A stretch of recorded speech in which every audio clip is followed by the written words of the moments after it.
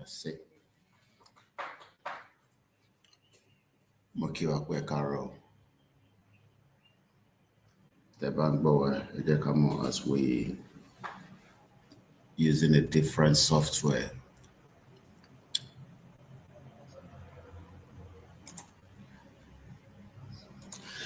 A very welcome to each and every one of us as we embark again on the first week.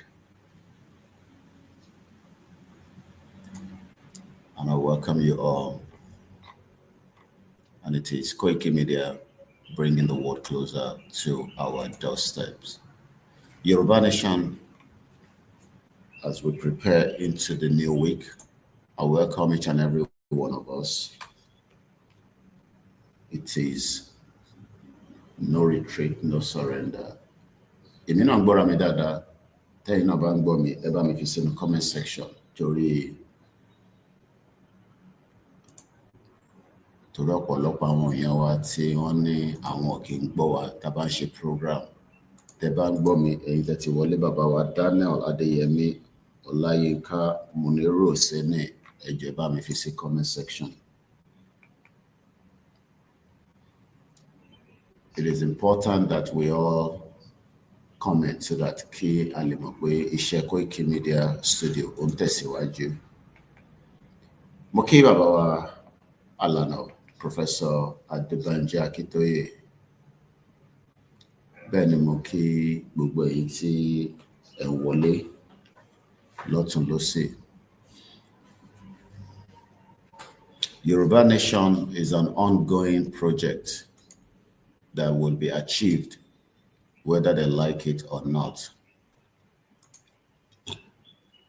There's only one solution and there's only one way out. The Yoruba Nation is a task that must be done. Benny Baba Michael Awe, good morning. We have decided to switch things around. That is the reason why Tashin Lo Streamyard, so that Kibubwali Walujukon, in as much as Ashimani Lati run our platform is separate. I'm around test here for just a full broadcast. It's a test transmission. So iṣẹ́ tẹ́ máa ṣe fẹ́mi ẹ̀yin tẹ́ bá ń wọlé òní kẹ́ bá wa máa sọ bí ó bá ṣe ń ṣiṣẹ́ sí, báwo ni quality ẹ̀ ṣe jáde, so that kí èmi tèmi náà ṣe, kí èmi náà lè mọ̀ pé ó ń jáde ní bá ṣe fẹ́ kó jáde. Èyí tó wà important nínú media ni pé káwọn èèyàn gbọ́ wa fún nǹkan tá a wá sọ̀rọ̀ lé lórí. So bí ẹ ṣe wọlé, mo fẹ́ kẹ́ bá wa máa comment, kí ẹ dẹ̀ bá wa máa sọ bí ó ṣe ń jáde lọ́dọ̀ yín, torí pé ó ṣe pàtàkì, ó ṣe kókó. Ẹ ṣé gan ni o, bàbá wa Ọládìméjì, wọ́n ní no going back. Bẹ́ẹ̀ ni, no going back, òun náà ni logo our Yoruba Nation campaigners. Campaigners ní pé ẹni tó ń polongo, ẹni tó ń sọ̀rọ̀, ẹni tó ń bá ọmọ Yorùbá àti àwọn èèyàn tó kù sọ̀rọ̀ nípa bí a ṣe gbọ́dọ̀ dá dúró gẹ́gẹ́ bí orílẹ̀-èdè. Ìyẹn náà ni èyí tí a tún wá sọ̀rọ̀ lé lórí láàárọ̀ ẹ̀. So mo kí yín ẹ̀yin èèyàn wa lọ́tùn lósì bí ẹ ti ṣe darapọ̀. Mo kí ẹ o, brother mi Aziz Shakiru, Streamyard là ń lò. Mo dẹ̀ fi wo bó ṣe ń ṣiṣẹ́ torí pé a kì í lò, àmọ́ in tó bá máa wúlò fún wa náà la máa lò. So kí àwọn tó gbọ́ wa kí ẹ lè make sure pé ẹ ń gbọ́ wa. So tí ẹ bá ń gbọ́ mi, I'm running a test, but more or less like the program náà la kọ́ máa fi ṣe, but test ni, so that kí a lè fi rí quality ẹ̀. So gbogbo ẹni tí ó bá láǹfààní àti gbọ́n tí mò ń sọ, ẹ bá wa máa fi sínú comment section, so that kí àwọn tí wọ́n gbọ́ kí wọ́n lè gbọ́ wa. Mo kí wa pé ẹ káàárọ̀ lẹ́ẹ̀kan sí, ẹ dẹ̀ káàbọ̀ sórí ìkànnì wa. It's my first time really using it, so there will be a lot of things that we will be running. We might get it right, we might not get it right. Ẹ káàárọ̀ bàbá wa Délé tí mo fi tọ̀wọ̀tọ̀wọ̀ dárúkọ, mo kí yín sà. Ẹ káàbọ̀ sórí ìkànnì. Ìyá bàbá wa Ìdòwú Matthew, mo kí yín o. Mo kí gbogbo wa pé ẹ káàárọ̀. Ẹ káàbọ̀ lẹ́ẹ̀kan sí. Kí ni nǹkan tá à ń béèrè fún? In tá à ń béèrè fún òun náà ni pé kí Yorùbá dá dúró, kí Ìgbò dá dúró, káwúsá náà dá dúró, kí gbogbo ẹ̀yà tí Elédùmarè dá oríṣiríṣi bó ṣe dá wọn kólúkálukú dá wà, òun náà ni èyí tí a gbé kalẹ̀.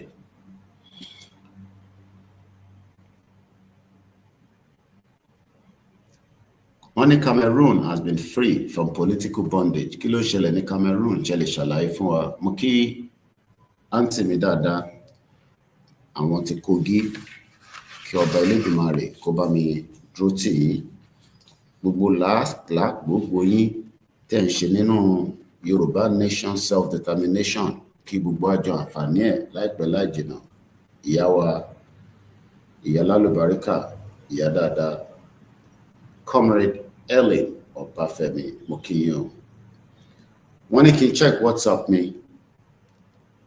Ẹ ṣé ìyá wa Ajé Olókun, ẹ káàárọ̀ mà. Wọ́n ní kí n check WhatsApp mi pé ó ti ń ṣẹlẹ̀ ní Cameroon. Like I said, it's more like a test, but it's also like big tí à ń run program náà ni. Mo ní ẹ káàárọ̀ ni à ń kí ará ilé, bẹ́ẹ̀ náà ni à ń kí ará àta. Mo kí wa pé káàbọ̀. Mo wo messages mi. Wọ́n ní Paul Biya ó ti follow after 50 years. Bẹ́ẹ̀ náà ni Nàìjíríà ṣe máa fall. Ẹ ṣé gan ni mo ti rí. Paul Biya, wọ́n ní àwo ti lọ after 50 years. Bó ṣe máa rí náà nìyẹn lọ́dọ̀ tiwa láìpẹ́ láì jìnnà.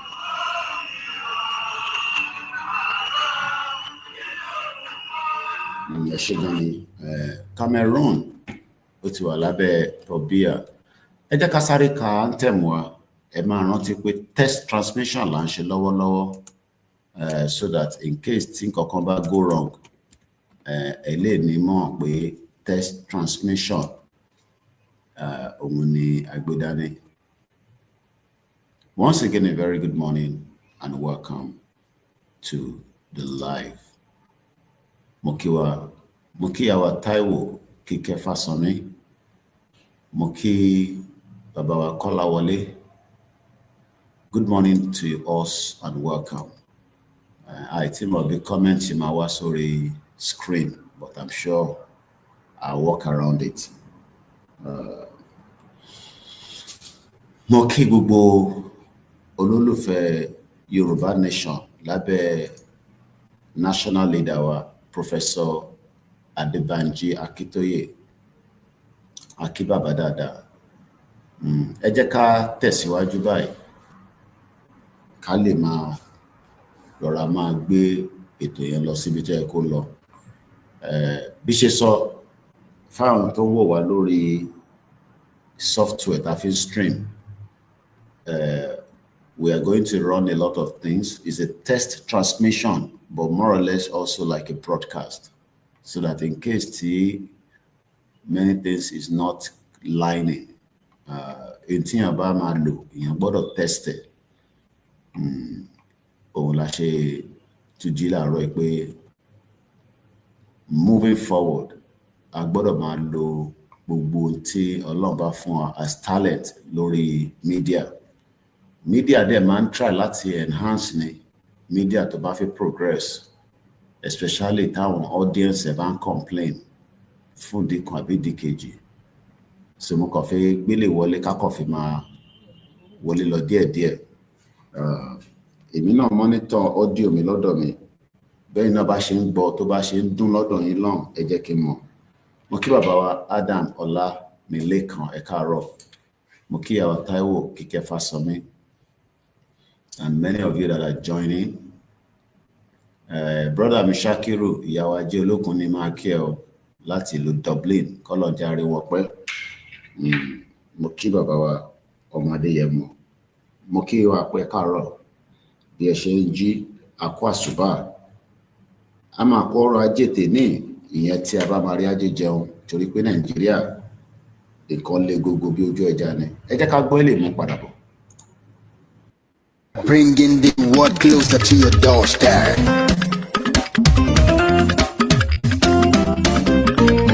Koiki Media, Koiki Media, Koiki Media, we bringing the word closer to your doorstep.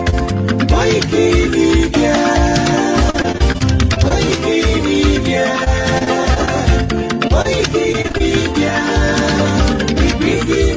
Closer to your doorstep. Àwọn tó lára àgbà yìí dá, àwa ló láṣà àti èdè. Gbígbédè lárugẹ nílẹ̀ Oòduà o, àwa gangan ni bàbá. Koiki Media, Koiki Media, Koiki Media. Gbígbédè one closer to your doorstep. They never sabi wetin we carry for her. But they move closer before they go sabi. I said they never know wetin we carry for body. But they move closer before they go sabi. Ọ̀kín lọ lọ́jà ẹyẹ ni ń lo ló lajú. Ẹyẹ tó lórí kodò bí àdó ọ̀pẹ̀kẹ̀ lẹ́nu. Ká ṣiṣẹ́ fún ilẹ̀ bàbá wa. Ká ṣiṣẹ́ fún ìlú bàbá wa. Kájùmọ̀ sowọ́pọ̀ ká lè tó dúdú àga. Ọmọ dúdú ọ̀pọ̀ bá lè gbé wá. Ọmọ òdúdú á ṣe kiri. Ẹ dìde fún ẹ̀tọ́ adúláwọ̀. Ká lè jọ jùmọ̀ gbé délẹ̀ ìlérí. Káwa lè gba ògo ilẹ̀ wa. Ká ṣiṣẹ́ ká lè jọ gbàdé. Ká lè gbàdé adé adúláwọ̀. Àwa ni mọ̀lẹ́ tí yóò tàn káàkiri. Koiki Media, àwa là ń gbé tó lárugẹ. Ètò tó pọ̀jù ògbó tí wàá máa ní. Àṣà ẹgbẹ́ polówó ọjà wà kájé gbùgbà yín jẹ. Ètò tó pọ̀jù ògbó tí wàá máa ní. À ń gbé tó lárugẹ, à ń gbàsà lárugẹ. Ètò tó pọ̀jù ògbó tí wàá máa ní. News and sports ẹ máa rí gbọ́. Ètò tó pọ̀jù ògbó tí wàá máa ní. Ọmọ Ìjẹ̀bú alárẹ̀ mi ló ní kí n máa ké tantan. Koiki Media ọ̀rọ̀ lágbájúmọ̀ mi o. Máa bá ṣẹ̀rẹ̀ lọ o. Ọmọ Yorùbá nìyẹn, ọmọ Yorùbá tata o. À ń gbádùn rẹ, ọmọ Ìjẹ̀bú alárẹ̀ mi. Ṣẹ́yìn ló máa fi dìbò tẹ̀ mọ́lẹ̀ o. Ẹ̀yin lọ́mọ oníbo máa ń dé máa dé. Ẹ̀yin lọ́mọ oníbo máa wọ̀ o. Igbó máa wọ̀ gbàjòjì ò gbọ́dọ̀ wọ. Àjòjì tó bá wọ bẹ́ẹ̀ á tẹ̀lé ní ẹbọra. Ẹ̀yin lọ́ máa náwó kóyìnbó tó dé. Ìgbà tó yìnbó dé o, owó náà dẹ́ tún pọ̀ sí o. Koiki Media ṣàwa ní bàbá. Koiki Media àwọn ní bàbá. Koiki Media àwọn ní bàbá. Àdáńtọ́ àtúnpèrègèdè. Koiki Media àwọn ní bàbá. Àwa là ń gbé tò lárugẹ jẹ́ ká jọ gbọ́ o. Koiki Media àwọn ní bàbá. Àtúnjà fẹ́tọ̀ ilẹ̀ wa fẹ́tọ̀ ilẹ̀ Yorùbá. Koiki Media àwọn ní bàbá. Ọmọ Oòduà ni wá o. Tọkàntọkàn. Koiki Media àwọn ní bàbá. Ikú tí ó ṣe bí lébi òsì, àdìmú bàbá iyọ̀. Koiki Media àwọn ní bàbá. We bring you one closer to your doorstep. Koiki Media àwọn ní bàbá. Afẹ́fẹ́ tó ń fẹ́ òòdùn kan ní oko lára ni. Koiki Media àwọn ní bàbá. Àpèrègèdè Olódùmarè ló fún wa ṣe. Koiki Media àwọn ní bàbá. Gbogbo ayé ẹ gbọ́, àwa ni bàbá o. ẹ máa bọ̀ wá ẹ gbé polówó ọjà yín wá o. òdúdú alágbèdá ní òtítọ́ lágbèdá ní. a kì í sọ̀dálẹ̀ a kì í sódìkẹta.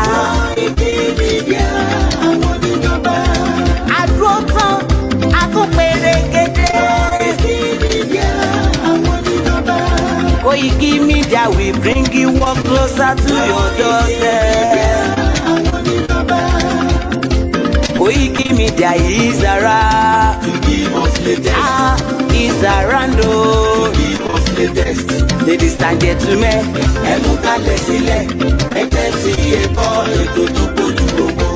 Ladies and gentlemen, ẹ mú kalẹ̀ sílẹ̀, ẹ tẹ́tí ẹ̀kọ́ ètò tó kojú gbogbo. Koiki Media is around. Koiki Media.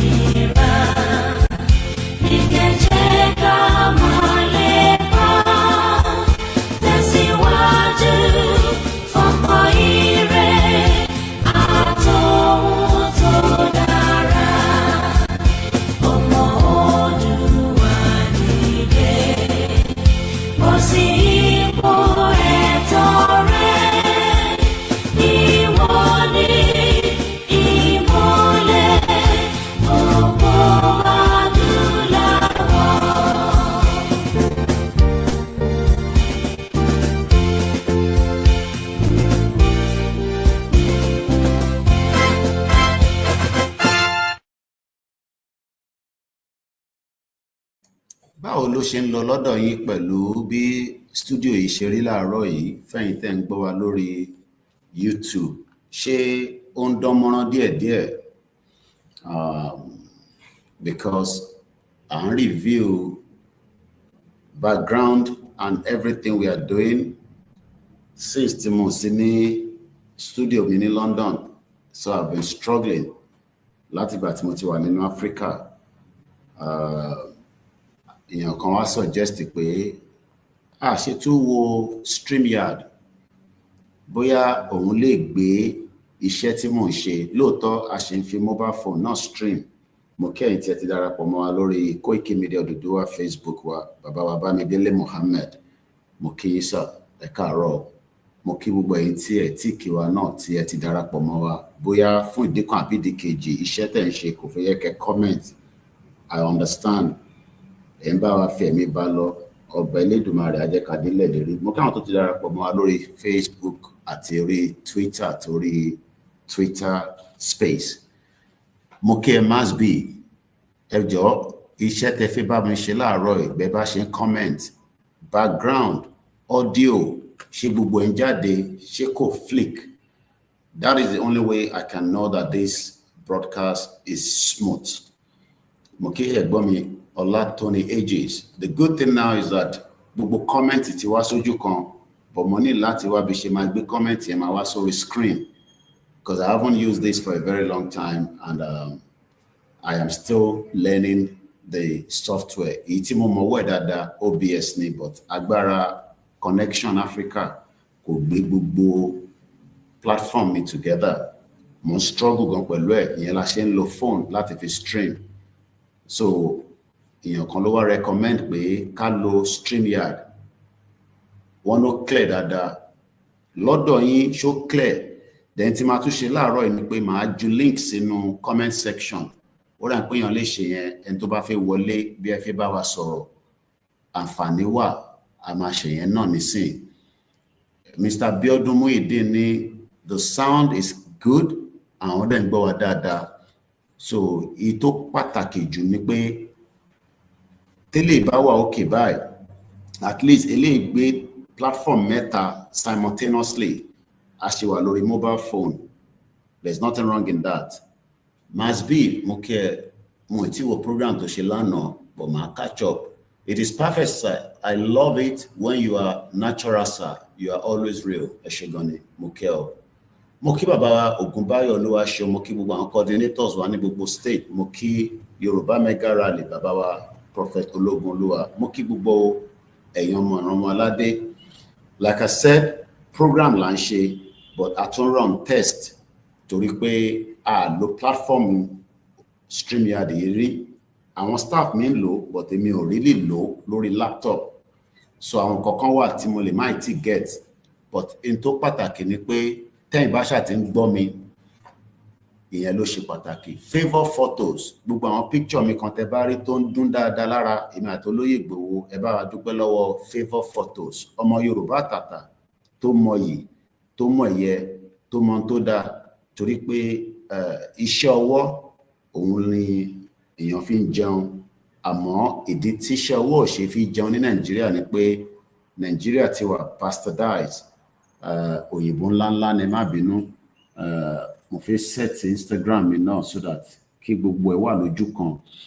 Mo kí yín later on tí bá wo bí Streamyard yìí náà ṣe rí, ó kọ́ yẹ pé ó wà cheaper fún mi pẹ̀lú OBS. Mo kì í sanwó tí bá gbé gbogbo platform mi wá sórí ẹ̀. But Streamyard tí bá máa lo 8 channels, mo máa sanwó, which I don't want to. So, but for now, since tí mo ń sí ní London, I've been struggling to make sure pé it is hanging somehow, sir. The stream is not responding. Okay. Ẹ jẹ́ ká wà honest, ẹ bá mi fi gbogbo ẹ̀ sínú comment section, because that's the only way we can know. It's a test. So it's not like I'm running a full broadcast, but definitely the network is coming somehow late now. Okay. Even as much as, we are using a very good network, but Africa is Africa. It could be the laptop, or it could be that it's lagging. I don't know. Mo monitor lọ́dọ̀ mi náà ní bíbá. So in ten gbọ́ mi lè máa lè sọ, èmi ò lè mọ̀. In tẹ́ bá sọ la máa fi mọ̀ pé response yín, especially in tẹ́ bá wà ní diaspora, ẹ̀yin ní fast internet, ẹ̀yin lè fún wa ní background ṣé ó ń jáde without a delay. All this is something that you can help us this morning. At least for now, Ogbe channel meta simultaneously. The sound is good, but the image have to be adjusted. Laptop, the camera is not very good. That has been like that. So normally you have another camera to my phone 4K. So yes, the camera is not as sharp. It's not, laptop camera ni mo ń lò, kò ń ṣe pé mo ń lo extended camera, which is quite understandable if the quality is not coming out. But just sounding jáde dáadáa. Streamyard is good in Africa if you are using a laptop with high quality graphics card. I mean, this laptop is good, but again, I don't think the camera, Lenovo, but the camera is not a very good one. It's a high-end laptop. I can tell us that. Laptop Timon Loida, but again, I am not satisfied with the quality of the video. Anytime Lori Facebook, okay, Lori mobile phone, and you the problem. Moke Bomi Peter Oladele. Àwọn tó ń gbọ́ mi lórí YouTube ni mo ń sọ̀rọ̀ lé lórí, àti lórí Koiki Media. So tẹ́ bá lọ síbẹ̀, ẹ understand nǹkan tí mo sọ, bẹ́ẹ̀ tẹ́ ń wò mí lórí Koiki Media Odùduwà. Ohùn mi máa jáde because phone ni mo fi ń bá yín sọ̀rọ̀. Mo kí bàbá mi Ajíbóyè Nájímù ẹ káàárọ̀. So quality video yẹn ò dá nítorí pé camera laptop is not very good. But amama ṣọ̀rọ̀ lọ́nà, camera is good, you need more light. Okay, which is quite another area. Only more need more light. I am not facing the direction of the light. Normally, in any studio format, you only low natural light. or kò ní more light. But I am not in a studio. I am just, you know, it's just not a studio anyway. It's just a normal standard place that we quickly convert to studio. Boy, my way to ban lo na púpọ̀ l'Africa. Mama sanwó ná tó pọ̀. Then owó tá fi máa san fowó ná, so as long as tí ẹ bá lè gbọ́ voice mi, ìyẹn ló máa important. So while we are doing this, a máa fi ìyẹn náà bá program díẹ̀ lọ. So mo kí wa lẹ́ẹ̀kan sí pé káàárọ̀. Ọba Elédùmarè kò ní jẹ́ ká ṣe lásán. Ní ṣàṣetì, àṣeyọrí tí gbogbo wa ń wá yìí, òun náà ni gbogbo wa máa fi délẹ̀ lérí. Láìpẹ́ láì jìnnà, àwọn kan ní láìpẹ́ láì jìnnà yẹn ó ti ń di ringtone. A dẹ̀ sọ fáwọn wa tó ń sọ bẹ́ẹ̀ pé lóòótọ́ ẹ ní right láti sọ bẹ́ẹ̀. Kí ló dé tó fi gbé Davido? OBO, ẹ má gbé ṣubú. Ẹ má ṣe bẹ́ẹ̀. Kí ló dé? Kí lẹ fi gbà lọ́wọ́ ẹ̀? Ṣé fans ni àgbò fi gbowó lọ́wọ́ Davido ni? Ó má gbé Davido ṣubú nínú Jalamia. Eléyìí tí wá pọ̀ jù kẹ̀, kí ló lè tó yìí? Irú fans wo lélẹ̀ kẹ́ tó wá fi gbé Davido ṣubú báyìí? Má ṣe Davido léṣe o. Ṣó nífẹ̀ẹ́ Davido ni àbí nǹkan mi ti wọ̀? Torí oríṣiríṣi ló ń ṣẹlẹ̀ nínú Áfíríkà.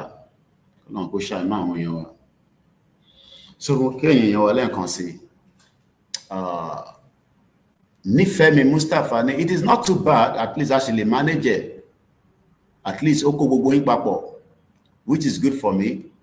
So mo rí reason táwọn tó ń lo Streamyard, wọ́n máa rí gbogbo comment, but mo ti lè mọ bí ṣe máa gbé comment wá sórí screen. But ó ní kankan tó máa ń jù síta bí link. Let me see if I can get the link. Not share your referral link. Ṣé referral link ni? No. Eléyìí tí yẹn bá fi bá wọn polówó lélẹ̀. Tí bá jù yẹn síta nísìn, tẹ́ bá click lé lórí, okay, invite. Okay, now let's try this. I want to invite some of you in. Mo ti send the link invite síta, and let's see if some of you want to come in and just say hello, Mr. Koiki mo kí yín o, kẹ̀dẹ̀ jáde.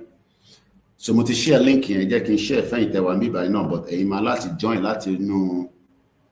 The audio is very good and clear, but your image is hanging. A ti sọ tẹ́lẹ̀ náà pé quality ìyẹn ò fi bẹ́ẹ̀ wà pa, ìyẹn camera mi. So Mr. Adelu Adejobi mo kí yín káàárọ̀.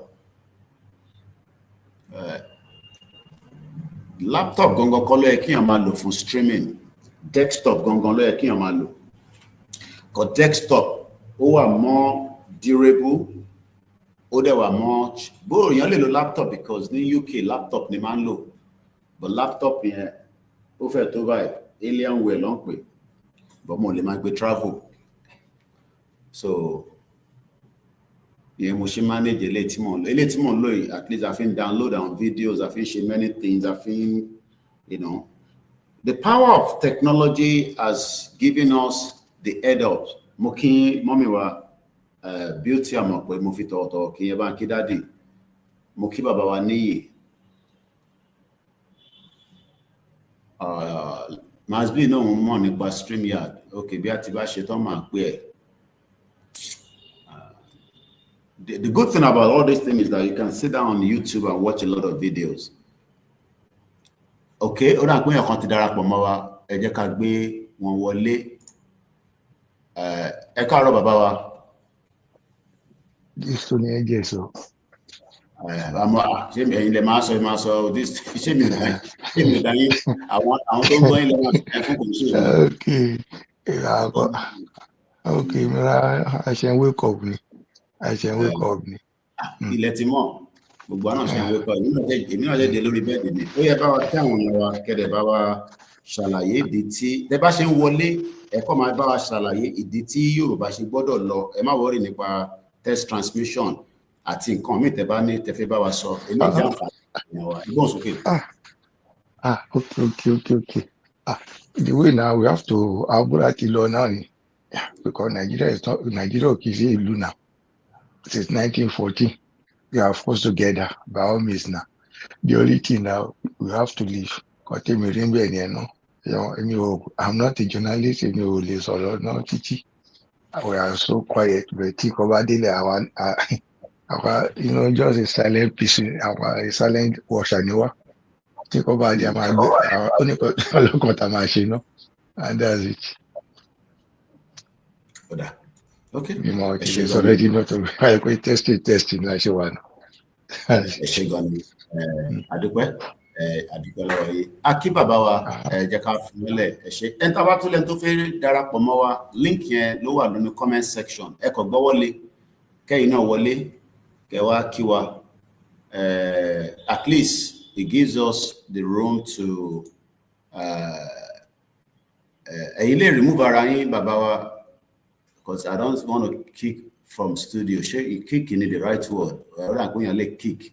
But I think that is, if you want to prevent this person from rejoining, you should ban them. No, if you ban it, I come kick on it, kick the guest. AJs will be removed. Tabaren Tofi Wale, link in the comment section. Just click on it and it will bring you to my studio. Ekaro, lenkon se mommy wa grandma, yawa beauty mofiki. It's just like I'm running a test on this platform. Interwà lórí Instagram ní rí nǹkan tí mò ń ṣe but àwọn tó wà lórí YouTube yeah I think it says kick mo ti kick one out àti kick one out tabarẹ́ lómi tó tún fẹ́ wọlé while we are doing that we will continue. What I don't understand is can I bring in like my other studio any website ṣé mo lè gbé wá síbí báyìí ẹ jẹ́ n gbé ó dà pé Masby fẹ́ wọlé káàárọ̀ Masby. Masby ò tí wọlé o da Masby ṣe bí a kò mọ̀ pé òun wọ pátá bí a kò wọ boxers mo ń gbọ́ brother mi tó máa ń dáná ní London ó ní òun kì í wọ boxers lójoojúmọ́ ìgbà míì òun máa ń wọ lẹ́ẹ̀mẹ́ta àbẹ́ méjì oríṣiríṣi Oye Mike very tall guy handsome good looking I met him once at Selfridges and one thing tí ṣe pàdé ẹ̀ he appreciates the work I am doing. He appreciates Igbowo and he appreciates Baba Akintoye, even though some of them will not come out and defend what we are doing. But quietly, many people like that are watching and they are listening. He was very happy to see me. This was about 2 years ago now. I have the picture, but I decided not to use it because only brand it here. And sometimes people don't want their brand to again London wọlé lórí London boss ẹ ṣá máa fi ẹ máa tẹ̀sí mi lójú lórí London boss èmi ti miss London boss tí kò sá àbágbèrò wà lẹ́yìn yín wọ́n ti gbówó lẹ̀ lọ́wọ́ yín kò gbówó lẹ̀ ẹ ṣọ́ gbówó lẹ̀ owó lẹ̀ kódà ẹ bá kí àwọn èèyàn wa ẹ̀gbọ́n mi nìyẹn mo kí gbogbo lé bí la máa lo àwọn èèyàn wọlé ní wàá jẹ́ mi nìkan mọ̀ program ó yẹ bí ìsókè ẹ̀gbọ́n mi. Ọdún ni mi ò ń ṣe àìmọ̀ fọlọ́kọ ẹ̀dẹ̀ kù sórù ẹ kù faradà àwa la máa gbára wálẹ̀ o. Tinubu kò lè ṣe anything náà ẹ wo bí mo ṣe tán sí ní inú bọ́ọ̀sì mo wà tí ló bá ń ṣiṣẹ́ kò lè sí gbogbo atrocity tó ṣẹlẹ̀ tí system tó bá ń ṣiṣẹ́ èyí tí ìgbà tí system gbogbo wà láàrin náà máa ṣẹlẹ̀ ẹ máa wo nǹkan tó ṣẹlẹ̀ ń bẹ̀ yẹn gbogbo ẹ̀ kàn ń lọ bó ṣe yẹ kó lọ tí ẹ kó tẹ́lẹ̀tẹ́lẹ̀ wọn á sọ pé ìlú tó lọ́ba tó níjìrì níbo làwọn bá wà ń sìn kò sí jòyè bọ̀ ìtẹ̀ tó bẹ̀rẹ̀ ọ̀rọ̀ bí mo kí gbowó òòṣà ọkùnrin ogun tó dúró ṣàmà sọ pé kò sówó lọ́wọ́ gbowó ni àwọn tó dẹ̀ lówó yẹn wò jáde mo fi bàbá mi náà Akintoye àwọn bàbá tó jẹ́ kí tí wọ́n fẹ́ kí ọmọ wọn kó jìyà ọ̀rọ̀ bàbá yẹn máa sọ títí láéláéláé ni nǹkan tá à ń sọ nìyẹn gbogbo àwọn ilé yìí tọkàn ṣe bàlàbàlà wo ọjọ́ yẹn ń bọ̀ ó ti kàn lélẹ̀ ọ̀tá ń sọ fún wọn nìyẹn àti sọ fún ìtàmìtà nọ́mbà ó ní kálukú máa lọ kò sí nǹkan tó ń jẹ́ Nàìjíríà is a scam bẹ́ẹ̀ ni 1940 amalgamation ó ti expire how many years ló ti gùn sí ẹ̀wọ̀n ò fẹ́ kó dúró ní wọ́n ti mọ̀ pé yes bet lágbára elédùwà ọba tí ò ní dójú tì ní Yorùbá nation máa dúró ọ̀fẹ́ èmi tí ń sọ kí ní time without number bóyá àwọn èèyàn wọn ò get mi mo ní ọjọ́ kan oníkálukú máa lọ bàálù tó ti fò ní ó ní Yorùbá nation bàálù tó ti fò sẹ́dá kan tó lè dá dúró kí ni ìdí tá a ṣe fi dá dúró because àwọn èèyàn náà wọn ò mọ ìdí tá a ṣe fi dá dúró ẹ̀gbọ́n mi kí ni ìdí tá a ṣe fi dá dúró sà. ó pé mo láti question yẹn ìdí tá a fi fẹ́ dá dúró ni pé Nigeria is not our country. Ta ló fọ́ọ̀mù Nigeria ìyàwó ẹ̀ pẹ̀lú what is this man name?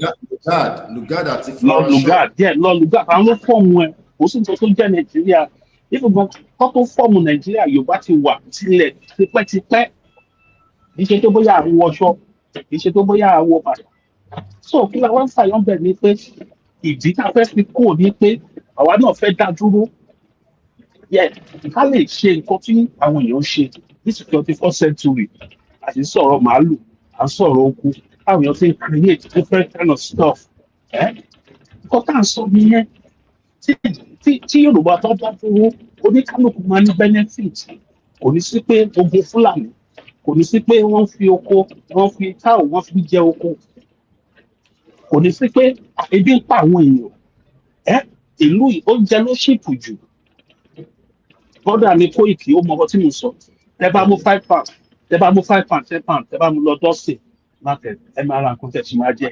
àpapọ̀ oúnjẹ wọlé tí ò ṣe junk food bẹ́ẹ̀ ni. tí ò ṣe junk food kọ́tà sọ ni Nigeria is not a country it's a scam àwọn kan máa sọ pé kí ni mo là lọ ìlú yẹn náà wà ṣì máa wà. tá a bá gba ìlú wa ìlú yẹn kò sí pé ní kálukú lọ bẹ̀tì law máa wà rules máa wà àmọ́ àwọn country tó yẹ kó wọ́n gbé lóyìn náà but if you follow their rules you won't have any issue. so bó ṣe máa rí nìyẹn Hausa máa bá wa gbé bẹ̀tì a máa ní rules. ìjọba aláṣejọpọ̀ pẹ̀lú àwọn tó kù náà kò ń ṣe pé àbí àjọṣepọ̀ àṣejọpọ̀ sì máa wà bẹ̀tì kọ́ tá à ń pè ní pé oníkálukú ó ní láti mọ àyè ara ẹ̀. because gbogbo nǹkan tá à ń sọ ń sìn system máa ṣiṣẹ́ ìwọ tó bá commit anything wọ́n máa wá gbé ẹlẹ́sẹ̀kẹsẹ̀ ni. ìdílé ìpínlẹ̀ pé tí Yorùbá tá a bá gba Yorùbá wa system máa bẹ̀rẹ̀ sí í wọ̀. okay how many people ló wọlé sínú yẹn jáwọn àwọn Nàìjíríà àwọn oníjẹkújẹ sí wọ́n mọ̀ wọn ò mọ̀ because system ò ṣiṣẹ́. so ẹ̀yin èèyàn mi ẹ̀túnyáyá o àwa gọ́tà wa yóò pé a máa lọ a máa ṣe protest bẹ́ẹ̀ ni tí bàbá ti là láǹṣẹ̀ a máa ṣe o ti sọ fún Jaya yẹ sọ pé òkè kò sí problem gbẹdúgbọn. thank you very much inú mi dùn Ọlọ́run bá mi sọ yín délé o oorun ayọ̀ Ọlọ́run bí yàn bá ṣiṣẹ́ náà kò yí sí ẹ̀dùnkún lọ́wọ́ yìí ẹ jẹ́ ká lọ sí thank you very much mo máa láìkí eléyìí dá o Jimmy Kọ́yà ẹ tẹ́ fẹ́ pè wọlé ẹ máa pè wọlé ẹ jẹ́ ká fáwọn tó ti wà lórí studio ká fún wọn láyè ẹ kú ìgbìyànjú ẹ kú iṣẹ́ takuntakun tẹ́ ń ṣe Ọlọ́run Elédùmarè á bá mi san yín ní ẹ̀san pẹ̀lú ògo Ọlọ́run ọba gbogbo àádélẹ̀ lérí hàn ànífẹ́ nìkankan wá ṣe àwátì tó bá ti bá pẹ̀lú ògo Ọlọ́run ọba. ẹ wò ṣe rí èmi tẹ̀ máa ń sàn èmi máa fẹ́ sàn kankan pé ṣe rí tí àwọn èèyàn kò sí nǹkan méjì tá a fẹ́ fi kúrò nínú ìlú location 419 yẹn ju wípé identity wa ìdánimọ̀ wa ìran wa ó gbọ́dọ̀ ní ipa ó gbọ́dọ̀ ní nǹkan tiẹ̀ ní ọ̀tọ̀ tó máa ṣe. mo wo program kan ní àárọ̀ yìí tí ọmọ Ìlọrin kan ṣe tí wọ́n lọ kí yídì tí wọ́n wá interview ẹ̀ tó ń sọ fún wọn pé Ìlọrin, gbogbo Ìlọrin pátápátá o, Fúlàní ni gbogbo àwọn kì í ṣe Yorùbá o. Yorùbá sì ló ń sọ lẹ́nu, Yorùbá ló fi ń ṣe kọ́mẹ́dì, Yorùbá ló fi ń jẹun. Gbogbo wọn ṣe rí gbogbo ọ̀nà tó ń fẹ́ fi bà ìran yẹn jẹ́ ni wọ́n wá. Tá a bá kó nínú Nàìjíríà, ìran yẹn máa di ìran, ó máa di ohun ìgbàgbé táyé ò ní mọ̀ mọ́. No matter bá ṣe lè pẹ́ ká tó ní gbogbo àgbáyé, ìran yẹn máa di nǹkan tí àwọn èèyàn máa tí wọ́n ní gbọ́, á kàn di ohun ìtàn. Ọlọ́run má jẹ́ ká rí bẹ́ẹ̀. Ìsìn la máa dìde nípa ẹ̀sìn, nípa political aspect, gbogbo ẹ̀ náà ti lò láti lè fi destroy àwọn nǹkan tó jẹ́ nǹkan ti Yorùbá tí kò sì yẹ kó rí bẹ́ẹ̀. So ọwọ́ yìí tá dìde, òun ló yẹ kí gbogbo wa ká pawọ́ pọ̀, ká mọ̀ pé ẹ̀yà ibi téèyàn bá ti jáde wá lèèyàn ti jáde wá. Ibi téèyàn bá ti jáde wá, òun bẹ̀ lèèyàn ti jáde wá. Ohun téèyàn ti ní téèyàn. Nígbà tá a bá lọ ń gbé nǹkan ní nǹkan, tá à ń gbé lárugẹ, tá à ń ṣe nǹkan ilé, tá à ń ṣe ilé, tá a fi tiwa sílẹ̀, tiwa wá di ohun ìgbàgbé. Tá a bá ń sọ̀rọ̀ ọ̀sìn, tá a bá ń sọ̀rọ̀ ọ̀rọ̀ àwọn alálẹ̀ wa, àwọn èèyàn míì máa ń ṣépè ní. But tá a bá sọ̀rọ̀ ànábì tàbí sọ̀rọ̀ Jésù ńsìn, wọ́n máa ṣàdúrà. So a ti kọ̀yìn sí gbogbo nǹkan wa tó jẹ́ nǹkan ogún ní wa, a ti fọwọ́ sí júwe ẹ̀, a ti sọnù, kò jẹ́ nǹkan lójú wa mọ́. Lẹ́yìn ká tètè padà wálé, tá a bá sì dá dúró, àtúnṣe ò ní sí. Ìdádúró yẹn ló máa jẹ́ kí àtúnṣe kó wà. Ìdádúró yẹn ló máa jẹ́ kí àtúnṣe kó wà. Pẹ̀lú ògo Ọlọ́run ọba, gbogbo ìgbà tó bá yá, àsìkò tó bá yá, pẹ̀lú ògo Ọlọ́run ọba, láṣẹ Èdùmàrè, àṣeyè la máa fi ṣe. Pẹ̀lú ògo Ọlọ́run ọba, pẹ̀lú ògo Ọlọ́run ọba, pẹ̀lú ògo Ọlọ́run ọba. Ìlọrin yẹn táwọn èèyàn kan sì rò bí báwọn ti gbà, àwọn ti sọ di gèrè álímì. Lágbára Ọlọ́run, ọba aládé ló máa gbẹ̀yìn níbẹ̀, ọba aládé ló máa dádé níbẹ̀. Pẹ̀lú ògo Ọlọ́run ọba, ẹ̀mí àwọn ó wá lè jẹ́ olórí àwọn mùsùlùmí níbẹ̀ o, but ọba aládé ló máa control yẹn, tó máa já láṣẹ níbẹ̀ pẹ̀lú ògo Ọlọ́run ọba. Ṣé torí ẹ̀sìn la ṣe fi gba Yorùbá nation sir, bàbá mi? Ṣé torí ẹ̀sìn la ṣe fi gba Yorùbá? Kì í ṣe torí ẹ̀sìn rárá, but ẹ̀sìn kàn jẹ́ nǹkan tó ṣe jàǹbá fún wa lọ́pọ̀lọpọ̀. Kì í ṣe torí ẹ̀sìn, but ẹ̀sìn ni àwọn kan ń lò tó fi ń ṣe jàǹbá fún wa, tó fi ń ba history wa jẹ́, náà fi ń ba ìran wa jẹ́, náà fi ń sọ wá nù sínú igbó, náà jẹ́ ká ronú bó ṣe yẹ ká ronú mọ́. So ẹ̀sìn yẹn náà jẹ́ kó máa ronú fún wa, nǹkan ìbàjẹ́ tí ẹ̀sìn ń ṣe fún wa nìyẹn. But nípa pé a fẹ́ dúró gangan, ẹ̀tọ́ wa ni, orí ìrun wa ni, ìdánimọ̀ wa ni. So wo mi ìtẹ̀mọ́, kò sí nǹkan wa gangan ni ogún wa nìyẹn. A sì gbọ́dọ̀ ṣe ìṣekúṣe. Tá a bá wá dá dúró, ká ní òfin àti ìlànà tiwa fún ara wa, gbogbo ogún ni wa yẹn ó máa di tẹni ẹlẹ́ni. So a ní láti láti nísìnyí, nígbà tí mò ń ṣiṣẹ́ ní London, tí mò ń wá owó tí mò ń gbà ní London, owó iṣẹ́ mi tí mò ń gbà ní London kò tó mi láti sanwó ilé, láti ṣe anything ní London. Mo ní láti kúrò ní London, mo wá gbalé sí Timbri. Let me understand. Mo wá gbalé sí Timbri, mo kó ìyàwó àtàwọn ọmọ mi, mo change the environment. So mo wá gbalé sí Timbri, ibi tí owó mi ti lè kà. Mo sì ń lọ, kò sí ní mí lára láti lọ síbi iṣẹ́, inú training mo wà sí mo lọ síbi iṣẹ́. Ṣé system tó wà ní London yẹn náà, iná wà níbi tẹ́ wà yẹn, omi wà àbí? Torí pé ẹlòmíràn ní Èkó yẹn dábọ̀, a lè lọ gbé lábúlé ò dá, kò sí náà, but Èkó gan náà gbádùn. Ṣé ibi tẹ́yìn wà yẹn, nígbà tẹ́ kúrò London, ṣé íńtánẹ́ẹ̀tì ṣiṣẹ́ bẹ́ẹ̀? Ṣé àwọn ọmọ yín lọ sí school bẹ́ẹ̀? Ṣé rí ìyàtọ̀ kan ṣo péré lèmi rí nínú London sí bíbá yìí ni wípé èrò pọ̀ ní London. Ó ti tán. Ẹ lè sáré rí nǹkan mèremère tó jẹ́ different things ní London. ìyàtọ̀ tó wà ń bẹ̀ nìyẹn, but gbogbo nǹkan yẹn tó ọmọ ènìyàn tó yẹ kẹ́ ẹ ní gbogbo ẹ̀ pátá ni èèyàn máa ní ní bíbá yìí gan tí bó bíbá yìí ṣe jẹ́ abúlé tó bọ́n ṣe àwọn èèyàn tó ń pè lábúlé, mi ò pè lábúlé ò, but bó ṣe jẹ́ abúlé tó tí Abẹ́òkúta tàbí Èkó, Abẹ́òkúta tó jẹ́ Ògùn State tó bá rí báyìí ayé wa ti dà. Nínú abúlé tẹ̀yìn wà yẹn. Nínú abúlé tí mo wà yìí tí Ògùn State Èkó tó bá rí báyìí. kákọ̀ gbogbo ibi tẹ̀yìn wà yẹn kákọ̀ gbé wá sínú Ògùn State ká jù síbẹ̀ gbàgà. Post office àṣìṣe. Ìgbésí ayé wa ti dà. Ìgbésí ayé wa ti dà. Tẹ bá gba pásù tí pásù bá dé láti Amazon ṣé wọ́n ti máa ń ja kẹ́ tó dọ́dọ̀ yìí. In fact ẹ̀mẹ́wàá ni máa gba mail bọ́n ṣe ń bọ̀ ibi tán ti dé time tó ń bọ̀ exactly time tó máa dé. Láti ìgbà tí mo ti dé mi ò níṣòro kankan láti lọ fi gba nǹkan kan níbì kan. Ó dàbẹ̀ ẹ bá wa kí gbogbo àwọn ọmọ tó wà ní bí àtúrò ẹ̀yìn wà ní diaspora lẹ́sẹ̀ náà fẹ́ Yorùbá nation ẹ̀yìn yà tó dá diaspora torí ẹ̀ wà láàbùrọ̀dì ni ẹ̀yìn tẹ́jọ́ kò sórí train kò sẹ́ni tó ya yín láṣọ ẹ̀fẹ̀ sínú train ẹ̀yìn tó kú lọ síbi àwa wà láfíríkà àtúrò kò sórí train rí ìjọba lẹ́sẹ̀ náà fẹ́ Yorùbá nation yìí diaspora ẹ̀yìn gangan ní engine tó ń ti gbogbo wa táwa ń lé ẹ má tì mí pa.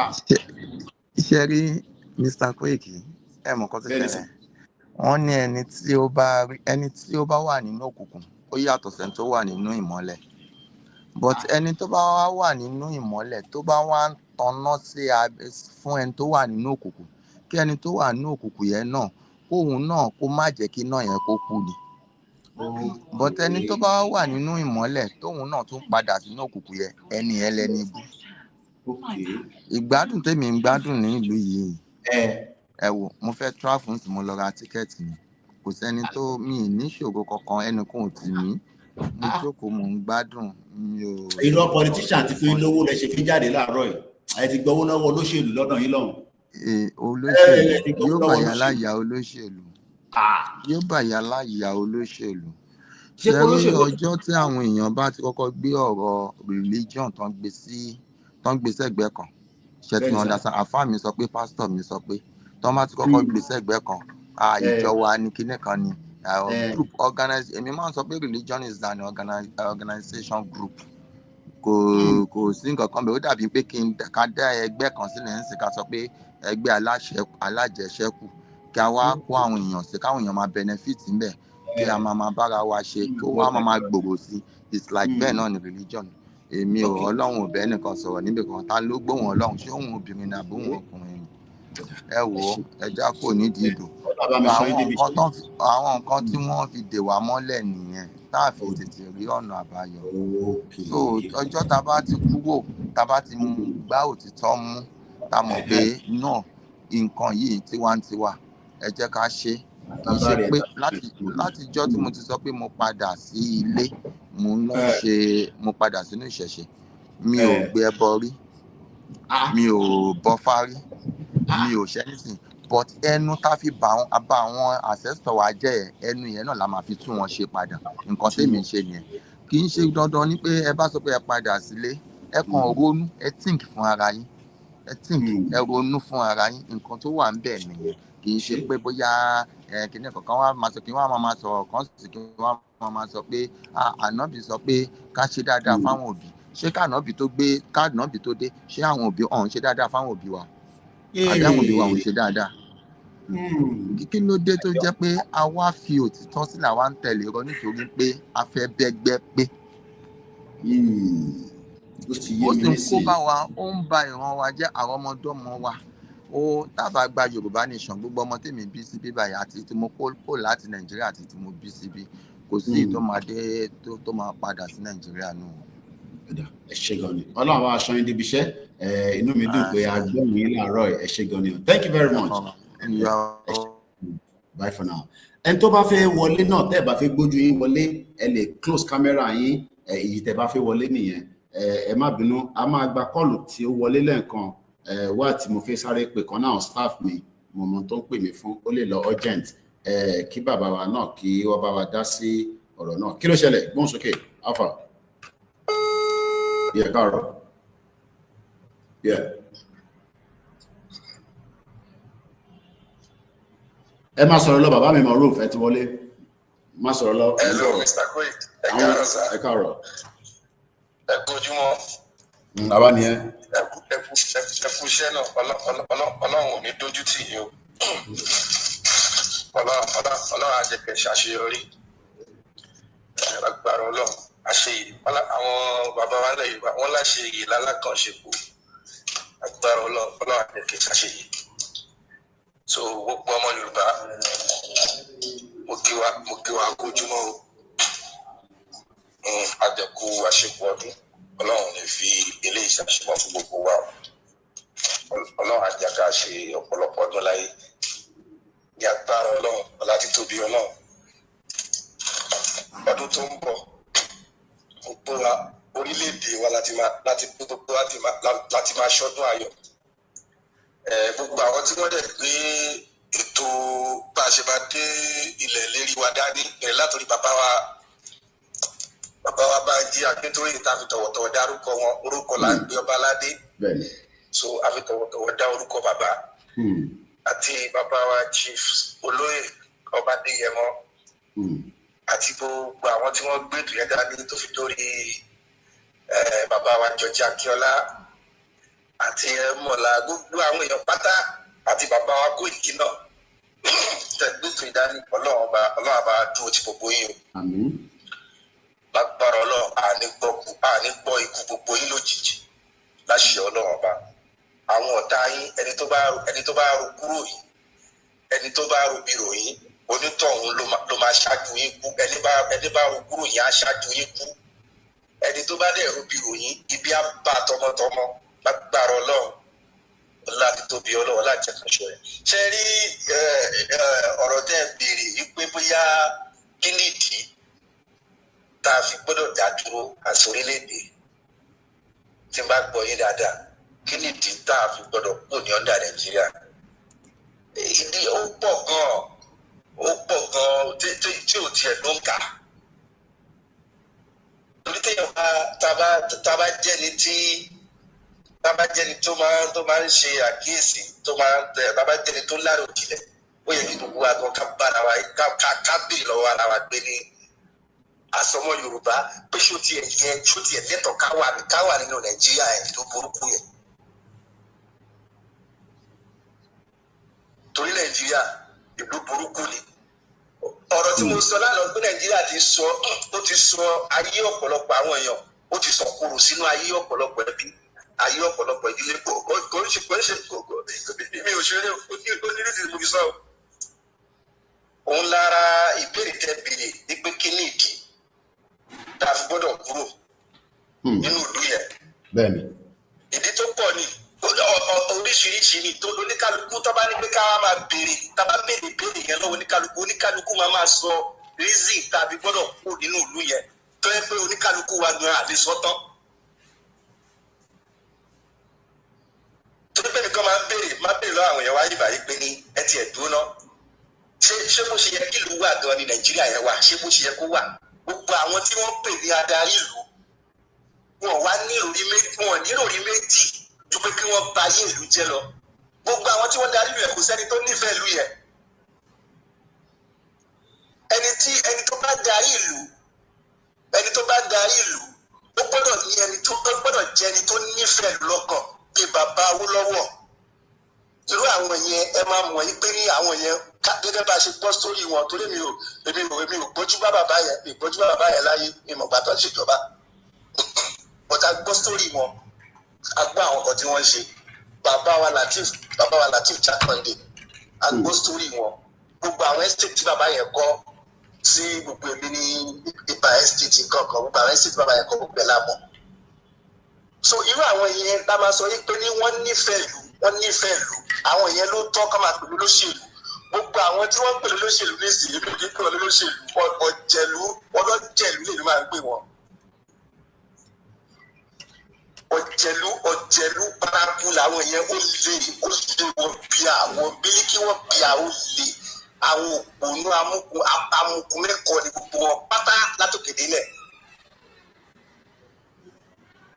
because tá a bá ní pé orílẹ̀-èdè yẹn ṣe rí tá a bá fẹ́ máa sọ̀rọ̀ nípa ẹ̀ Ọlọ́run má jẹ́ kéèyàn ṣì sọ ni. Ẹ̀yin wo ní àpèjúwe ọ̀nà mẹtẹ́yànsì ní Libya táwọn èèyàn máa ń gbà wọlé yẹn èmi náà wà lára àwọn tí wọ́n gbà ọ̀nà yẹn. Tírú àwa yìí bá fẹ́ sọ sítórì lọ́jọ́ iwájú àwọn èèyàn tí wọ́n ti kú sínú omi yẹn wọn ló ń kà. Àwọn èèyàn tí wọ́n ti kú sínú omi yẹn wọn ló ń kà.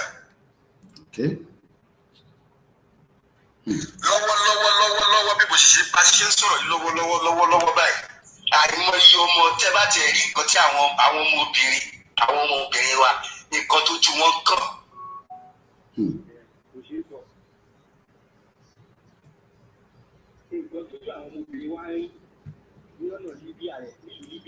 Bẹ́ẹ̀ni.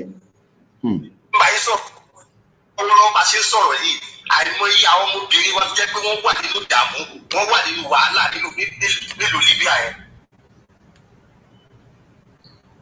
So òun ni tábà ń sọ pé ọ̀rọ̀ Nàìjíríà yẹn ọ̀rọ̀ ìlú yẹn ìlú burúkú ni àti ká jáde kó ni torí ẹ̀ tí bá ń sọ̀rọ̀ máa sọ pé kò sí nǹkan kan méjì táwọn lárúbáwá bá máa sọ̀rọ̀ lárúbáwá máa sọ wípé ní láṣáká kò sí èméjì tó wípé ní kò sí nǹkan kan tó pé ká jáde kó nínú Nàìjíríà yẹn ká má ti rúkọ burúkú yẹn mọ́ ká dá dúró kó ní kálukú dá dúró. Because àwọn tí wọ́n pè wá àwọn tí wọ́n pè wá tí wọ́n jọ kó wa papọ̀ pé ká máa jẹ́ Nàìjíríà táwọn Yorùbá àwọn tí wọ́n jẹ́ àwọn tá a jẹ́ Yorùbá àwọn tí wọ́n fàtì fún wọn Nàìjíríà yẹn tí wọ́n bá nílò rí ni wọ́n máa mọ̀ wípé ní ilẹ̀ Yorùbá ó yẹ kí ilẹ̀ Yorùbá dá dúró gedegbe ni. Torí nígbà míì èmi gan níbí báyìí láti pè ní lọ́mọ Nàìjíríà èmi máa ń sọ fáwọn òyìnbó yẹn pé ní ọmọ Yorùbá ni ní ọ̀tún ọ̀tí ìmọ̀ Yorùbá lórílẹ̀‐èdè nípa àti dádúró. So kò sí bí ẹ̀yìn fẹ́ ṣe Nàìjíríà náà. Ìyẹn ni mo ṣe ń sọ lánàá tẹ bá rántí pé ńgbà tá a lọ sórí Google lánàá ó sì wà níbí báyìí tá à ń sọ fáwọn èèyàn pé ẹ̀yin tẹ́ ẹ̀ ní dúpọ̀ ní tìrìtì gba country ó dá ẹ lọ sórí Google kẹ́ bèrè pé do we have a Yoruba country already? Ó ní no, there is no independent Yoruba country. So tíyàn bá fẹ́ ṣàlàyé fún ẹni tó jẹ́ ara ta ìyàn ní Nàìjíríà but Yorùbá ìyàn máa wá ṣe emphasis ìdí tá a ṣe fẹ́ lọ àti pé a ti wà tẹ́lẹ̀ rí and reason tó ṣe amalgamate wa kò ṣe pé ká wá sọ pátígbà country no and work towards getting a country. Èmi náà ti lọ ṣe coffee ẹ̀yin ará lóyìnbó ẹ má tẹ̀sí wa lójú ẹ̀yin náà lẹ́ ń tì wá pa jàre ẹgbọ́n sókè à ń gbọ́ yín bàbá wa ẹ̀yin náà lẹ́ni ká máa pariwo Yorùbá nation ẹ̀ẹ́dẹ̀fẹ́ wálé. Mo máa ṣàlàyé fún wọn pé ní Nàìjíríà ni wá for now but àwa Yorùbá a fẹ́ kúrò lára Nàìjíríà yẹn. Bó ṣe rí gan-an ni. Bí wọ́n ṣe tí mo ṣe iṣẹ́ wúgbà tí bá ní pásíjà tí bá gbé wọn bí èèyàn méjì mẹ́ta tí mo ti sọ fún wọn máa ń jẹ́ kó yé wa ní pé ní pé kí ló ṣẹlẹ̀ Nàìjíríà ṣé ẹni gbogbo àwọn ìbò ìkó sẹ́ni gbogbo àwọn citizen wọn ọmọ nǹkan tó ń ṣẹlẹ̀ Nàìjíríà gbogbo wọn bá ṣe wà yẹn ìlú burúkú ojú burúkú náà fi ń wòlú yẹn ìlú terrorist náà fi ń wòlú yẹn wọ́n sì tàbí gbogbo àwọn tó wà nílùú yẹn they are terrorists. Now ṣe rí ọ̀rọ̀ ẹ má bínú dáàdì mi ọ̀rọ̀ tẹ wá sọ nísìn ó collate mọ́ etí bishop ń sọ lánàá pé tẹ́lẹ̀ nígbà kan the white people tá à ń pè láwọn òyìnbó yìí it doesn't matter Germany ni Italy ni wọ́n respect wa or respect culture but right now tó bá gbọ́ Nàìjíríà tó bá kódà kó jẹ́ pé Yorùbá kan ti nífẹ̀ẹ́ sí tẹ́lẹ̀. tó bá gbọ́ Nàìjíríà Boko Haram lọ́wọ́ á kọ́ pé yìí a máa pè é Boko Haram. Mo kí bàbá mi John Oyè ẹ káàárọ̀ sà á ti wà live láti bí 1 hour tẹ́lẹ̀ má bínú ẹ kẹ́tì darapọ̀ mo gbọ́dọ̀ yín bàbá mi mo gbọ́dọ̀ yín sà. tí wọ́n bá gbéra yín tẹ́ bá sọ pé tẹ́ bá kọ́ ṣàpèjú ara yín pé Nàìjíríà where are you from? I'm Nigeria wọ́n á kọ́ pé kankan náà fọ́ọ̀sì náà máa kọ́ pé wọ́n á ní Boko Haram pé are you a Boko Haram? Are you a terrorist? Ẹni yẹn ló ṣe máa ṣàpèjúwe rẹ̀ pé no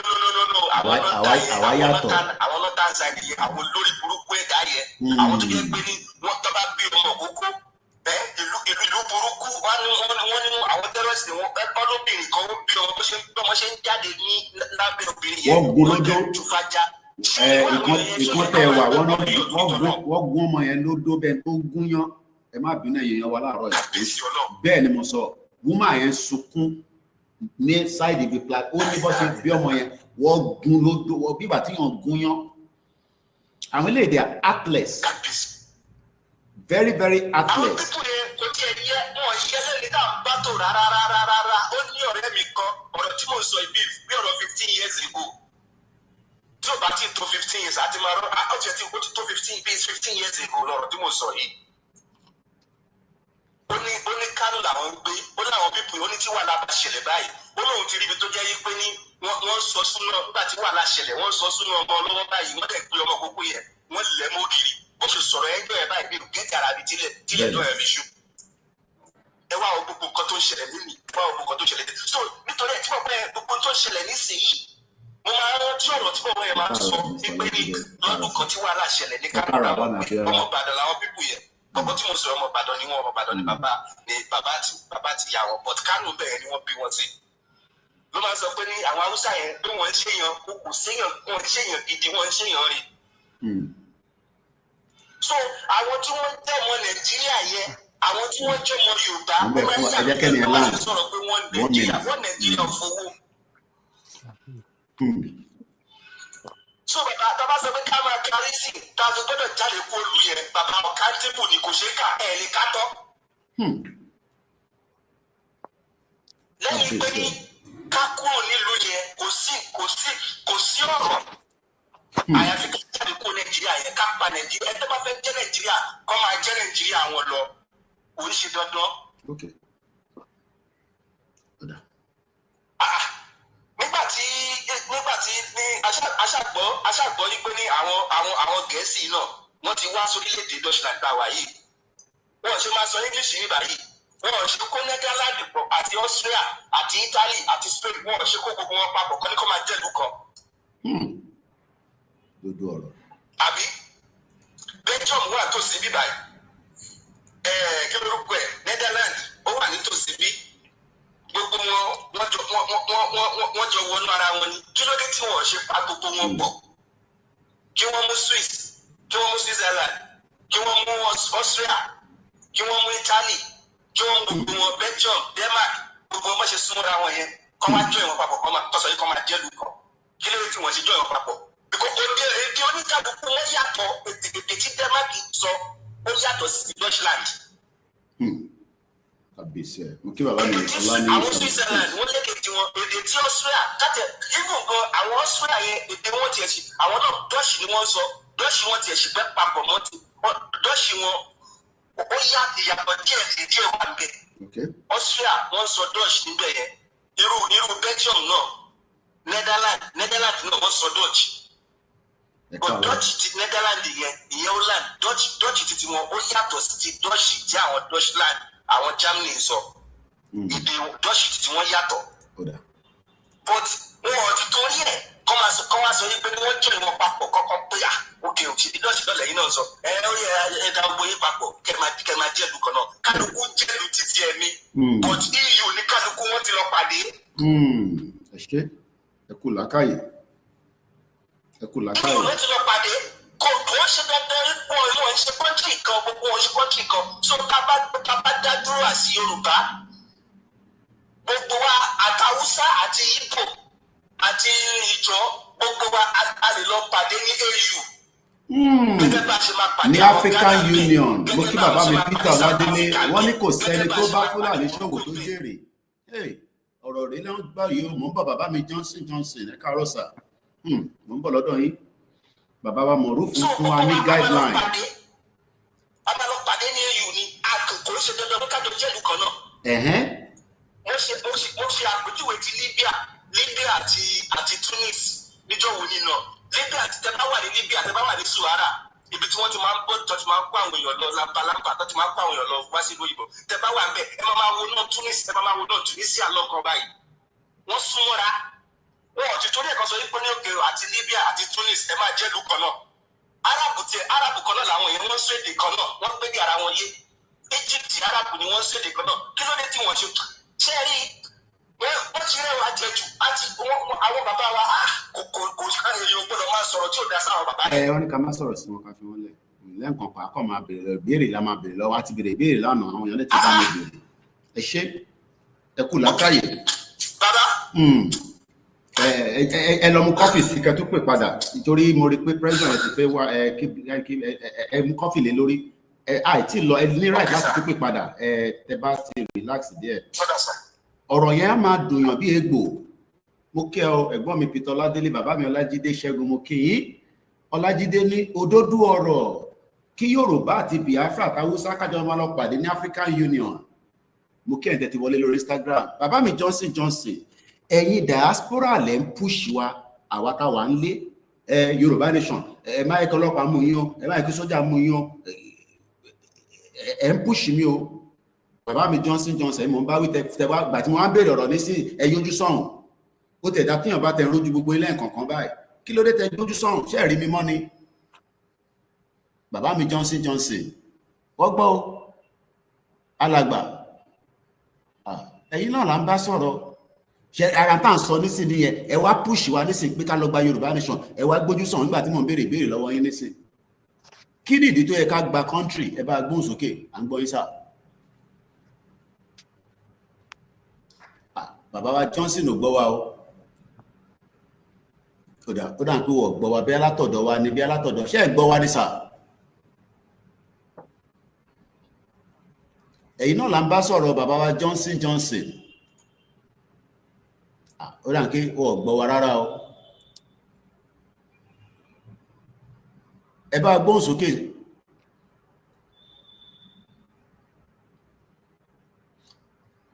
Ó dà pé látọ̀dọ̀ wọn. Ó yá ẹ gbóhùn sókè.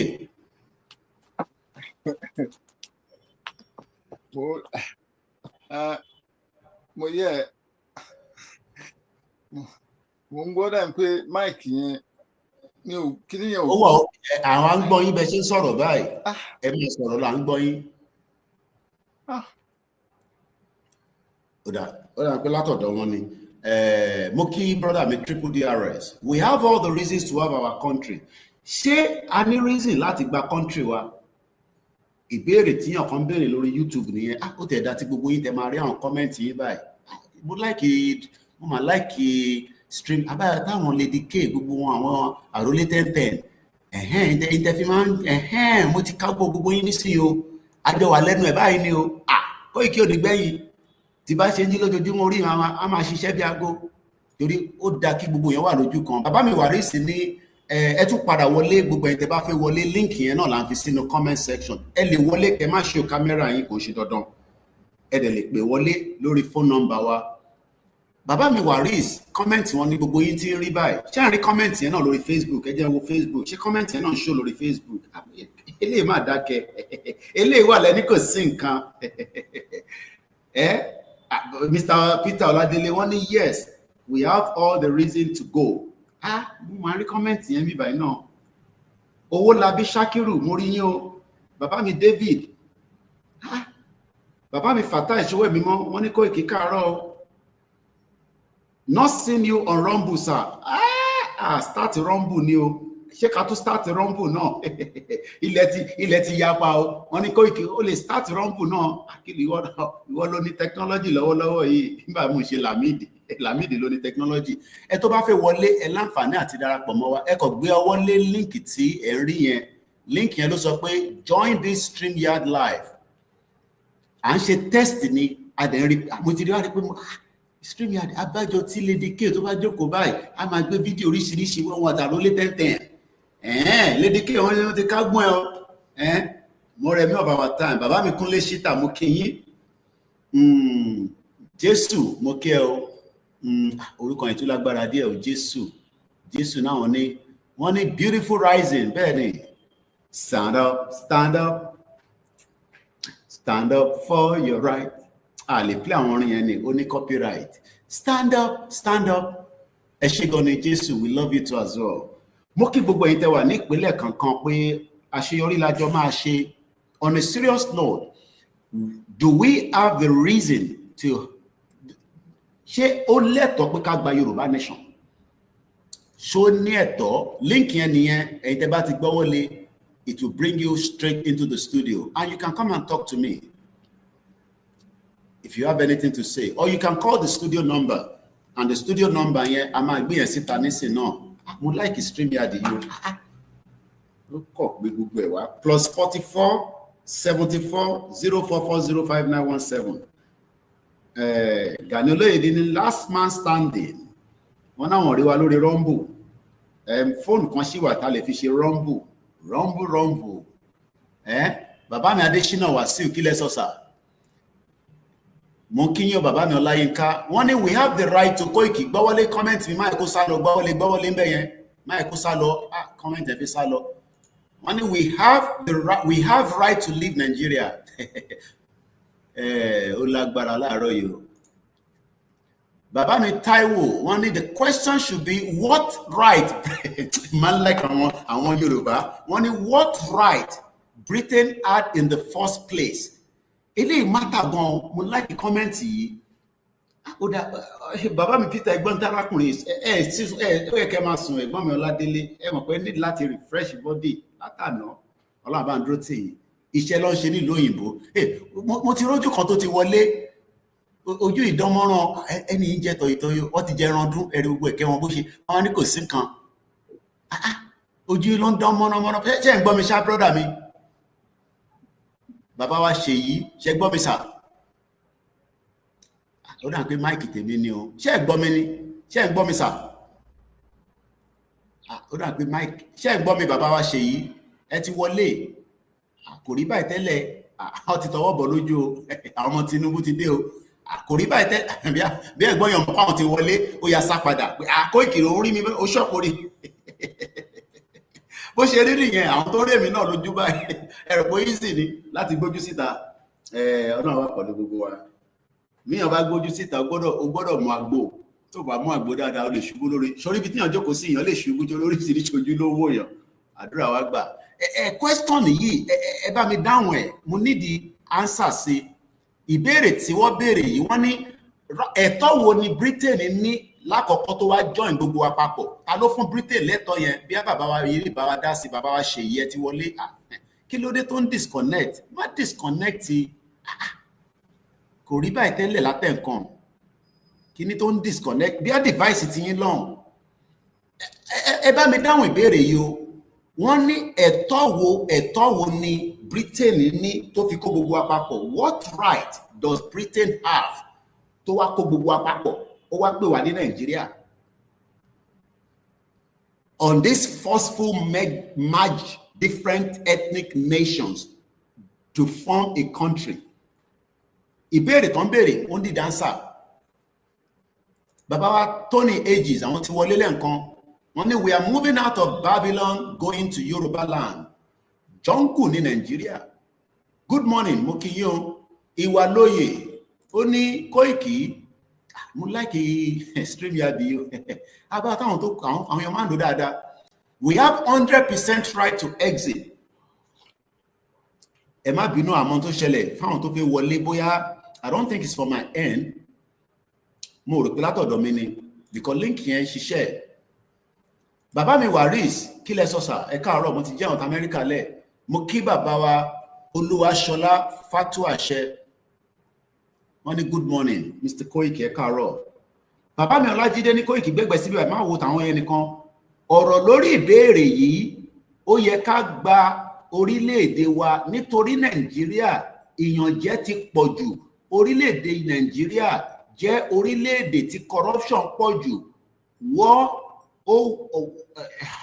mo tẹ̀tí gbìyànjú náà torí Yorùbá náà àti káò yìí sí ẹ̀tẹ̀ bá ń fa mi lé lórí so ó jẹ́ kó easy fún mi díẹ̀ Ọlọ́run jẹ́ kí Yorùbá easy fún wa láti lè kà síta ṣé nítorí àfẹ́ràn Haúsá àtàwọn ọmọ Ìgbò láti fi gba Yorùbá nation a ti mọ̀ pé a lè fẹ́ràn Fúlàní jọdáwà àti Fúlàní a lè jọ ṣe láíláí Ọlámilékan mo kí ẹ o wọ́n ní it is not from your end okay bí àwọn tó fẹ́ wọlé ni wọ́n gẹ́tẹ̀ bí àwọn dẹ̀ ṣe wọ́n ń gbìyànjú pé kọ́ lè wọlé bí a nẹ́tíwọ́ọ̀kì tiwọn náà ló ń kick wọn out but at least àti rí àwọn èèyàn bíi méjì tó ti wọlé bàbá mi Peter ti wọlé àtàwọn bẹ́ẹ̀ bẹ́ẹ̀ lọ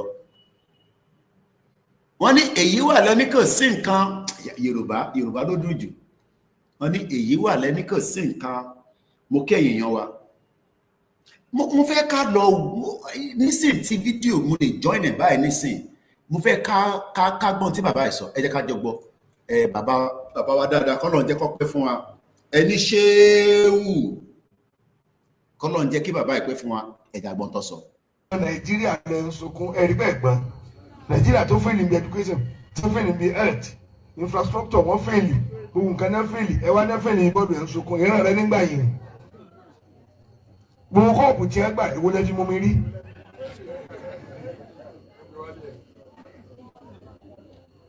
Àfáàwé náà wá sí òun kí ló dé wọ́n na ọmọ wa lánàá ni, orí ìrìn òpé ọmọ rẹ̀ dànù wọn.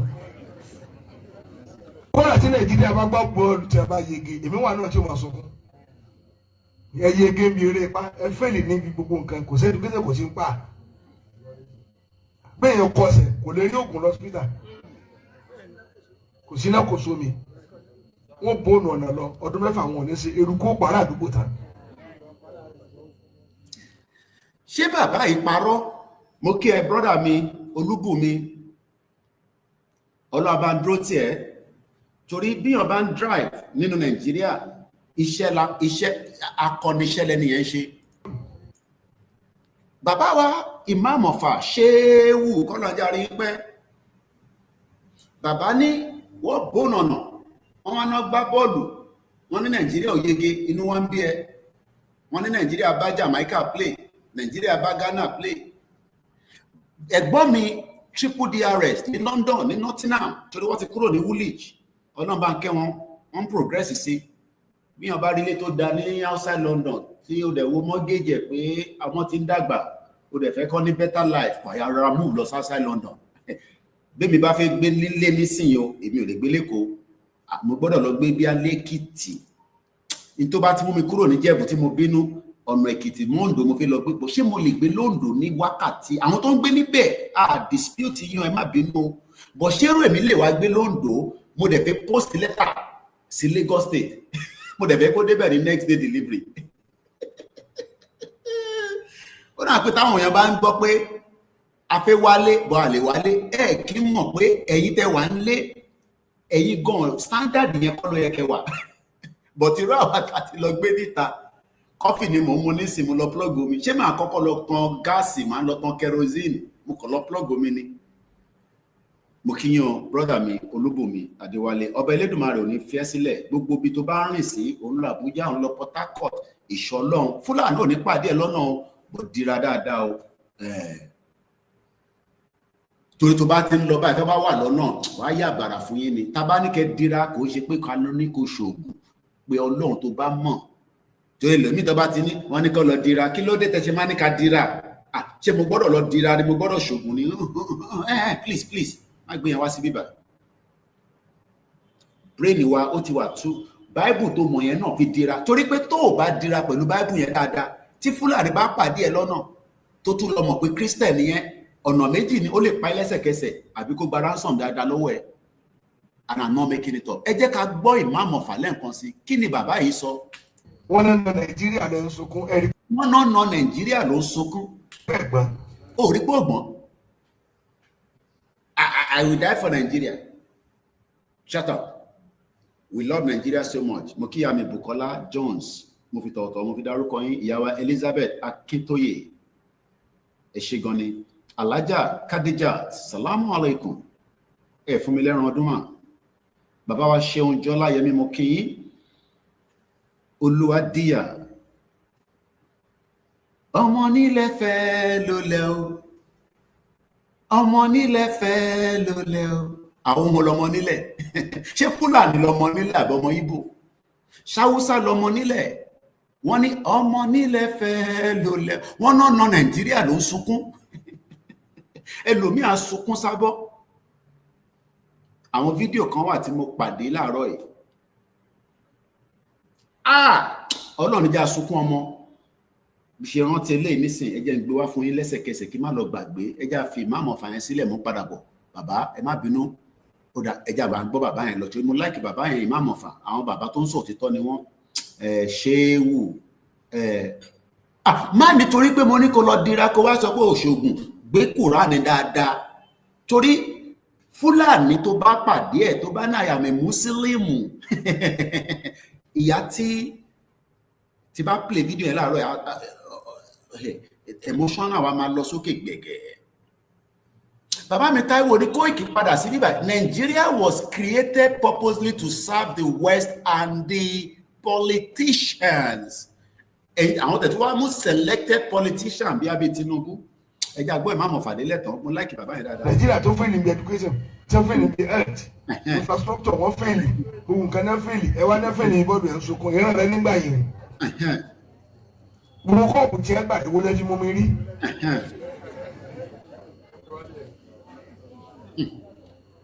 Àfáàwí náà wá sí irun kí. Ìmáàmù Fà ń padà bọ̀, àwọn èèyàn ti wà lórí inú ilé, wọ́n fẹ́ wọlé, wọ́n ti wọlé. Ká má dá wọn dúró. Bàbá ẹ jẹ́ ká padà sọ́dọ̀ yín. Ẹ jẹ́ ká sì yọ yín kúrò náà nínú stúdíò. Mo kí bàbá mi Ẹniọlá, mo fi tẹlẹ́dùmarè mo fi kí yín o. Ẹniọlá, àwọn orúkọ kan wà, Ẹniọlá, àwọn bàbá dáadáa. Ṣé ẹ ń gbọ́ mi ṣáṣà? Mo ń gbọ́ yín dáadáa, kétékété mo ń gbọ́ yín dáadáa. Àbí wọ́n ti tọ́, àbáwọn ọmọ Tinubu ti tọwọ́ bọ̀ láàárọ̀. Àbáwọn ọmọ ní Tinubu. Ẹni wọn ò gbé wọn lè tọwọ́ bọ̀. Akínyìn o, ẹ káàbọ̀ sórí ètò. Ẹ sà. Ṣe rí reason tó yẹ ká kúrò ní Nàìjíríà kan nítorí pé Nàìjíríà ò nílẹ̀. Ibo nílẹ̀ Nàìjíríà? Ibo lẹ́yìn tó fi gbá báyìí nísìn. Ẹni sùúrù. Nàìjíríà ní wọ́n nílẹ̀, wọ́n ní Nàìjíríà nílẹ̀. Ilẹ̀ bó ṣe ilẹ̀ Biafra nílẹ̀ tí wọ́n ní àbílẹ̀ Arẹwà, àbílẹ̀ Yorùbá Oòduà. Nàìjíríà ò nílẹ̀. Àwọn ọmọ Yorùbá, àwọn ọmọ Oòduà, àwa la nílẹ̀ Yorùbá. Àwọn ọmọ Biafra náà ní tiwọn, àwọn Arẹwà ní tiwọn. Nàìjíríà ò ní ilẹ̀. Ibo nílẹ̀ Nàìjíríà wà? Ta ni bàbá Nàìjíríà? Àwọn ọmọ Oòduà ń ṣe àmọ́ bàbá wa, a lè sọ ìfì bàbá wa, a ti wà kí Nàìjíríà tó wà. Ń ṣe Nàìjíríà rárá. Ọmọ Yorùbá, ọmọ Oòduà ni mímí ń ṣe. Ọlọ́run ní jẹ́ kí n máa jíríyà lójoojúmọ́, mi ń ṣe Nàìjíríà. Àwọn ọmọ Nàìjíríà máa ń jíríyà ni, ọmọ Yorùbá, ọmọ Oòduà lèmi. Ìyẹn ìkan. Wọ́n gba Yorùbá ní ọwọ́ mi, wọ́n wá gbé English lèmi lọ́wọ́. Kí ni gbogbo yẹn? Ọmọ Yorùbá lèmi, mo dẹ̀ ní right láti máa sọ Yorùbá ní mi ní home and abroad because òun ló níyì jù ní gbogbo àgbáyé. English ò níyì tó Yorùbá. Ní gbogbo all over the world Yorùbá ló níyì jù. Ọmọ Yorùbá ni mí, mo dẹ̀ gbúdọ̀ máa sọ Yorùbá, mi gbúdọ̀ máa sọ English. Mo gbúdọ̀ sọ fún ọkàn interpret English fún èmi ni so that kí n lè understand nǹkan tí English ń sọ. We have 100% láti kúrò nínú Nàìjíríà. A kì í ṣe Nàìjíríà already. Nǹkan ẹyọ kan ló dẹ̀kọ́ ọjọ́ tí bàbá bá ti sọ pé ó yá àti kúrò nínú Nàìjíríà ni. That's why tí wọ́n fi ní education, kò sí health, kò sí ojú ọ̀nà torí pé kò sí nǹkan tó ń jẹ́ Nàìjíríà. Tí Nàìjíríà tó yẹ pé Nàìjíríà wà tán ní ilẹ̀ tán ní everything ní ẹ máa rí pé everything máa wà okay, ṣùgbọ́n kò sí nǹkan. Àwọn politician mọ̀ gan fúnra wọn pé kò sí nǹkan tó ń jẹ́ Nàìjíríà. That's why àtàn ṣojú wọ́n ṣe ń ṣe bó ṣe wù wọ́n. Tí ẹni tó pa ìyàwó ẹ̀ tó pa ọmọ ẹ̀ sì tó fi di gọ́vnà, tí òun ló máa rántí aráàlú. Kọ́ pa gbogbo aráàlú tó ń gan kò sí nǹkan tó kàn. Torí kó tó di pé ó jẹ gọ́vnà gan, ó mọ nǹkan tójú òun rí, ó mọ̀ pé kò sí nǹkan tó kàn pẹ̀lú àwọn aráàlú. Bẹ́ẹ̀ ni a dẹ̀ gbúdọ̀ padà sí orísun wa torí tó yẹ pé àwọn bàbá mi àkọ́kọ́ ti ta ilẹ̀ Yorùbá, èmi ò ní jẹ́ ọmọ Yorùbá mọ́ nítorí pé wọn ò ta, mo ní right láti jẹ́ ọmọ Yorùbá. Èmi náà dẹ̀ gbúdọ̀ láti defend díẹ̀ the last of my blood. Okay, wow. Bẹ́ẹ̀ ni. Bàbá ìgbé wa débẹ̀ o. Ẹ ṣọ́ pé Nàìjíríà ò nílẹ̀ ká tó máa lọ lẹ́ẹ̀kan sí. Àìsọ ibi tí ilẹ̀ Nàìjíríà wà. Nàìjíríà ò nílẹ̀, Nàìjíríà ò ní culture, Nàìjíríà ò ní language. Kò síbi tó ń jẹ́ Nàìjíríà. Nàìjíríà ordinary oúnjẹ gan Nàìjíríà ò ní. Àwa ọmọ Yorùbá ní oúnjẹ, àwọn Ìgbò ní oúnjẹ, àwọn Haúsá ní oúnjẹ. Ìgbò ní Nàìjíríà ní culture ni. Nàìjíríà ò ní culture, kò láṣọ tó ń wọ̀. Ṣé súùtù àti táì ní Nàìjíríà ni because àwọn British ní Nàìjíríà. Wow. British gangan ní Nàìjíríà. Ọ̀rọ̀ rí o, àbájá mo fi tọ̀ọ̀tọ̀ mo fi dárúkọ yín o. Bàbá mi Bòbóyè ní Nàìjíríà ò nílẹ̀, Kóìkì má jẹ́ kó yọ lẹ́nu, kò nílẹ̀, ẹ ṣé gan ni o. Ọ̀rọ̀ rí o. Olúbùnmi ní Kóìkì gbójú síbí. Wọ́n ní Nàìjíríà is damaged beyond repair. Tá bá wá ní ká fẹ́ repair, ṣé kò ṣe repair ni? ṣé a lè repair Nàìjíríà ni káwọn kan máa ní Koiki àdó ti wọn náà dẹ̀ ló ní Yorùbá nation kí ló tún gbé jáde láàárọ̀ yìí. But question tó béèrè ni pé wọ́n ní Nigeria is damaged beyond repair, is irredeemable, irreconcilable. Kí ló dé táwọn olóṣèlú ṣe wá ń sọ pé Nigeria can still be repaired? Mo kí ẹlẹ́ẹ̀kan sí brother mi. Ó tún tẹ̀síwájú, àwọn gbọ́n ìbò dáadáa wọ́n lọ school. Ó tẹ̀síwájú, ó ní ẹ̀gbọ́n ẹ káàárọ̀ Yorùbá nation. Ó ní Nigeria is fraudulently created for hardened criminals. Àwọn òyìnbó yìí máa ń for hardened criminals. Ẹ jẹ́ àgbọ́ bólóyè ṣe fẹ́ wọnú number 10 Downing Street. Tinubu ò mà tí ráyè wọlé, kí ló dé? Ẹ káàárọ̀ bàbá mi Adéwùnmí Táwọn. Ṣé gbogbo yín like platform láàárọ̀ yìí? Gbogbo ẹ̀ tó jọra wọn dáadáa o. Mo máa like Streamyard yìí. Ọba Elédùmarè ò ní fẹ́ sílẹ̀ o. Mo kí Mr. Gbénga, mo kí gbogbo ẹ̀yin olùṣọ́ àgbà káàkiri o. Mo kí bàbá wa Professor Akintoye. Ẹ jẹ́ àgbọ́ bí olóyè ṣe wọlé pẹ̀lú àwọn tí wọ́n jọ wọlé ní 10 Downing Street ní last year. Other Yoruba nationals to 10 Downing Street to petition the British Prime Minister for independence of the Yoruba nation, the secession and self-determination for all Yorubas from Nigeria. Yeah, it's kind of like the Biafran agitation thing that has been going on for years. Though the Yorubas, some of them, they've been... Gbé bàbá wa Jàgá wọlé kọ́má ní Koiki ó ṣe bí wà tẹ́ pé mo mọ̀ pé mo wà ń bíbà rí kẹ́ ń gbọ́ mi sà. Hello Jàgá. Hello. Ẹ mute background ẹ fi ń gbọ́ wa nulẹ̀ ẹ ti wọlé Jàgá. Good morning. Lẹ́ẹ̀kan sí Mr. Jàgá, good morning. Mute your background of the TV set and speak to us straight to your mic. Hello, one more time.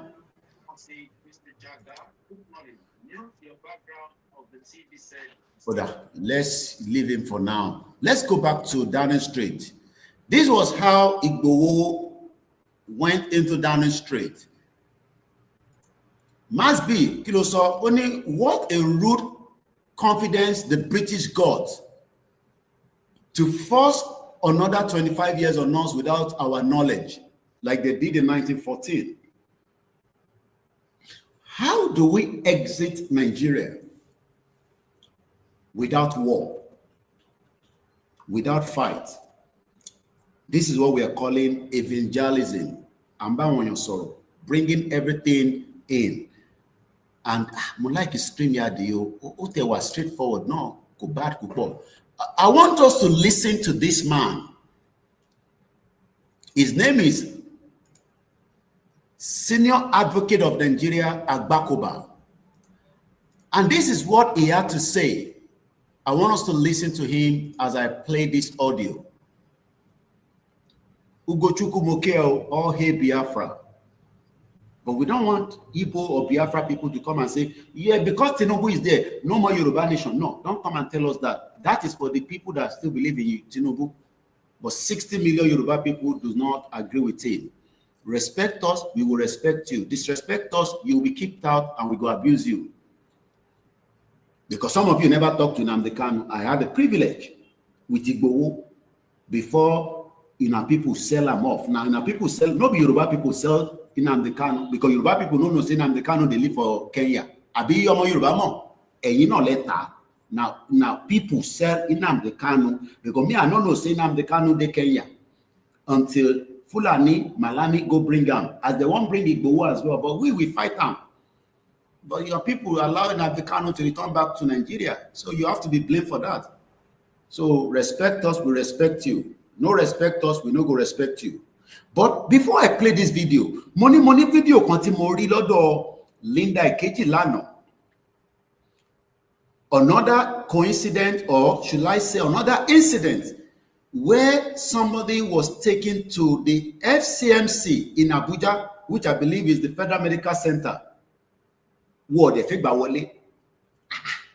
How how did we get to a situation where people are still talking about let's keep Nigeria?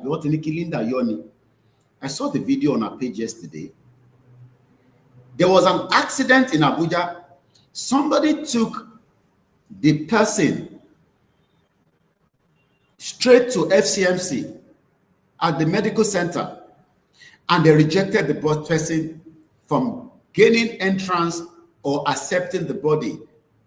Is this how we want to continue to live in denial that Nigeria is still going to work? Linda, your video here.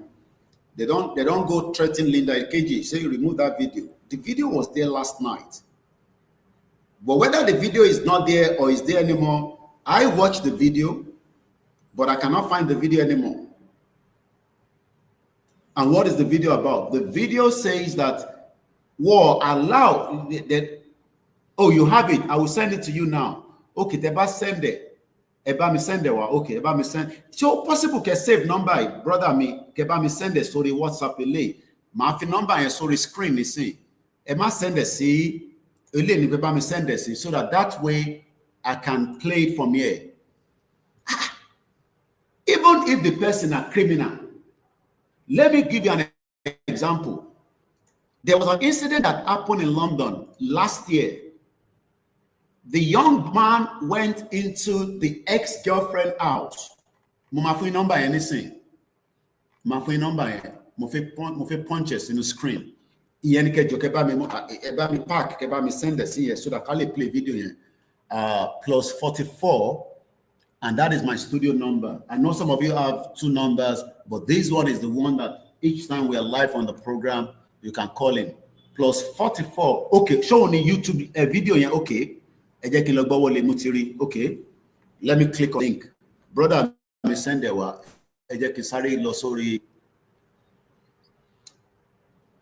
lot of things is happening in that shit country called Nigeria, and we need to leave it now. Okay, where is the video? Oh, itimoshilano lele live timoshini need. Eshigoni, thanks so much. Let me quickly bring it up. Yeah, itimoshini lele. Okay, that's it. Yeah. Thank you. Oh, I think now I can even do something. I've seen the video. Thank you so much, my brother. Let's see if I can quickly download it and bring it to the screen. We cannot continue to live in denial. Brother, you see why we need a lot of freelance. But while I'm getting that video ready, let's listen to the senior advocate of Nigeria regarding whether President Bola Tinubu can do anything. Mukiyawa Stella, Ekaro Momi. Eitenji Mukiyin. Ẹ̀yin tẹ́tí ń lọ káràkátà ń lọ sọ́jà ni ẹ lọ sọ́fíìsì ni mọ́tò ní jáàmù yín tírélà tó ń bọ̀ láàrin Èkó kò ní wó láàrin ojú ẹlẹ́gba, because I don't know why all these trailers are moving like crazy. But Jagatutu to Wale, but I'll give you another chance. If you're not speaking, then I don't know whether it's you playing us or you are, I don't know. Mr. Jaga. Hello. Hello, Mr. Jaga. The person can hear me because they are listening from another device. Mr. Jaga, can you hear me? All right. I will leave you out. Hello. Hello, Egaro. Àti fẹ́ kíkì á ti pé bí ọmọ Ìgbò ní bí ọmọ Hausa ní bí Afúlàní.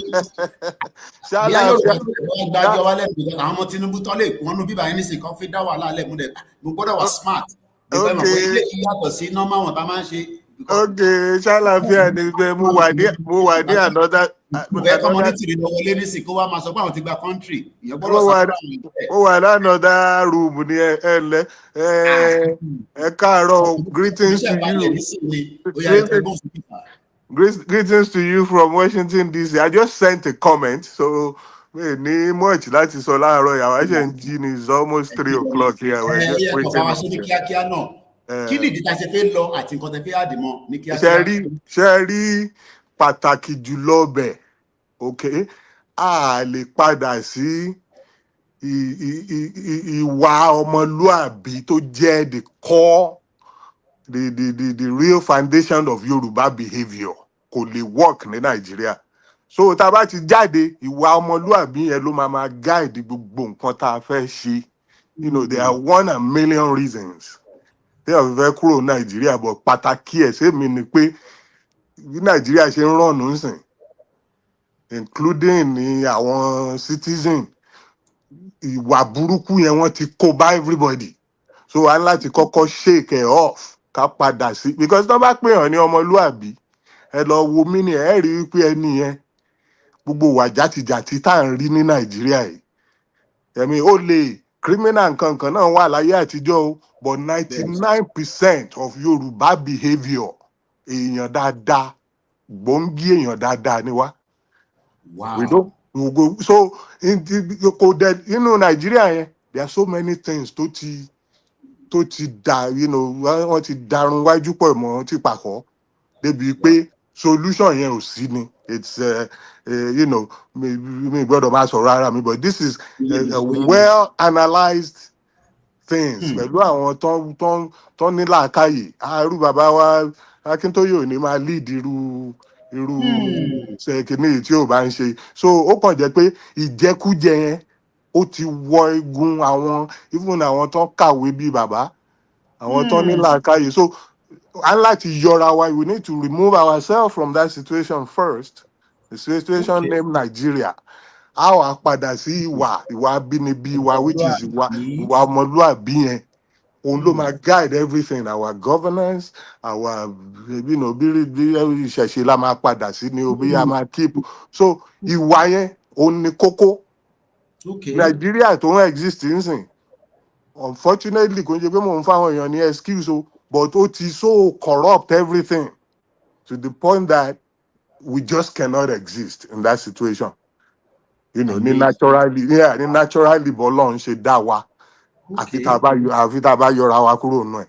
So that's my only contribution this morning. Finally, we got your voice out, because I was a bit worried, I was concerned. I was like, Oh, that's all right. Like I said, I can hear you from a distance, but you couldn't hear me. So but I just came to use my, you know, like as you said, mo ń wo lórí TV tẹ́lẹ̀, mo wá lọ paste the link yẹn sórí phone. So it was so like you said, I heard you saying maybe I was watching from 2 devices, but you know, at least you have my. I think you actually have my my regular number too. I know, yeah, I know we're talking about. So Washington DC, let me watch and Genie. So I have a long drive this morning. So, we appreciate it. Thank you very much. Very nice. We really appreciate you. Oh my jáde. Èèyàn gidi ní Yorùbá naturally. But you see, àwọn bàbá wa ní àgùntàn tó bá bájá rìn, ó máa jẹ̀gbẹ́ eventually ni. So wá ti bá àwọn àgùntàn wa ti bájá Nàìjíríà rìn. Láti dẹni tó ń jẹ̀gbẹ́. So it's once we remove ourselves from that situation, there will be peace. Thank you very much. No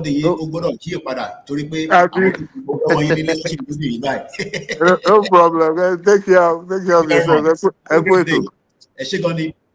I love the way we have done it this morning. Multi video and multi downloaded. But Edro Alaji, ẹ jẹ́ ká jọ gbọ́ fídíò yìí torí pé ẹ̀yin náà máa bá mi dá sí fídíò tá a fẹ́ play. Fídíò yẹn sọ pé àwọn kan ní accident ní Abuja, wọ́n gbé dé hospital. Ṣé wọ́n gbà wọlé, ṣé wọ́n gbà wọlé? Ẹ jẹ́ ká jọ gbọ́ fídíò yẹn, ẹ wá bá mi respond sí. This is the video. People, they should bring out the patient. I just see them on the road, carry them. They say people, they should bring out the patient. See what you are saying. It's not. You said people, they should bring it. You, what are you doing? You don't understand what? I have already bring the patient here. Do you want me to do your work? What are you saying? Oh, it's not your work.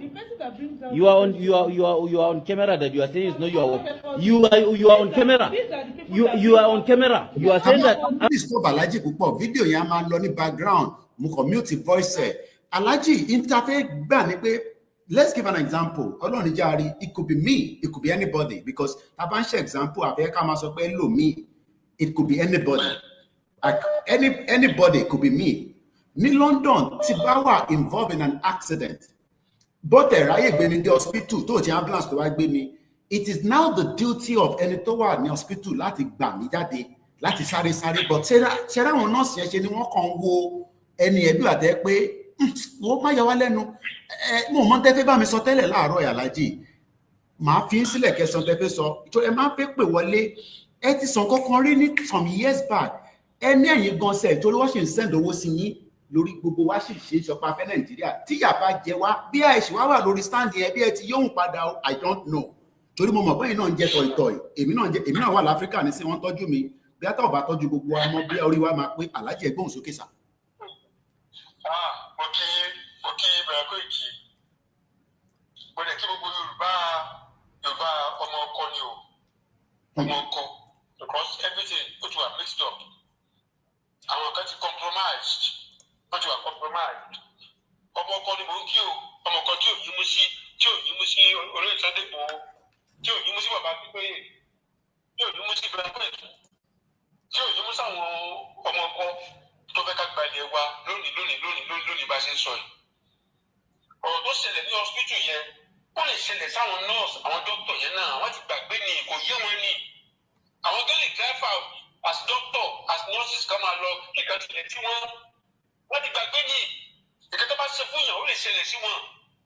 Wọ́n ti kẹ̀yìn sí patient yẹn tó kẹ̀yìn sí yẹn, ó lè ṣẹlẹ̀ sí wọn báwọn náà bá jáde táwọn ń drive lọ náà. Ẹnìkan náà ló máa gbé àwọn náà. Wọ́n ti gbàgbé pé ó lè ṣẹlẹ̀ sí wọn náà. Kò tójú àánú ni tójú àánú bá wà. Ojú ọ̀nà èdè máa ti wájú. Ìyẹn lè máa rí nǹkan tó dá lẹ́yìn ẹ̀. Wọ́n ní lẹ́yìn kíkorò dídùn ló kù. So ìsọlùfà Nàìjíríà everywhere. Ó dà báwo làwọn kan ṣe lásìtẹ̀ǹtì táwọn ọlọ́pàá débẹ̀ tán lọ jẹ́kì àpò ẹ̀ tó lásìtẹ̀ǹtì tán tó lù pa. Wọ́n dẹ̀ kó owó àpò ẹ̀. Ibo làlájì ti gbé wa gbà láàárọ̀ ìgbà. Ẹ ní sùúrù ẹ má fast ẹ ṣe sùúrù. Ẹ̀yin tẹ́ gbọ́ Yorùbá ẹ máa ń deceive àwa tá a gbọ́ Yorùbá. Accident ìṣẹ̀lẹ̀ ọlọ́pàá débẹ̀ ó ń tọwọ́ bá pò. Ó tọwọ́ bá pò ó tún lọ ìyẹn bá èyí tó ti kú. Báàgì ẹni. Ó lè ti gbàgbé pé òun náà máa padà fi lé iṣẹ́ ọlọ́pàá lẹ̀. Tí ìyá máa jẹun fún àtàwọn ìyàwó àtọmọ. Ẹ̀gbọ́n mi tí wọ́n sọ kankan Aláàjì ni wọ́n ní kódà offense ni pé tásídẹ̀ntì bá ṣẹlẹ̀ tó bá walk away ní London ó lè charge wọn náà sí court tó lè lọ ẹ̀wọ̀n. Ẹ̀gbọ́n mi tó àwọn kàwé wọ́n mọ law dáadáa wọ́n ní Koiki, do you criminal offences in the UK when you witness accident and walk away, talk less of taking the person to the hospital and reject the person. What a country. Iṣẹ́ tí Lugard dálẹ̀ nìyẹn o. Lugard. Ìlú ìdílé lẹ́bù yẹn, ó ti deteriorate, ìlú ìgbẹ́ ti dilapidate. Ìlú ìgbẹ́ ti wà dilapidated. So it's like that. Everybody will care, just like the king of animal. The king of animal. Bishop Adesina, ICTV yín náà ní. Mo gbọ́ yín Aláàjì. Kìnìún wá bẹ ètò jẹ́ lídà àwọn animal kingdom kan. Ó bẹ̀ tó wà mi ò ní pa ẹ̀jẹ̀ àmọ́ fún mi ní àwọn ọmọ rẹ̀ kí n máa pa oúnjẹ pọ̀ kan. Kìnìún tẹ̀lé àwọn terrorist. Àtàwọn western world kọ̀ọ̀kan nísìn. Kìnìún yẹn ti ayé jọ̀hún níbi ìwé ta máa ń kà tí Yorùbá ń kà tí Yorùbá máa pé kìnìún láyé jọ̀hún ọba ẹranko. Ó wá bẹ kálára àwọn bíi provincial leader nínú àwọn ẹranko míì. Jọ máa fún mi láwọn míì nípàwọ̀ kò máa fún mi ní àwọn ọmọ rẹ àwọn ọ̀rẹ́ rẹ ní kọ̀ọ̀kan kí n máa pa wọ́n jẹ. Màálù fa àwọn ọmọ ẹ̀ sílẹ̀. Làkúnmí fa àwọn ọmọ ẹ̀ sílẹ̀ just like àwọn ọba àtàwọn ìjòyè kọ̀ọ̀kan ní ìsìn. Wọ́n ti kọ̀ wọn ò mọ̀ tó pẹ̀lú àbọ̀ àkàn wọn. Mọ̀kànmọ̀kàn ni what goes around comes around.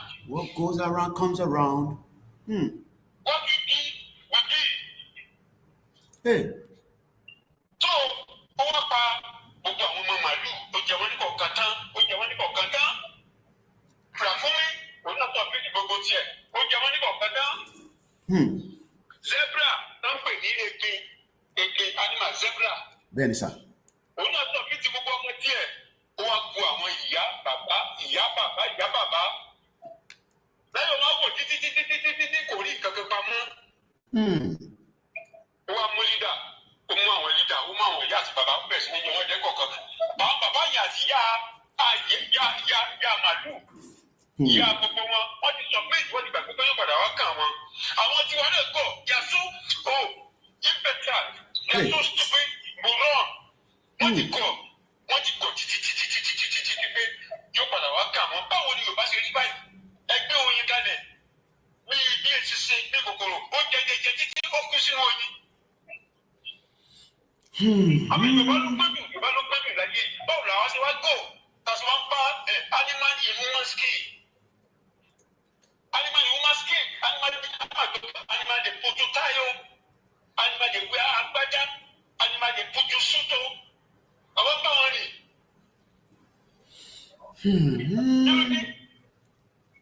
So, káàtì ń bàtí fẹ́lá ń kọrin, àdìmọ̀ èrè ni, ó lọ tán, àdìmọ̀ láìka. Mo kí bàbá mi àrọ́wọ́ lé o, kàárọ̀. That is it.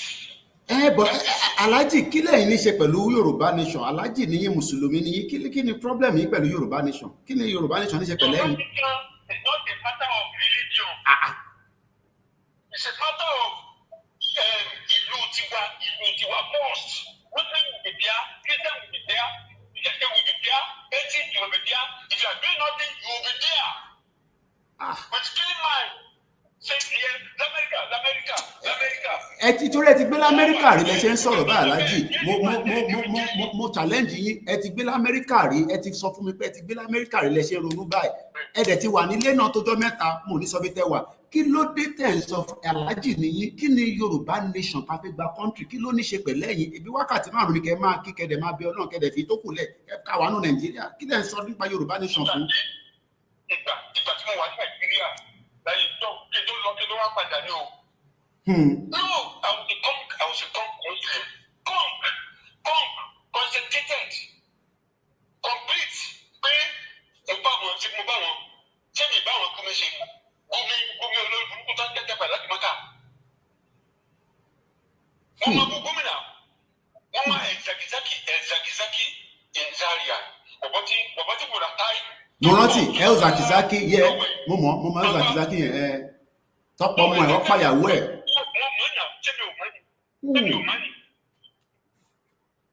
N tó mú mi wá lọ Amẹ́ríkà tí mo wá padà tí mo wá yá no. I'm a general Muslim. I'm not a sect Muslim. I'm a general Muslim. I can do with Christian. I can do with anybody. I can relate with anybody.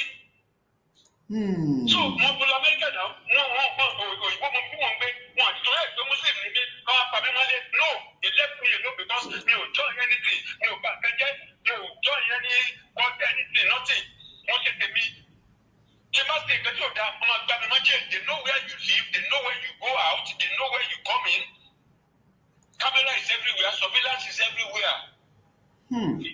Wọ́n dẹ̀ bọ̀ yóò dẹ̀ bọ́ ọmọ jẹ́ wọ́n dẹ̀.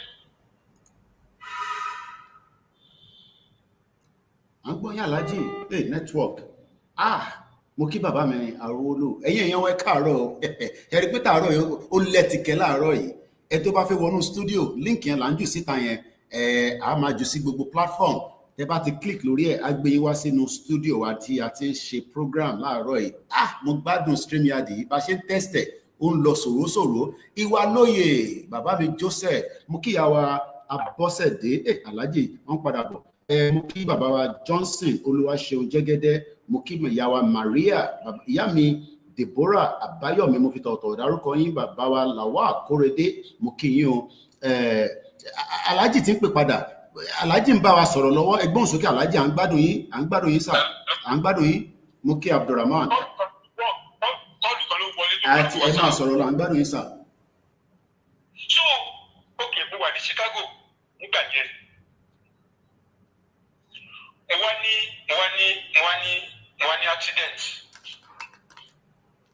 mo dẹ̀ nínú ọgbọ̀n mo dẹ̀ lo jalamiya Muslim mo dẹ̀ dífìlà Muslim mo dẹ̀ bẹ́ẹ̀ rí po ní gas station tó wọ́n bẹ́ẹ̀ rí po báyìí àwọn bọ́ọ̀sì yẹn dé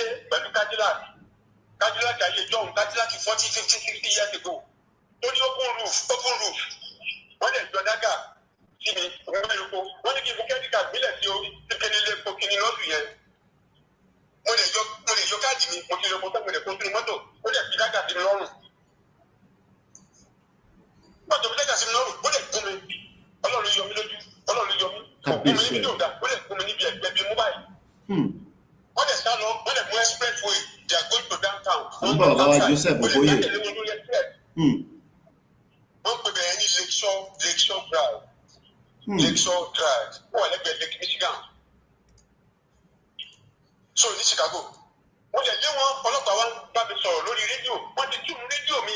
Ọlọ́pàá tí àwọn ọlọ́pàá wọ́n ti change rédíò mi. Wọ́n ti change ẹ̀ sí conversation between me and the police. Wọ́n ti yọkùn ní rédíò tí mo gbọ́. Kábíyèsí Elédùmarè. Àwọn ti rí wọn tán sá lọ, wọ́n ti gún mi nílé epo. Kámẹ́rà ti gbé nínú padà. Bàtà fún máa dé Southside Junction, 8 Junction, red light, green light, 8 Junction. Àwọn ọlọ́pàá ti block gbogbo wa. Àyèrà wa débẹ̀. Kábíyèsí ẹ̀. No, wọ́n lè padà gbé àrí fún mi. Wọ́n gbé justice fún mi. Wọ́n á lọ court, á lọ gbogbo ẹ̀.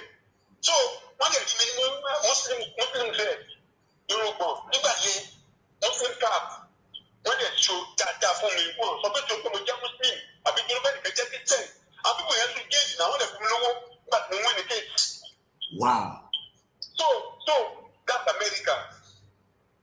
But Nigeria olùwà dìdí wọ́n bí olùwà dìdí no way. Àwọn tó wà ní ẹ̀kọ́ àti àti tó wọn mọ̀ pé ìyá padà bọ̀ àti àwọn náà ìyá padà bọ̀ àti àwọn tó bá jà wá tán. Gbogbo àwọn tó wà lùgbẹ́ nísìnyí àwọn Fúlàní Nigeria tí wọ́n ń pààyàn nísìnyí wọ́n kọ̀ ní àwọn náà mú lọ́wọ́ àwọn náà ṣe báṣubàṣu lọ. So but to come. Ẹ ṣé Alhaji. Àmín inshallah ẹ ṣé gan ni bàbá wa. Alhaji gbé wa débẹ̀ láàárọ̀ yìí. Mo like ibẹ̀ yẹn. We must not relent. Òun Alhaji sọ and we must not give up.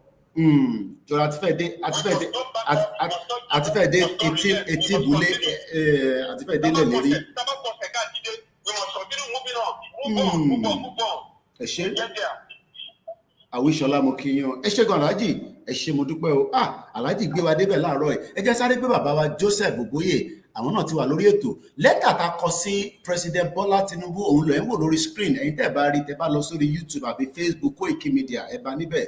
Bàbá wa Okoye tẹ́ bá ń gbọ́ mi ẹ bá wa gbé ohùn sókè kí ọmọ Yorùbá gbọ́ yín o. Akínyìn o ẹ káàbọ̀ sórí ìkànnì wa láàárọ̀ yìí. Eléyìí là ń pè ní testing stroke conversation. Ilé tún yàtọ̀ àbí ó yàtọ̀ sí ìdá tí ń bọ̀ láti bẹ̀rẹ̀. Ẹgbẹ́ òsókè sà. Ó ga ẹ káàárọ̀ mo kí gbogbo lé ẹ kúṣẹ́ àkú program àná in fact ó fa kíkì ó lẹ́tìkẹ́ ẹ ṣé gan Mr. Koiki ẹ kúṣẹ́ à ń gbádùn yín ní gbogbo gbà èyí tẹ́ tún mú wá láàárọ̀ yìí ó tún ta lẹ́nu dáadáa. Mo dẹ̀ ń gbọ́ gbogbo ọ̀rọ̀ tí àwọn bàbá wa ń bá wa sọ látẹ̀kan ó jẹ́ ohun tó mọ́gbọ́n dání ohun tó ń ṣẹlẹ̀ gẹ́lẹ́ nìyẹn ó ní àwọn ọmọ Yorùbá ń rí ojú wa ti rí màbo ojú wa ti rí oríṣiríṣi nílẹ̀ Yorùbá tá wà yìí Áfíríkà gbára wálẹ̀ o Áfíríkà yìí ti gbára wálẹ̀ ìgbésí ayé tí gbogbo èèyàn ń gbé wọn normal routine ojoojúmọ́ náà ń bá kiri ká jí ká jẹun ká lọ bí iṣẹ́ ká tún dé ká sùn kò sí èèyàn tó ń ronú nípa ọjọ́ ọ̀la mọ́ kò sí èèyàn tó ń ronú nípa irú ìgbésí ayé wo làwọn ọmọ á máa gbé lọ́la kò tẹ̀ sí èèyàn tó ń ronú nípa kí ló ń bọ̀ wá ṣẹlẹ̀ pẹ̀lú bí gbogbo ẹ̀ ṣe ń rọ́ lọ́tún lósì yìí kí ló ń bọ̀ kí ló ń ṣẹlẹ̀ gangan so àsìkò ti tó fún wa sìn láti la ojú ká jí kúrò ní oorun wèrè oorun burúkú tí tán ti fi kún ìran Yorùbá ó tó gẹ́ ká jí báyìí nítorí pé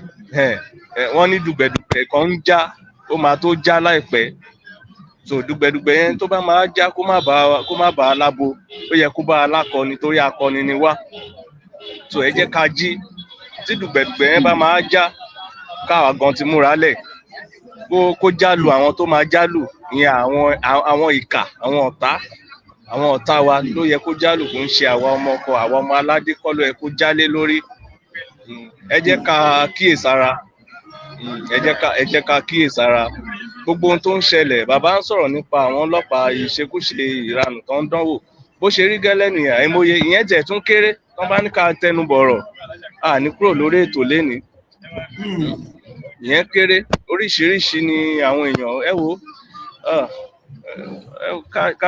ká gbára wa ká mọ̀ nǹkan tá à ń ṣe báyìí ká mọ̀ nǹkan tá à ń ṣe ẹ kú ètò Mr. Koiki mo really appreciate yín pẹ̀lú program àárọ̀ yìí ẹ ṣé gan ẹ máa bẹ́tò bọ̀ ẹ ṣé gan. Mo kí gbogbo ẹ̀yin tí ẹ ti jáde níbi tẹ́ ti wá jíjẹ múmu káàkiri láti Òṣòdì lọ sẹ́kọ̀ọ́, mo kí bàbá wa Solomon, mo kí gbogbo àwọn ọmọ Yorùbá tó ń bẹ nínú force, mo kí bàbá wa Bíọ́dún Abbey, mo kí ìyá mi Abọ́sẹ̀dé tí mo fi tọ̀wọ̀tọ̀wọ̀ dárúkọ gbogbo ẹ̀yin tẹ́ ti ń wọlé lọ́tùn lósì. Ẹ lè wọlé, ẹ lè pè wọlé, èyí tí ẹ bá fẹ́ nu méjèèjì náà ni ó wọlé. iSyn TV yín náà rèé o, mo kí yín sà. Mo like Streamyard yìí o. Ó ń lọ tòrótòró, mo rí gbogbo kọ́mẹ́ǹtì yín, ẹ̀yin tẹ̀sí lórí Streamyard náà. Simple Rahim, mo fi tẹlẹ́dùmarè, mo fi kí ẹ Mr. Gbénga, mo kí yín o. Mo kí ẹ̀yin tẹ́tí darapọ̀ mọ́ wa lórí Mixlr. Wọ́n ní audio is fine, Abíọ́dún Ògúnmọ́lá, mo ní àṣìjọ́ máa jàmàlà tá máa ya picture ẹ̀. Ó kù díẹ̀ ni, bí a mo kàn máa ra wa, ó yẹ máa ká fi gbogbo ẹnu sọ̀rọ̀. Mo kí bàbá wa tí ẹ̀ ń gbọ́ wa, mo kí gbogbo ẹ̀yin tí ẹ̀ ń bẹ káàkiri gbogbo àgbáyé. Mo kí gbogbo àwọn olùṣọ́ àgbà wa káàkiri, mo kí ẹ̀yin tí ẹ gbàgbọ́ pé ilẹ̀ Yorùbá gbọ́dọ̀ dúró. Bàbá mi Ọláyínká ní no retreat, no surrender. Ẹ jẹ́ ká gbọ́n tí olóyè sọ níbí báyìí nígbà tó di pé bàbá fẹ́ lọ Ìgàngán. Ṣé ọ̀rọ̀ olóyè ṣì ń ṣe àbí ó ti di ta máa sọnù sẹ́gbẹ́ kan pé wo Ìgbòho wọ́n lè pọ̀ jàre jókòó bí kan ìwà tí Kóìkí àti bàbá Akíntóyè. Ṣé ọ̀rọ̀ Ìgbòho àná ṣé ó reflect sínú lẹ́tà bàbá lọ sí Tinubu? Brother mi ṣì ń gbà pẹ̀lú mi, ó ṣe ìwọ ló bá wọn ní fídíò. Ṣé ká tún fídíò yẹn gbọ́? Fídíò tí a fẹ́ play lẹ́ẹ̀kan, ṣé ká kọ́kọ́ gbọ́ fídíò yẹn dáadáa? Mo kíyàn bàbá mi Joseph Gbogboyè, ẹ jẹ́ ara fílẹ̀ kí ẹ jáde nínú studio. Ẹ jẹ́ ká gbọ́ fídíò yẹn torí ẹni tó fún wa fídíò náà ṣàfihàn pé Kóìkí ò lo fídíò yẹn mọ́ ni, a kàn lo briefly lẹ́ẹ̀kan ni. Lára àwọn ìdí tá ṣe fẹ́ kúrò nínú Nàìjíríà ni pé a fi jẹ́ kó gbé ọmọ Yorùbá dé hospital ní UCH, ní Mercy, ní gbogbo general hospital kó má ní ìtọ́jú. Ẹ tẹ̀lé wa lórí fídíò yìí tí ó ṣẹlẹ̀ nílùú Àbújá, ẹni tó l'accident Prince Oyelọlá, mo kí yín o, mo kí gbogbo ọmọ Yorùbá. Olúbùnmi brother mi Adéwálé comrade, tọ́ba láwọn tó kọ́kọ́ rí mi nígbà tí mo wálé ní 2015, àwọn wà lára àwọn tá kọ́kọ́ jọ pàdé ládùúgbò kan, kọ́lọ́mbà wà pẹ̀lú ẹ̀. Àjọṣe wa tó bàjẹ́ dé àgbà yẹn, táwọn tó tẹ mọ̀ mí, àwọn ilé mọ̀ mí gbà yẹn pé bọ̀bọ̀ tẹ́ ń rí ọwọ́ ìsan lórí gan. Ó náà máa wálé ní 2015, 2016. Kódà mo bá wọn lọ síbi tó ti ń ṣe election ní Àlímọ̀ṣọ́ nígbà tó ń ṣe presidential, nígbà tó wá di governor a lọ sí Ogun State. Ó kù díẹ̀, I was almost lynched nítorí pé wọ́n understand tí mò ń ṣe. Wọ́n kàn rí pa eléyìí tó ń fi mobile phone tó fi ń ṣe record, ó rò pé àwọn tó máa ń record ni wọ́n mọ̀ pé journalist ni mí. Mo kí bàbá mi Fatai Ṣówẹ̀mí mọ́, wọ́n ní Yorùbá must pull out o, Kóìkí máa tẹnu mọ́ o, má jẹ́ kí ọ̀rọ̀ yìí kó sú ẹ o. Yorùbá must pull out from this criminal country tó ń pè ní Nàìjíríà. Ó ti Nàìjíríà. Mo kí bàbá mi. Ẹ jẹ́ ká gbọ́ fídíò yẹn. Mo tó wá gbé olóyè wọlé nínú fídíò kan tá a rí tí wọ́n ṣe ní 2021. Ẹ jẹ́ gbọ́ fídíò tó ṣẹlẹ̀ l'Àbújá. Ezekiel Owólawí wọ́n ní good morning sir, we are ready. Ìgbà tẹ́ bá ti ní mega rally dé náà la máa ready, àwa wọ́n stand by. Wọ́n mọ̀ pé rally yẹn ló máa lead to a Yoruba country. Torí àṣà lè ṣe rally títí forever. No, ṣé a máa ṣe rally títí di 2027 ni? Tàbá jáde lénìí, tàbá jáde lánàá. Ìgbàkígbà tàbá jáde, wọ́n mọ̀ pé the end result of the rally òun ni country wa. Kò sí ọ̀nà méjì níbẹ̀. It's as simple as that. Nigeria cannot escape disintegration. Kò ń ṣe Yorùbá nìkan ló ń tẹ́ bá torí pé àwa làwa ni media. A ti take over media, àwọn Igbo tẹ̀kọ́ ló ní media tẹ́lẹ̀ nù. Tọ́ba náà àwọn wo ló ní media, Yorùbá ló ní media. Ní gbogbo Hong Kong, bàbá yìí máa ń gbádùn tẹ́ bá rí tó bá ń ṣe Hong Kong, máa máa pé ẹ̀ tẹ̀sí wa lójú díẹ̀ díẹ̀, ẹ ṣáà mú gbogbo tẹ mú Hong Kong yẹn ọmọ Yorùbá tó wà ń bẹ̀, tá a bá ti gbalẹ̀ wa, ẹ gbé initiative yẹn wá sílé. Industry gbọ́dọ̀ máa ṣiṣẹ́ èèyàn fẹ́ ṣe glass ni, èèyàn fẹ́ ṣe this ni, èèyàn fẹ́ ṣe cable ni, èèyàn ṣago ni. Tó bá ní ìlú tó ti ń ṣago, ó ṣago ló máa Hong Kong ni. Ìlú tí mo sì mi ná dáadáa ni. Bọ́bẹ̀ kan mo fẹ́ lò. Ẹ jẹ́ ká gbọ́ fídíò ìmọ̀ bọ̀. People, they should bring out the patient. I just see them on the road, carry them. They say people, they should bring out the patient. Only I just see this patient on the road. Ó gbé dé hospital. Mo fẹ́ really lo fídíò yẹn tán délẹ̀. Totally the copyright and all that. But in Peter Felon bẹ́ẹ̀ ni pé wọ́n gbé patient dé hospital. Àwọn nọ́ọ̀sì wá ní kẹ́ni tó gbé wá yẹn kó gbé wọlé. What the hell is going on? Prince Adebayo Shitu mo kí yín o. Mo kí ẹlẹ́ẹ̀kan sí ní gbogbo Hong Kong. Mo kí àwọn media as well. Mr. Taofik Olatunji Lawal, wọ́n ní Yoruba nation now no going back. Tabate go back, ibo la fẹ́ lọ. How can you take a patient to the hospital? How can you take them to the hospital? Kí ló ṣẹlẹ̀? And you are now telling the person that brought the patient to the hospital to take them into the hospital. Number one, ṣé patient ṣé èèyàn ló yẹ kó gbéyàn wá láti ta wá sínú hospital? Normally in an accident, do not touch the patient. Àfi tí ó bá ń bá medical personnel sọ̀rọ̀. I was watching a video yesterday. One of the content creator is a content creator. Ìyàwó Stella ní Nigeria sinking. We need the Noah boat to get out. Olatoni is in a mad country, both the doctors and the nurses. Wicked people. This guy house collapsed, the POP. One of my shaking on POP. Over collapsed. I'm sure some of you have seen the video. He's a content creator. He's not making the content. The POP collapsed. But the way they were carrying the body, only any long-term damage to the body. You cannot just pick somebody that had an accident and drag them out of the vehicle or whatever. There is always a procedure. In fire engine, madebe akoti moto yen, wa gbe kini si lorun, wa mo bo se ra ma gbe jade slowly and steady, because only lose spinal cord from that. How many of them knows about manual handling? So even the fact that this person drove the patient from wherever the accident was going on, simple, they don't care about attitude at the hospital. They don't care about any attitude. You have already helped the hospital by bringing the patient. In an accident in UK, 8 minutes maximum in any eventuality. Fire, police, and the ambulance must arrive at the venue or the spot of the accident. 8 minutes. If I was in the UK and I witnessed or I was involved in an accident, I've been involved in an accident, but it was not a fatal one. I did it for long time ago. And you make the call to the emergency line, don't put in 999. As soon as you make the call, ẹni tó fẹ́ bá sọ̀rọ̀ kò wá bẹ́ẹ̀ ṣeré, because kò mọ tó ń pè fún, bóyá iná ń jó, bóyá ọmọ fẹ́ bímọ, bóyá nǹkan ṣẹlẹ̀. So they are not, you are not calling them to play, and they are not talking to you to play. Emergency, fire, ambulance, or police, what do you need? Ìwọ ló máa wá sọ̀rọ̀ tó fẹ́. Ambulance, lẹ́sẹ̀kẹsẹ̀. On the computer, they can see where you are. Pinpoint. One might be address warning, even though they know your address. What's your address? They all very confirmed. What was E18 postcode E18 Nzuzu Yanuwakiri. While they are talking to you, they are now asking questions. What is the situation? Oti collapse amontoshe, don't touch him, or expect people to touch it. Show him breathe. I can't see any breathing. Okay. Moment it took by 1 year, your number, your address has been sent to the ambulance. Another unit làwọn yẹn wà standby. Iṣẹ́ tó ń ṣe ni pé wọ́n kàn jókòó sínú mọ́tò. Any message that come on their screen, wọ́n tọ̀nà wọ́n lọ nìyẹn. 8 minutes.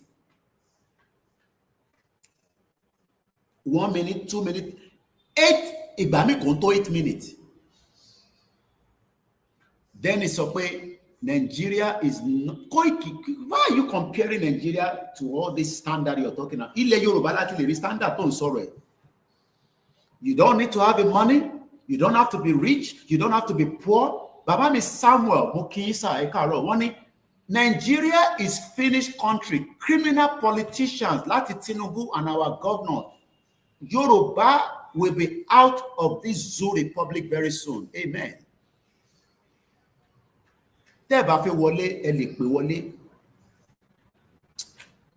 This man took a patient. What you are saying. You said people should bring it. You what? Do you know that every minute that they are still talking to this man, the patient is dying? Sometimes somebody can be healthy. Yes, I can be healthy, but any crisis can happen. And somebody take me to the hospital. And yet, nurse she argue pẹ̀lú ẹni tó gbé patient to hospital. Why is it that we do not understand that Nigeria is big? Break it to the minimum of each country. 60 million Yoruba people are manage around. Whatever the numbers of the Biafra call manage around.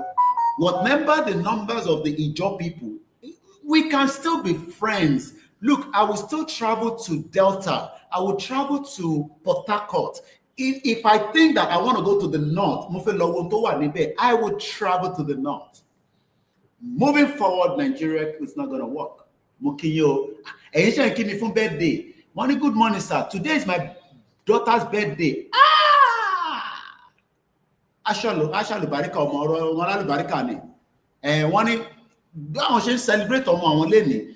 Koiki, ìwà àtọmọ mi sáà kan náà nìyí celebrating náà kọlẹ̀ fọmọ yín nítorí àwa ti níyàwó ìyàwó ọmọ tèmi lè fẹ́ ọmọ yín bẹ́ẹ̀ ni ọmọ Tinubu ò ní fẹ́ ọmọ tiwọ́ o. I can give my children to any one of you bẹ́ẹ̀ ni mo sọ. Tó bá expect pé Ṣèyí Tinubu máa fún ẹ lọ́mọ ẹ̀ bó ṣe ń tẹ̀lé káàkiri irọ́ ló pa kò ní fún ẹ lọ́mọ ẹ̀. Ó dà tó bá fẹ́ dánwò ìwọ tó ń tẹ̀lé olóṣèlú sọ pé bàbá dádì ìwọ tó jẹ́ àwọn tó ń tẹ̀lé olóṣèlú tó tẹ̀lé wọn jẹ́ pé ó ti ẹ́ńtà wọn dáadáa sọ pé ọmọ wọn tó wà ní Amẹ́ríkà yẹn kó láìkẹ̀ nígbà tó rí lórí Facebook wàláì tó ò bá gbá etí ẹ pé kí ló lọ wò lórí Facebook fún o ti lọ ń jí ọmọ mi wò lórí Facebook o ti lọ ń wo Bọ́láńlé. Kí ló wá fàárín fìyẹn nísìn? Kí ló fàárín fìyẹn Taofik? Kí láàrín fìyẹn dé fún ẹ? Ìwọ dẹ̀ ló ń drive ẹ̀ káàkiri. Ṣoríjọ́ tó bá ti ń drive ẹ̀ tẹ̀sẹ̀ mọ́ break kó forí láǹkan kó bá tiẹ̀ lọ kó máa lọ awó lọ nìyẹn wà wá fẹ́ Bọ́láńlé. Àní Nàìjíríà kì í ṣe country. Ṣé rí gbogbo time tó ń bá ẹni yẹn sọ̀rọ̀ fídíò yẹn là ń wò yìí o mo kí ẹ brọ́dà mi tó sẹ́ndẹ̀ sí mi Ọlọ́run á jẹ́ kọ́mọ yín ṣàlùbáríkà gbogbo àwọn tá à ń ṣe birthday àtàwọn tó ti ṣe ní gbogbo oṣù títí dé ní Ọlọ́run á jẹ́ kí ilẹ̀ Yorùbá tó jẹ́ pé bẹ́ẹ̀ láti máa ṣe next year má sọ pé kò possible ẹ̀rù yẹn ló ń bá Tinubu ní bàbá Akintoye lẹ́tà yẹn mo ti fi wọ̀nyí lẹ́ẹ̀kan máa tún fi wọ̀nyí ní bàbá ṣe ń sọ fún Tinubu pé ọmọlódù ọdẹ 60 million Yoruba people wants to exit Nigeria and you cannot stop them. Bàbá mi Bakari mo kẹ́yìn tẹ́ wà ní Cameroon, Côte d'Ivoire, Togo, Ghana, Liberia, Iwaloye mo kí ẹ. A very good morning, Yawa Bose, Ellis, Odion, mo kí àwọn Biafra. How can a patient be taken to the hospital and what does she negotiate? Ta ló máa gbé wá nínú mọ́tò, ta ló máa gbé wọlé? Ẹ jẹ́ ká gbọ́ fídíò yẹn sí. What are you doing? You don't understand what? What is it that you don't understand? A patient has arrived at the emergency unit at the FMC, Federal Medical Center, Abuja. What she negotiate? How long can we continue like this? Ẹ jẹ́ ká gbọ́n ẹ fi yé sílẹ̀. Ṣé n tó lóye sọ ní 2021 ṣé ó ṣì relevant? Ṣé nígbà tí mò ń play video yẹn because a ṣe ń ṣe testing ṣé audio mi àti video yẹn ṣé online ṣó wà okay? Èyí tẹ́ ń wò wá lórí Facebook ní Koiki Media àti YouTube méjèèjì. Báwo lẹ ṣe rí studio wa láàárọ̀ yìí lórí Streamyard? Ṣé ó dán mọ́rán? At least ó better because gbogbo wa wà lójú kan yàtọ̀ sáwọn tó wà lórí Instagram. A dẹ̀ ní backup YouTube wa tó yẹ pé stand alone. A ní Facebook kan tó wà stand alone. Torí pé mẹ́ta péré ni wọ́n lè jẹ́ kí n join mọ́. Tó bá ti ń ju mẹ́ta lọ, n máa sanwó ni a dẹ̀ fi sanwó. Ọ̀fẹ́ ló bá dé. Ìyá wa BC sọ pé wà okay, grandma wọ́n ní Koiki àwọn láìkẹ̀. Kí ló dé tó máa lo eléyìí láti join? Ṣé orí gbogbo àwọn colleague tó ń lò ẹ kò mú ọkọ̀ yìí. Ẹni tí ìyẹn ló ṣe ní tó ò bá mọ̀, ìyẹn á lọ wádìí. A ti mọ̀ pé Nàìjíríà ò ṣiṣẹ́, kí ló dé tẹ̀yìn ọmọ Yorùbá kan tó fi wá against it? Okay, fine. Now Kamal like governors yìí àwọn olóṣèlú, but moving forward, Nigeria has come to the end. Lugard sọ fún wa pé trade partner làwọn ṣe làwọn fi join it together. One if the sound is okay, quality video mi lè má da, sound mi gangan lẹ need. Bàbá mi Olúbùnmi ní àwọn Koiki ṣorí ọ̀rọ̀ hospital mo mọ̀ pé dáadáa o because I see him, he travels a lot. He's a traveler. Yẹ mo ṣe ní kó máa dira dáadáa but kò sẹ́ni tó máa pàdé ẹ̀ lọ́nà. Ó ní Koiki a whole government hospital. Mo fẹ́ ka comment ẹ̀ dáadáa. Mo ń bọ̀ ẹ̀jẹ̀ lọ mo wá níbẹ̀ kí n má fọwọ́ kan ilé. A whole government hospital is not functioning. And Yoruba people are still waiting that one day things will get better. Bàbá mi Bámidélé Ìgbàmọ́lé, ṣé mo pronounce orúkọ yín dáadáa? Nigeria is too big for any black mentality and the different cultures. Culture wa yàtọ̀ sí ti Igbo. Ní culture tí wọ́n dá, but culture wọn ó influence bad fáwa torí pé tàbá ní a fẹ́ ṣe gúngún nísìn nílẹ̀ Yorùbá, ọmọ Igbo máa ní no, òun fẹ́ lọ sálábà fi tajà. Tàbá ní a fẹ́ gbé ẹbọ nísìn, ọmọ Igbo, ẹran tí báwọn ọmọ Igbo fẹ́ gbé egúngún kan wá sékòó. Àwa ò pé kí ni intention yìí? Nígbà tó ń ṣe pé à ń ṣe festival ta ní ẹgbẹ́ egúngún wá o. How many of you remember that time? Culture wa yàtọ̀ sí ti Igbo. Wọ́n fẹ́ gbé egúngún kan wá láti ìlú wọn. Wọ́n dẹ̀ lé egúngún yẹn. Ó ní àwọn, I'm sure you know what I'm talking about. Most of us remember, I think it was last year. Kò ṣe pé a hate wọn bẹ́ẹ̀ yẹn. But kí lẹ fẹ́ gbé kọ́ Òṣogbo wọ́n gbé fọmọ yìí manager nígbà tá a ná àwọn ọmọ Yorùbá tó wà nílé. Ẹ má ṣe bẹ́ẹ̀ yìí gọ́vnà yìí, ẹ bá wa dá sọ̀rọ̀ tó wà nílẹ̀ yìí.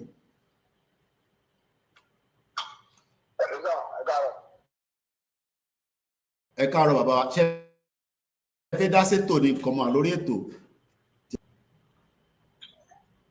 Àwọn ilẹ̀ Yorùbá gbé ogun wa o. Àṣẹ o. Ilẹ̀ Yorùbá dún ti gbogbo alágbára náà. Ìyẹn ló bá gbàbọ̀dé o. Ẹnikẹ́ni tó bá gbàbọ̀dé lọ́rọ̀ Yorùbá mú. Ohun tí rally tàbẹ́ ṣe ó kan nílé ó dẹ̀ tẹ̀ka níbi. Ọmọ Yorùbá bá wọ̀ tó kọ̀ ọ̀gbọ̀n fẹ́ lóko ẹrú. Oko ilẹ̀ Nàìjíríà gbogbo wa ní ká lọ jáde. Sẹ́nìbọ̀dì kò ṣe pé ó nìkan. Kò dẹ̀ ṣe bàbá bá gbé Akintoye nìkan níbi Koiki gbogbo wa ẹ̀dẹ̀bẹ̀ jáde lápapọ̀.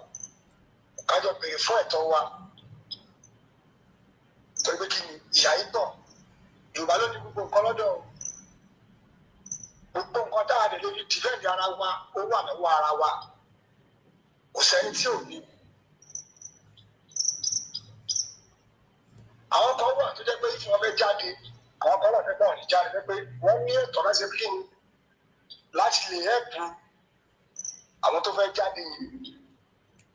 Irú ẹgbẹ́ mi Koiki ń sìn yìí, wọ́n dá àwọn èèyàn mọ̀ lọ́pọ̀lọpọ̀.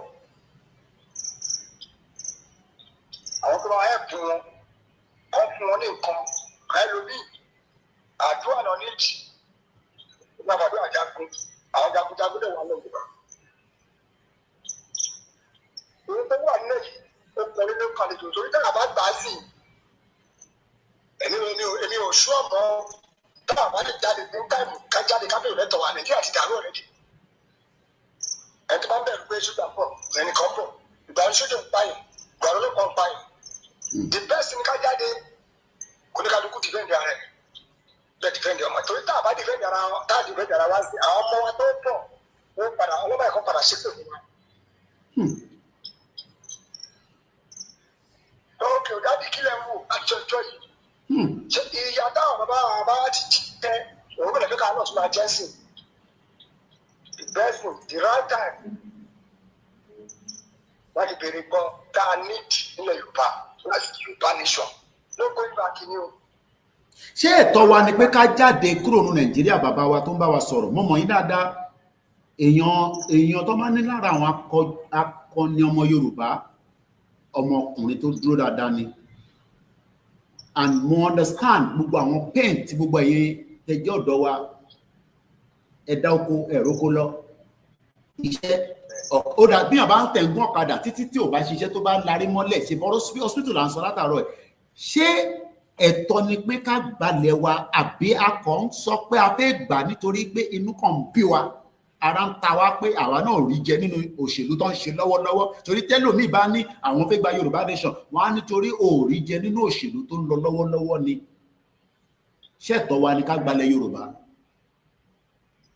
ẹ̀tọ́ wa ni ká gbalẹ̀ Yorùbá o ẹ̀tọ́ wa ni ká gbalẹ̀ Yorùbá ẹnìbọn tó bá sì ní jẹ ló lè ṣèlú kó máa jẹ lóṣèlú èmi ò jẹ lóṣèlú this is the hand there me mo sì máa sọ this is right time láti jáde láti bẹ̀rẹ̀ tọ̀ wá and ọmọ Yorùbá tó bá mọ̀ pé jagunjagun lòun ẹ̀jẹ̀ àdáde ká fèsì kò tó ṣẹlẹ̀. ọ̀nà ìjọ́lẹ̀ bá gbọ́ àtàwọn ẹ̀tọ́ wa la béèrè fún náà wọn ò lè pa wá tó bá tó bẹ́ẹ̀ nìkan náà àwọn tẹ̀rù bóyá ń gbé bọ́dá ní iná tó ń dìbẹ́ àwọn náà máa padà dé kí ni wọ́n wà bẹ́ẹ̀ ni. kò sẹ́ńtì yóò jẹ́ Nàìjíríà o sẹ́ńtì yóò jẹ́ Nàìjíríà lẹ́yìn àwọn olóṣèlú pọlitíṣà nìkan náà gbádùn ìgbọ̀rọ̀ tán yóò. ẹ ṣé gan ni bàbá wa màá pè yín lẹ́yìn ètò lẹ́ẹ̀kan sí ẹjọ́ owó ni a fi ń ṣe kẹ̀kẹ́ ìyìn rere àwọn owó kan wà táwọn ná lórí platform wa lẹ́yìn tó jẹ́ pé kò ń ṣe tẹ́ fẹ́ gbọ́ kò ń ṣe tẹ́ fẹ́ mọ̀ àwọn owó yẹn níṣẹ́ tó ń ṣe nínú ìrìn àjò yìí bẹ́ẹ̀ ni ẹni tó ní Yorùbá nation bàbá Akintoye ó níṣẹ́ tó ń ṣe àwa ràn lọ́wọ́ ni ẹ̀yin náà ràn lọ́wọ́ ni tẹ́ ẹ̀ bá ràn lọ́wọ́ àwa náà lè ràn lọ́wọ́ bá ṣe ràn bàbá lọ́wọ́ là ń ran Ìgbòho lọ́wọ́ Ìgbòho ò lè wà ní gbogbo ilẹ̀ Yorùbá bọ̀ ohun tí Ìgbòho bá fi síta ó kan gbogbo ilẹ̀ Yorùbá àmọ́ ibi táwa bá mọ̀ pé ìrànlọ́wọ́ ta lè ṣe ẹni tẹ́ bá ní ìrànlọ́wọ́ tẹ́ lè ṣe fún ẹ jọ̀ọ́ àsìkò táwa yìí àsìkò tí ó lẹ́gẹ́ ta gbọ́dọ̀ ṣèrànlọ́wọ́ yẹn ni this is not the time to mess around this is not the time to joke mo bẹ̀ wá mo rọ̀ wá ṣòmọ́ kí brọ́dà mi màá bá yín sọ̀rọ̀ lẹ́yìn ètò ẹ ṣé gan ni o tẹ́ bá wa dá sí ẹ ṣé gan ni ilẹ̀ ti rọ́ rẹpẹtẹ testing la ṣe ń ṣe pẹ̀lú brọ́dà mi Abíọ́dún ibi tẹ́ ẹ̀ ń pè sí ìkọ́lẹ̀ ẹ̀kẹ́ pè sí studio number lẹ́ẹ̀ bá pè sí bí a ti bá lè gẹ́tì yín torí ibi tẹ́ ẹ̀ ń pè sí yẹn tá a bá gbé ó máa disturb gbogbo àwọn tó wà lórí Instagram kò dẹ̀ dá bẹ́ẹ̀. mo fẹ́ ka comment kan tí mo rí lẹ́ẹ̀kan Nigeria has turned Yoruba to puppet ọ̀rọ̀ yẹn ò dá rárá kò dá bàbá mi Adétọ́lá ọ̀rọ̀ tẹ́sán yẹn ọ̀rọ̀ tó dùn mí lọ́kàn ni wọ́n ní Nàìjíríà ti sọ wá di puppet ẹlòmíì ò tẹ̀ mọ̀ kò mọ̀ value who we are tó o bá dẹ̀ ti mọ̀ value who you are not likely to succeed ẹ jẹ́ lọ sọ́dọ̀ bàbá yìí ní gbogbo ọ̀nà Agége lọ́hùn bàbá yìí nígbà tá a bẹ̀rẹ̀ ní 2019 bàbá yìí lóhun láwọn ọ̀dọ́ nílé tó kàwé bí àwọn tí wàá rí àbọ̀ ti ríṣẹ́ sà hello daddy kò connect ara kan sọ náà nìyẹn mo kí bàbá mi Joseph gbogbo ẹni tẹ́ ń lọ bí iṣẹ́ láàárọ̀ ẹ̀ labroad tẹ́ bá ti débi iṣẹ́ tó bá ní kẹ́ máa lò gbọ́ mò ń bọ̀ daddy tó bá ní kẹ́ máa gbọ́ kàn sí ti ẹ ra fi sílẹ̀ ibi tẹ́ bá gbọ́ díẹ̀ padà wá mo ní àbáwọn ọmọ yẹn ti ríṣẹ́ sà torí nígbà kan yẹn sọ pé wọ́n wáṣẹ́ ó ṣeéṣe kó ti ríṣẹ́ kí Nàìjíríà rẹ̀ ti da torí èmi ọmọ rí tilẹ̀ wá sórí kọ́mẹ́ǹtì kíní hello sà hello ó dáa a ṣì ń gbé àwọn èèyàn wọlé tó bá fẹ́ wọlé nínú comment tẹ́ bá wo comment yín hello sà ṣé ẹ̀ ń gbọ́ mi sà? Ó dà wọn náà wá pè padà nẹ́tíwọ́ọ̀kì ò jẹ́ kí a gbọ́hùn wọn dáadáa. Ẹ lè pè wọlé, ẹ dẹ̀ lè wọlé through link tá a fi jù sínú ilé yẹn. Lẹ́tà tá a kọ sí Tinubu òun ló wà lókè yẹn. Ẹ jẹ́ lọ sọ́dọ̀ bàbá wa Adéníyì bí àwọn ní nǹkan tó fẹ́ sọ. Ṣé ẹ̀tọ́ wa ni ká gbalẹ̀ Yorùbá àbí a kàn ń ṣẹ̀fẹ̀ ni pé a fẹ́ Yorùbá country àwa ti sọ́ de pé kákọ̀ máa jáde lójúmọ́ kémi béèrè owó kẹ́yìn comment kẹ́ pè káwọn kan jẹ́ mùlá káwọn kan máa pariwo Yorùbá nation tọ́dẹ̀ mọ̀ pé kò lè bọ̀ ṣó lè bọ̀ sí ẹ jẹ́ kí n kọ́kọ́ béèrè bẹ́ẹ̀ ṣé Yorùbá nation táwọn fẹ́ ṣó lè bọ̀ sí tó èmi gbàgbọ́ kó lè bọ̀ sí bí èèyàn gbàgbọ́ kó lè bọ̀ sí ẹ̀kọ́ ń tàn wá náà tẹ máa ń pè wọlé ẹ̀ ló sà. bọ̀dá mi ẹ káàárọ̀. tẹ bá ti ṣe ọmọ Yorùbá tẹ́ni tó ti kọ́kọ́ lo bọ̀dá mi yẹn ó gbé mi mọ́ra nìyẹn o bọ̀dá mi ẹ̀ tí mi ó yẹ ìgbóhùn sókè àgbọ̀ yín. ọmọ Ìjẹ̀bú lè máa ti yín. ẹ wá ọṣẹ tó níbi tó tún gbà ẹbí ibi tó gbà wọlé ọ̀nà ọmọ Ìjẹ̀bú ṣé yẹn mò ń béèrè tẹ bá jẹ́ ọmọ Èkìtì ká ẹ gbóhùn sókè ṣé ó ṣeé ṣe ṣàlè gba Yorùbá nation question tí mo bí nìyẹn àbí ní sọmọ Ìjẹ̀bú ni yín sọmọ ọmọ ẹ fi yẹn sílẹ̀ kémi àti mímọ̀ yẹn lẹ́yìn. ọ̀dọ́ wa ni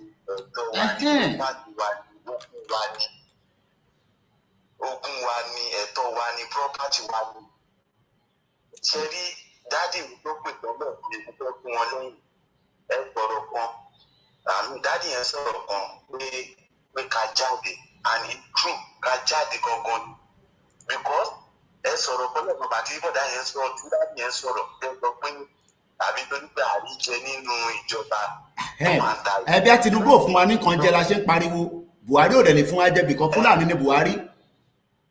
ókè tẹ abẹ́bẹ́ mi bá rí jẹ ọmọ tí mo bá bí tí ò bá wá rí ìgbó ńkọ́. ìyẹn dẹ̀ wá kó kan. ẹ jẹ́ ká máa rórí wa àwa Yorùbá ẹ jẹ́ ká máa rórí wa ẹ jẹ́ ká ṣiṣẹ́ bẹ̀ fáwọn ọmọ wa ẹ̀yin àgbàlagbà tẹ wà ní kóòtù ńláńlá ẹ sọpọ́tì múvẹ́ǹtì yìí. ṣé rí tẹ máa sọ pé ẹ̀ ń rí jẹ lẹ́yìn bá rí jẹ ọmọ tẹ̀ ń bí sílẹ̀ ọmọ tọmọ nínú wa bí tí ò bá rí jẹ nǹkan tó bá wà ní nǹkan tó ń kọ. ìlú ìdìbàjẹ́ tán kò sí kankan lù yìí mọ́ kò sí kankan nothing is working in Nigeria again lórí hospital lórí kóòtù lórí everything is fall. ẹ ká jáde o ẹ jọ à ń rọ gbogbo lọ́mọdé lágbà lọ́kùnrin lóbìnrin ẹ jẹ́ ká wọ́ jáde àdẹ̀ ní kókó kan láì ṣe yíyè lágbára Ọlọ́run ọba gbogbo ọmọ bàkàrà bá kó wọnú ipò òun tó bá kó wọnú ipò ó máa ń kó jáde ẹ jọ ẹ jẹ́ ká jáde ẹ wò sọ fáwọn sì ti pọ̀ àwọn àtàwọn nílò àmọ̀kó tó la máa bẹ́rẹ̀ tó fi gún wa o. mo fẹ́ sọ nìyẹn bọ̀dá. ẹ ṣé gan ni ọmọ Ìjẹ̀bú Òde ẹ kí gbogbo àwọn ará ilé bá ń kí bàbá wa ọba Àwùjalẹ̀ ẹ̀kọ́ adé pẹ́ lórí kí bàtà pẹ́ lẹ́sẹ̀ gbogbo ilẹ̀ Ìjẹ̀bú ò ní bàjẹ́ gbogbo ilẹ̀ ìpínlẹ̀ ilẹ̀ Yorùbá ò ní dàrú o Fúlàní ò ní gbalẹ̀ mọ́ wa lọ́wọ́ ẹ bá ń ṣàmì kọ́ tó bá gbalẹ̀ yẹn iná sọ ìkọ́ la máa sọ ẹ má ìkọjá kọ́ gbalẹ̀ mọ́ wa lọ́wọ́ ẹ ṣé gan ni ẹ bá ń kí gbogbo àwọn ará ilé bàbá mi Bámidélé ní Kóìkì a lot of poor masses in Nigeria dies prematurely because of unchalant attitude to basic need to the masses like hospital and electricity. The power of having an hospital system that works. Only a whole government hospital in the seat of power without hand glove.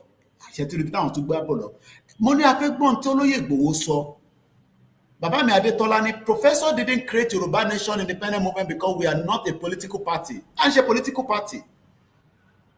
Professor is the one we choose to lead the movement and is doing excellently well. Eshegoni. Baba mi Taofik, wọ́n ní testing la ṣe ń ṣe láàárọ̀ Yorùbá fi sọ the program torí pé a fẹ́ wo bí Streamyard yẹn bó ṣe ń lọ. Àwọn èèyàn dẹ̀ sọ fún mi pé wọ́n okay. Wọ́n ní there is no job in Nigeria. If you see job that makes you pay for it, wọ́n ní tó bá ríṣẹ́ wàá sanwó fún. Mò ń bọ̀ máa gbé débì kan. But mo fẹ́ ká mo ní ọ̀rọ̀ tí Ìgbòho sọ ní 2021 ṣé ọ̀rọ̀ yẹn sì valid àti pé tabana fẹ́ freedom ṣé bread la fẹ́ àbí kọ́kọ́rọ́ tá máa fi ṣílẹ̀kùn yẹn ẹja gbọ́n tó lóye sọ ní bíbá. ń dá sí nǹkan tí ó kàn mí ṣùgbọ́n tó kàn mí mo dá sí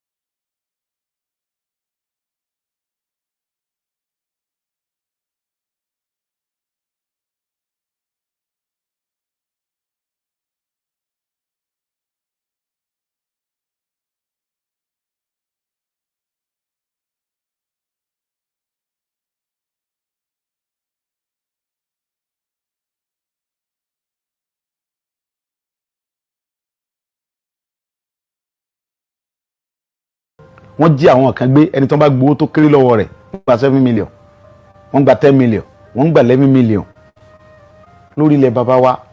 Ọ̀rọ̀ yẹn dùn mí, ó bà mí lọ́kàn jẹ́ gan pé tá a bá torí pé tó Ọlọ́run gbà fáwa àwa ará àwọn ọmọ tí ń tẹ̀lé wa tó ń ṣààbò fún wa, àwọn tí ò lẹ́ni tí ó tẹ̀lé wọn kọ́ ìdí nìyí tó mú mi lù.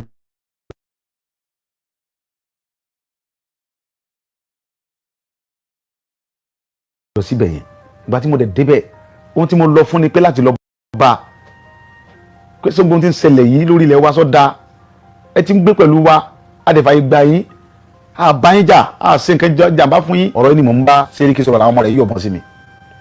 Mo gba ìbọn yẹn lọ́wọ́ ìkan yọ àáké àgbà ìkejì tún yọ ìbọn mi ìyẹn ti ẹ̀yìn ẹni bá wọnú fídíò yẹn tọ́ra fídíò wọn ó yin ìbọn yẹn sí mi kí n tó lọ́bọ̀ yẹn mọ́ lọ́wọ́.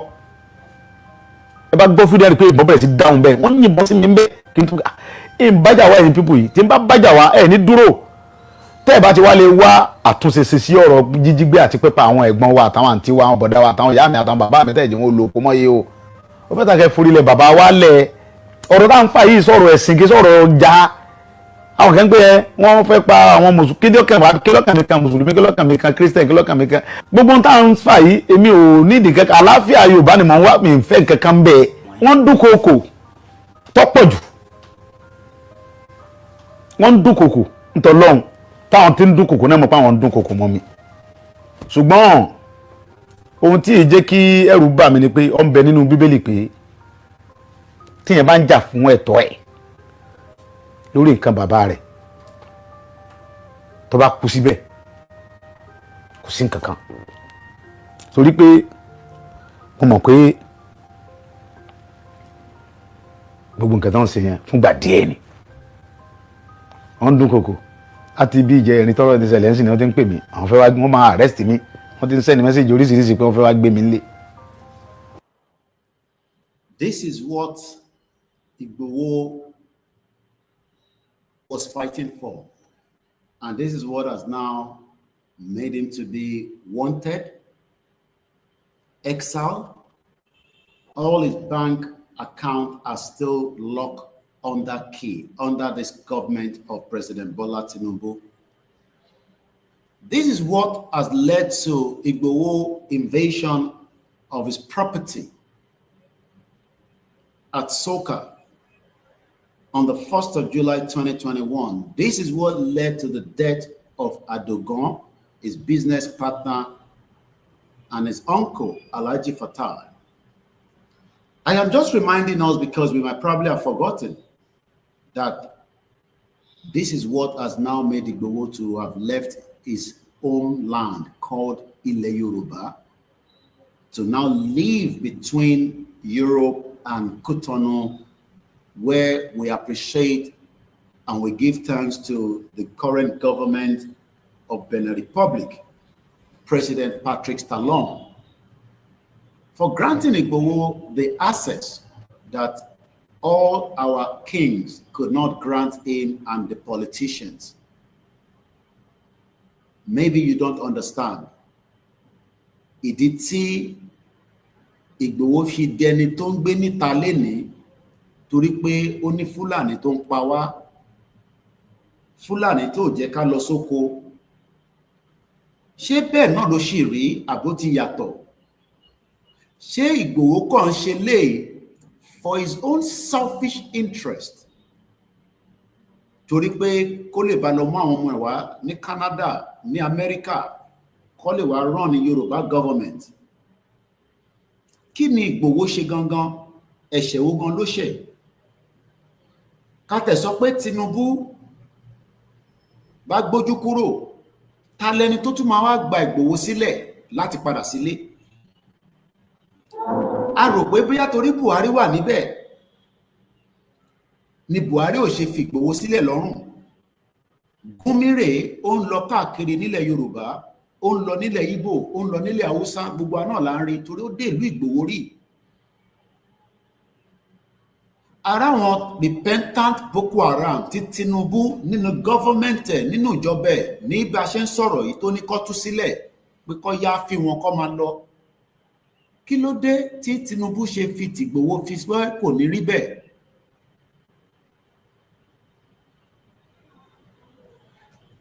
lọmọ Adéyẹmọ ṣe fún President Bọ́lá Tinubu? Kí lọ́jọ́ fà, kí lọ́jọ́ ń pò? ṣé tí Ìgbòho dúró lé lórí ló ń bí Tinubu nínú ni? Ìbéèrè ni mò ń béèrè, torí a béèrè lánàá náà pẹ̀lú àwọn ọba, a tún tún béèrè àwọn òbéèrè kankan. Ẹ̀yin onílàákàyè ni mò ń bá sọ̀rọ̀. Mo fẹ́ rìkọ́dì ọ̀rọ̀ yìí torí mo fẹ́ kọ́rọ̀ yẹn kó jáde, bóyá wá bá mi sẹ́ndẹ̀ sí Aṣíwájú Bọ́lá Ahmed Tinubu ọmọlódú ọdẹ. Orúkọ tèmi náà tí yí padà, kò ń ṣe pé torí mo jẹ́ agbẹnusọ lóyè Ìgbòho leléyìí, àti pé torí pé mo tún jẹ́ agbẹnusọ ẹ̀, àti pé torí mo jẹ́ ọmọ Oòduà, ọmọlẹ̀ Yorùbá. Èní ni ọjọ́ 9 oṣù kẹfà ọdún 2025 láti iléeṣẹ́ wa tá à ń pè ní Koiki Media nílùú Áfíríkà.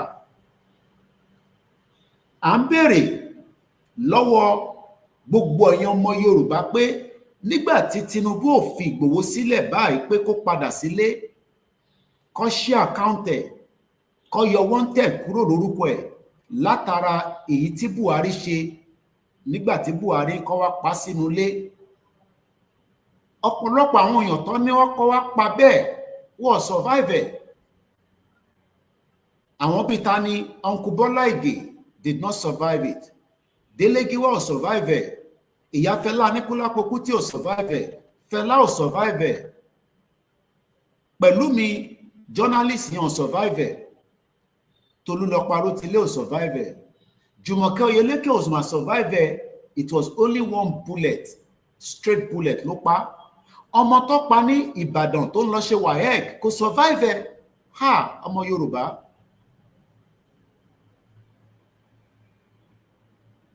Ìgbòho survive ẹ̀ ní July 1st, 2021.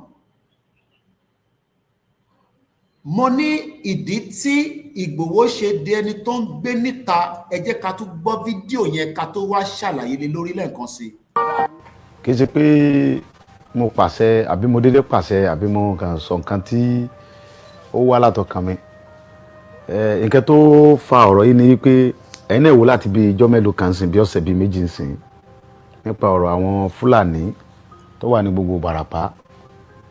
Ẹ worú dókítà wa, Dr. Fatai, PhD doctor, ọmọ Yorùbá tó kàwé tó gboyè, ó wá lọ sí lóyìnbó ní àìníye ọdún, ó lọ ṣiṣẹ́, ó wá dé, ó kówó dé, ó wá lọ lu bàbá ẹ̀ ní gangan. Ó dá oko àgbàdo, ẹ̀gẹ́, iṣu, oríṣiríṣi nǹkan, soya beans. Ó dẹ̀ gba ọmọ wa ní gangan bẹ́ẹ̀ náà sí bẹ̀rẹ̀ pẹ̀tẹ́ tó ń bá a ṣiṣẹ́. Fúlàní wa jẹ oko ẹ̀. Ó wá gbéra láti lọ bá àwọn Fúlàní yìí sọ̀rọ̀, láti lọ bá Sẹ́ríkì Fúlàní pé ẹ wá wo ohun tí àwọn ọmọ yín ṣe lórí oko mi, kò yẹ kó rí báyìí lórí ilẹ̀ bàbá mi. Wọ́n dẹ̀ dé lókun bẹ́ẹ̀ náà, wọ́n dẹ̀ sàpà.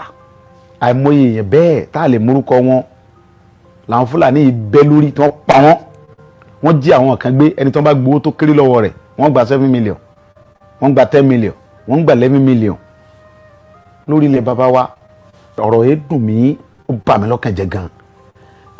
Ọ̀rọ̀ yìí dùn, ó bà lọ́kàn pé kí ni olóyè ìgbóhùnsókè. Tá a bá torí pé tó Ọlọ́run gbà fáwa, àwa ará àwọn ọmọ tí ń tẹ̀lé wa tó ń ṣààbò fún wa, àwọn tí ò lẹ́ni tí ó tẹ̀lé wọn kọ́. Àwọn tó lẹ́ni tó ń tẹ̀lé wọn kọ́, ní tó jẹ́ kí Ìgbòho dẹni tó ń gbé ní ẹ̀yìn òdìlé nínú. Ṣọ́rọ̀ yóò dùn ẹ́. Ẹ bá wa béèrè lọ́wọ́ Aṣíwájú Bọ́lá Ahmed Tinubu, kí ni Ìgbòho ṣe ju eléyìí lọ látara pé ọ̀rọ̀ yẹn dùn. Onítàwọn bá rí àwọn tó ń ṣàbò fún wa, àwọn aráàlú ń kọ́. July wọ́n gbéra, wọ́n fi lọ pa sílé. Àwọn tó nílẹ̀ wọ́n dáàbò bò ó, wọ́n jẹ́ kí wọ́n rí ẹ̀mí Ìgbòho pa. Wọ́n mú ológbò lọ, wọ́n ní ológbò yẹn tó bá gbé dọ̀hún á dèèyàn, á di olóyè Ìgbòho, àmọ́ kò rí bẹ́ẹ̀. Láti July 1st, 2021, 2022, 2023, 2024, 2025 tàwa yìí tó bá di oṣù tó ń bọ̀ yìí ó máa pé ọdún 4 tó lóyè ti wà on exile. Ẹni tí wọ́n pè síbì kan tó máa lọ tá lọ yẹ wọn sí, ẹni tí àwọn èèyàn máa gbé problem wá bá nílé tó ń bá wọn yanjú ẹ̀. Ọdún 4 Ìgbòho wá dẹni tó wà níta. Ìlú kan wá gbà láyè, a máa dúpẹ́ pé Benin, Germany, UK, gbogbo ìlú tó ń lọ wọ́n ní olóyè ò kì í ṣe ọ̀daràn, máa wọlé máa jáde bó bá ṣe wọ̀n ẹ́, máa tẹ̀lẹ̀ sí bíbáyìí.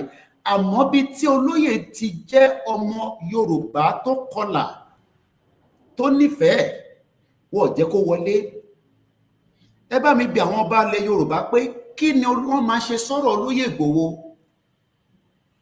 Ṣé bá ṣe máa fi sílẹ̀ nítorí pé ambition Tinubu ni wọ́n ṣe ń dá Ìgbòho dúró síta?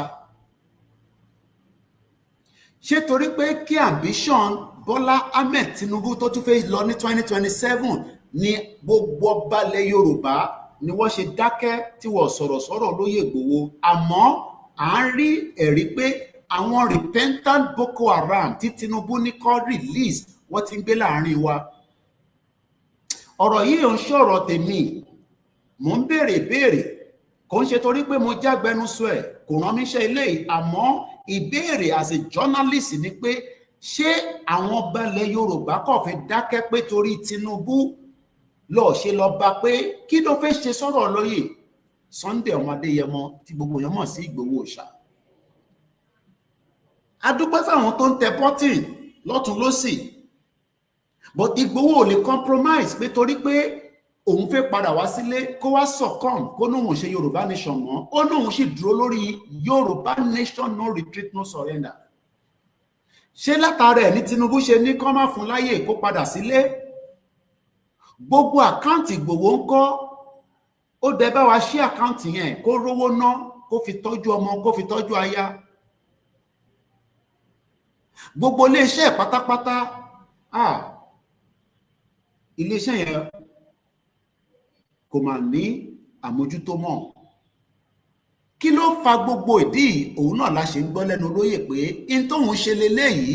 Mo wá ń béèrè pé ṣé n tí Ìgbòho ń jà fún níjọ́ náà lọ́hùn, ṣé kò sí nílẹ̀ Yorùbá mọ́? Ṣé gbogbo ẹ̀ security ti dá mọ́rán?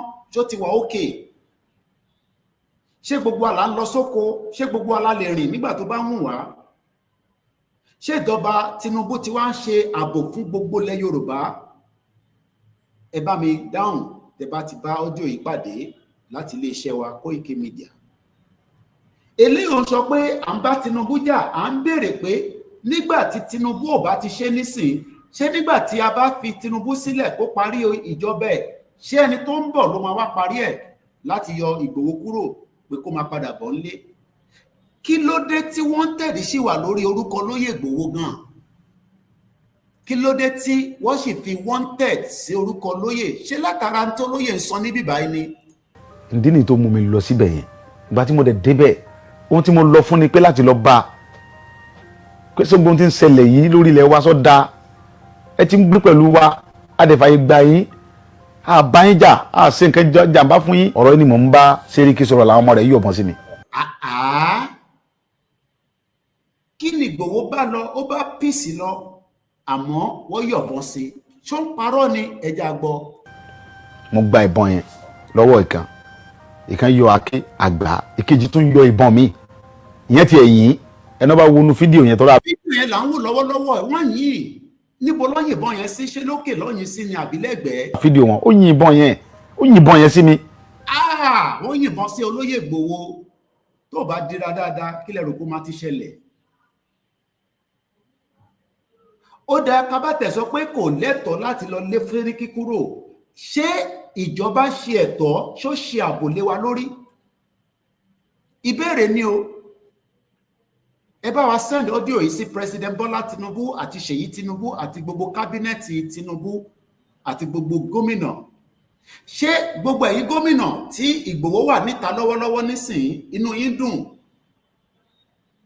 Gbogbo ẹ̀yin olóṣèlú inú yín dùn pé olóyè wà lẹ́yìn odi? Ṣó yọ yín lẹ́nu tẹ́lẹ̀ rí ni?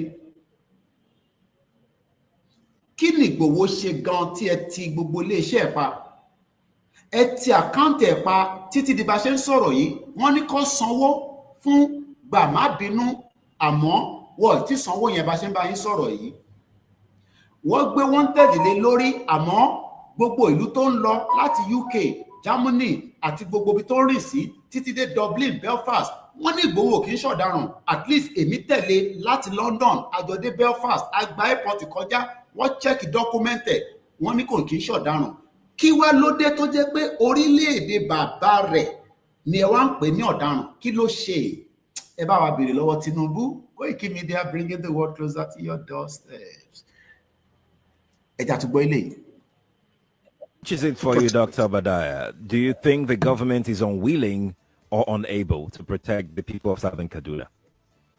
In fact, it is not only unable, it is unwilling, and we have good reason to feel that they are part and parcel of the killers. Let me make some revelations to you. That's a very big allegation, Dr. Obadiah. The government is part and parcel of the killers. Yes. That's big. Yes. Yeah.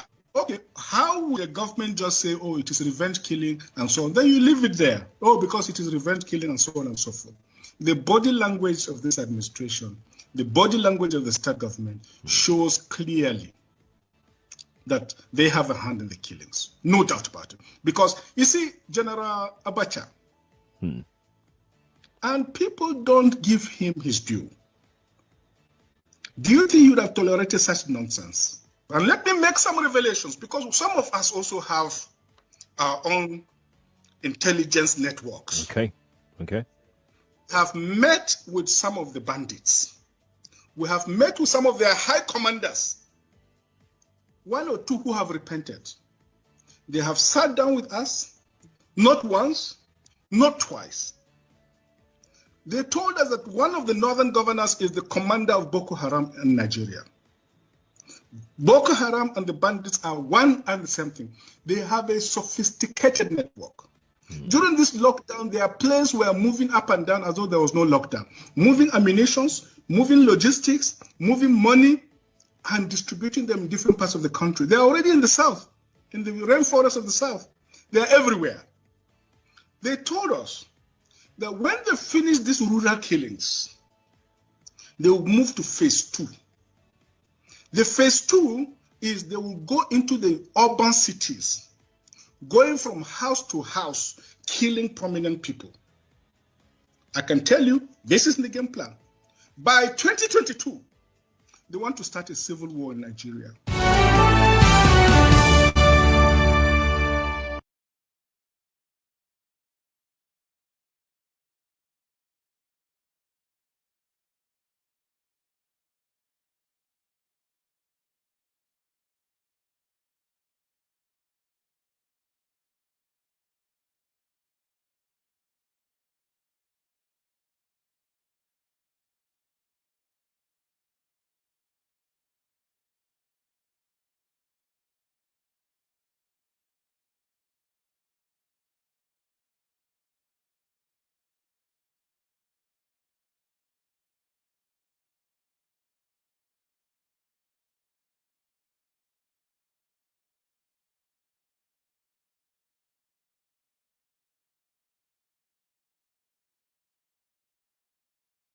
About that, apparently my mic has been muted. The mic is back. Thank you so much, Bishop Additional. The mic is back. Thank you so much. Apparently, I was just muting the mic when we were playing the video earlier. The voice note that we've recorded now, if anybody has the contact of Bola Tinubu, please send it to him. Our audio is back, and I believe audio is back. Audio is back. Audio is back. Akibabawa, Professor Akintoye, Moki Gbogbo Eyomo Yoruba, Lotun Losi. I say good morning, good afternoon, good evening, and welcome to the transmission. Ama, to continue program, I think barrier, the audio is back. Audio is back. Audio is back. If you can hear me, let me know. Volume. Is the volume back? It's okay now. Eshegonin. While we are still here asking for one thing enough, is that the right to self-determination is an inalienable right, and that right will be respected. Let's listen to this again as we are bringing and testing. What we are doing, we're testing this Streamyard, and it seems it's stable. I'm sure my video is not as the quality that you might want it, but as long as my audio is good, then there shouldn't be any problem. Moki babawa Monsuru, daddy wa mokinyi gbogbo babawa. Moki entewa lori mixlr Ogumola Biodun. The mixlr, for most of you that might not know, is like listening to your radio station. Good morning to you if you're listening to me on the Twitter space, and please ejeka ma in the comment section. We've run this test for almost some hours now. I believe close to, if I'm right, almost, I don't have the frequency of how long I've been on air. Okay, 2 hours, 48 minutes. And I believe most of us are enjoying it. If you want to join, I will add the link again. All you need to do, click on that link. It brings you to the studio. You don't have to turn your camera on if you don't want us to see your face. We don't have a problem. And you can come and talk to us. And we will also like to hear your view, especially on the things that we've been talking about and why Yoruba needs to exit Nigeria. Why is Tinubu giving Boko Haram access to return back to the society, and the same Bola Tinubu refused to give Igboho access to return back to Yoruba land? Kini Igboho ṣe fún Tinubu? Kini wọ́n jọ gbà lọ́wọ́ ara wọn? Why is President Bola Tinubu very adamant pé Igboho gbọ́dọ̀ padà wá sílé? Ṣé torí pé Igboho ní òun ò ní fi Yorùbá nation sílẹ̀ lọ́rùn àbí báwo? What is the reason? Kí ló fà á? Mo kí gbogbo ẹ̀yin tẹ́tí wà lẹ́nu iṣẹ́ as doctors, NHS, America, Yoruba land, káràkátà, kátà omi, kátà this, kátà that, struggling on a daily basis.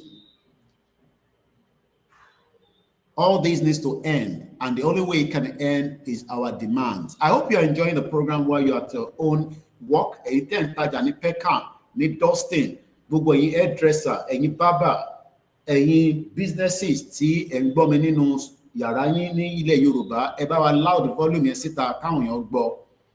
Koiki wọ gbọ́ yín, kí ló fà á? Tẹ́yin náà bá jẹ́ kó gbọ́ wa, wá gbọ́ wa o.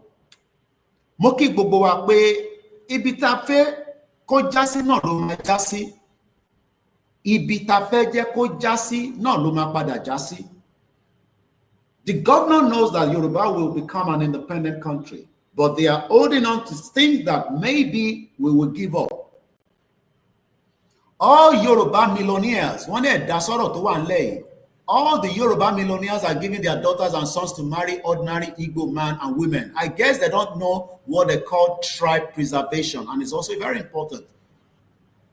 Moki baba Olayinka, gbogbo ẹ̀yin tí láǹfààní àti fi dá sí, it's okay, but atini brother wa kan tó ti wọlé, ẹ jẹ́ kó bá wa dá sí ọ̀rọ̀ tó wà ńlẹ̀ yìí. If you can hear me, go ahead and let's hear your view on the discussion this morning.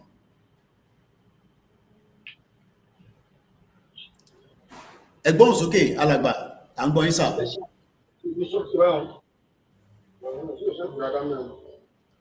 Ẹ ti wọlé, ẹ máa sọ̀rọ̀ lọ, à ń rí yín, ẹ máa kọ̀ sọ̀rọ̀ lọ, àti rí yín, ẹ̀yin máa sọ̀rọ̀ lọ. Ẹ káàárọ̀ sà. Ẹ káàbọ̀ sórí ìkànnì wa, a dúpẹ́ pé ẹ darapọ̀ mọ́ wa sà. Ohun tèmi kọ́ rí bẹ́ẹ̀ ni pé àwọn bàbá wa ó yẹ kán lè sọ̀rọ̀ sórí ọ̀rọ̀ bàbá wa olóyè Sunday Igboho. Torí pé gbogbo àná la mọ̀ pé n tó ń jà fún ẹ̀tọ́ gbogbo ọmọ Yorùbá ni. Tábọ́ náà wọ bàbá wa, ẹ jẹ́ ká specify ẹ̀ because bàbá pọ̀. Bàbá wo là ń sọ? Àwọn balẹ̀ Yorùbá. Okay. Ó yẹ kí wọ́n lè sọ̀rọ̀. Torí pé a mọ̀ pé ẹ̀tọ́ Yorùbá ni, ẹ̀tọ́ wa ni, kò ń ṣe pé bẹ́ẹ̀ nǹkan kankan. Àbò ni yóò ṣe máa jẹ gàba lórí nǹkan tó jẹ́ ẹ̀tọ́ ọmọ ẹ̀tọ́ èèyàn tó máa sọ pé òun lòun ní. Bírú nǹkan wo nìyẹn? Bó ìbúná ti gbàdú ẹ̀, ìbúná ti gbé gbàdú ẹ̀. Ìṣẹ́ tó lè gbàdú ẹ̀ náà. Ní gbogbo àgbáyé kọ́ńtù rẹ̀ lè gbàdú ẹ̀, kọ́ńtù rẹ̀ lè gbàdú ibi tí ọgbẹ́ wọn láwa ní. Láìsí lọ́gbẹ́ ẹ̀wọ̀n, táyìn lè ṣe tó wùwà, táyìn lè jẹ tó wùwà, àyìn lè àwọn bàbá wo ní lọ sóko. Torí kí ni? Yorùbá ní àìtẹ̀yìn ká là dọ́wọ́ bò náà. Àìtẹ̀yìn ká là ń dọ́wọ́ bò. Àbí kí láǹfààní tẹ́gẹ́ àwọn nísìn oúnjẹ wọn gógó gbogbo ẹ̀wọ̀n. Àwọn àbá tó lọ sóko, tán dáko, ẹ bọ̀ síbẹ̀ ẹ jẹ nǹkan, ẹ bà nǹkan wọn jẹ́. ẹ fẹ́ pẹ̀lú mi dànù ẹ bá yàwó ẹlòmíì sùn kí n tún máa rẹ̀ dán yún táwọn bá sì wà mẹ́rin sì lájú kalẹ̀ kí ni kí láǹfààní pé àwa lórí ilẹ̀ orílẹ̀-èdè wa náà lórí ilẹ̀ wa kò bójúmu náà ó yẹ kẹ́nà sọ̀rọ̀ náà nígbà tí nǹkan bá tó bàjẹ́ tán kó nǹkan ti bàjẹ́ ọ̀rẹ́ dì pàtó nǹkan bá tó bá bàjẹ́ tán kò yẹ kó rí bẹ́ẹ̀ o ó yẹ ká lè sọ̀rọ̀ o torí kálukú náà ń kọ̀tàn lẹ́ni báyìí o kálukú ń kọ̀tàn ní kẹ́sì máa kọ̀tàn dáadáa o torí pé àwa wà ń bẹ lónìí sìn kálukú wà bẹ́ẹ̀ lánàá o kálíbà nǹkan lè sí náà bàbá yìí ẹbí ẹ̀kọ́ fún gbogbo wọn lọ àwọn tó wà àwọn máa sìn wọn àǹfààní ẹ̀kọ́ fẹ́ kankan ẹ̀yin náà gbọ́n yẹn sórí bàbá eléyìí sìn tí wọn rí léyìí bí òṣìṣẹ́ ìjọba ni iná bá yé rẹ̀ jẹ́ báyìí ṣé ká náà fámìlì wọn ni àbí kan náà ṣe báyìí sínú wọn dùn ni ká sọ tọrọ náà ká sọ tọrọ kí làbúrò má lè sọ tọrọ ó yẹ ká lè sọ tọrọ o ẹ̀kọ́ ètò Ọlọ́run tó bàjẹ́ o. àmín bàbá wa ní ó jẹ́ kó lè sọ tọrọ ibi tí bàbá wa bá wa gbé ohun dọ́dí yẹn wọ́n ní Koiki sọ fún wọn ó jẹ́ kó lè sọ òtítọ́ ọ̀rọ̀ mú kí yẹn ṣe gan ni gbogbo ẹni tó bá fẹ́ dá sí ẹ lè láǹfààní àti wọlé bẹ́ẹ̀ bá fẹ́ tan kámẹ́rà yín no problem kò ń ṣe dandan ẹ lè wá bá wa dá sí orí ètò Koiki Media náà la ṣe wà tí a ti ń fi ọ̀rọ̀ jomitoro ọ̀rọ̀ Yorùbá mi náà ti ń dùn díẹ̀díẹ̀ o mo kí gbogbo ẹ̀yin girama mo kí bàbá wa mo kí ẹ̀yin ìyá wa o mo kí gbogbo ọmọ Yorùbá mo fẹ́ ká wo orí arákùnrin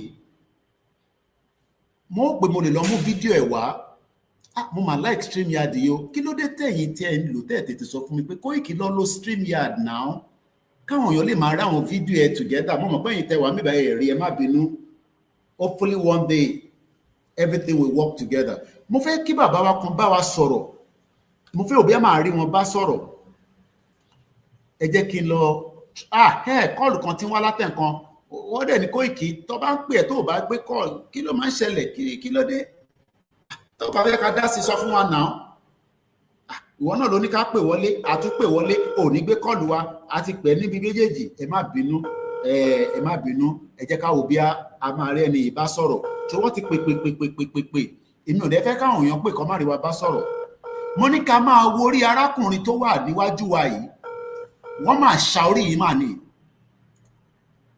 wọ́n ṣa ni o dàbí arákùnrin àpò àpadà mo wá fẹ́ lọ wo bí a máa rí fídíò ẹ̀dọ́ mo ti jù sínú archive mi ẹ jẹ́ kí n lọ wo bóyá mo lè rí fídíò yẹn mú wá fún wa ẹ rántí fídíò yẹn tí mo show fún yín gbà yẹn pé arákùnrin yẹn náà bá wọn jà tó bá yẹ pé kò jẹ nǹkan sára dáadáa ni wọ́n fẹ́ dúnbù ẹ̀ ni kí ló dé tí à ń sọ fáwọn ọmọ Yorùbá pé ọ̀nà àbáyọ tó kù ni pé ká pín àwọn kan ní ká má tí ì lọ ká tún lọ ṣe 2027 ká jẹ́ kí Tinubu ṣe tán tí Tinubu bá wà lọ ṣe tán kọ́ ìjà ń ronú bẹ́ẹ̀ ọ̀rọ̀ tó wà nílẹ̀ yìí ó kan gbogbo aráalé ó kan ará àta náà má ní kò kàn ẹ́ torí pé kò ń ṣe mọ̀lẹ́bí ẹ tó bá jẹ́ pé brọ́dà ẹ àbí ọ̀nkù ẹ lọ ṣá lórí báyìí bàbá mi Idris mo kí yín gbogbo ẹni tẹ́tí wọ́n bí iṣẹ́ tẹ́ bá lè gbọ́ mi mọ́ torí pé ibi iṣẹ́ yóò aláwọ̀ ẹ jọ̀ọ́ ẹ má jẹ́ kí ọ̀rọ̀ pé ẹ̀ ń gbọ́ Yorùbá Nation ibi tẹ́tí mú oúnjẹ wọlé nìyẹn kò sígbà tẹ́ ẹ̀ lè wá tún fídíò mi wò àbí ìtẹ́ bá fẹ́ lọ wò ẹ má ẹ̀ka ṣe bẹ́ẹ̀ mo try láti wá bí a máa rí fídíò yẹn ni but tá a bá rí arákùnrin yẹn là ń rí orí ẹ̀bẹ̀ yẹn oríṣiríṣi nǹkan ló ń ṣẹlẹ̀ bí ṣe ń bá yín sọ̀rọ̀ ní Amẹ́ríkà lọ́wọ́lọ́wọ́ ẹ jẹ́ ká òbí a lè mú ilé wọlé ẹ jẹ́ ká wo fídíò yìí ẹ ká yọ àwọn tí wọ́n ti kúrò nínú stúdíò kúrò kí stúdíò yẹn lè fade díẹ̀. Let's watch this. America lele ní Los Angeles.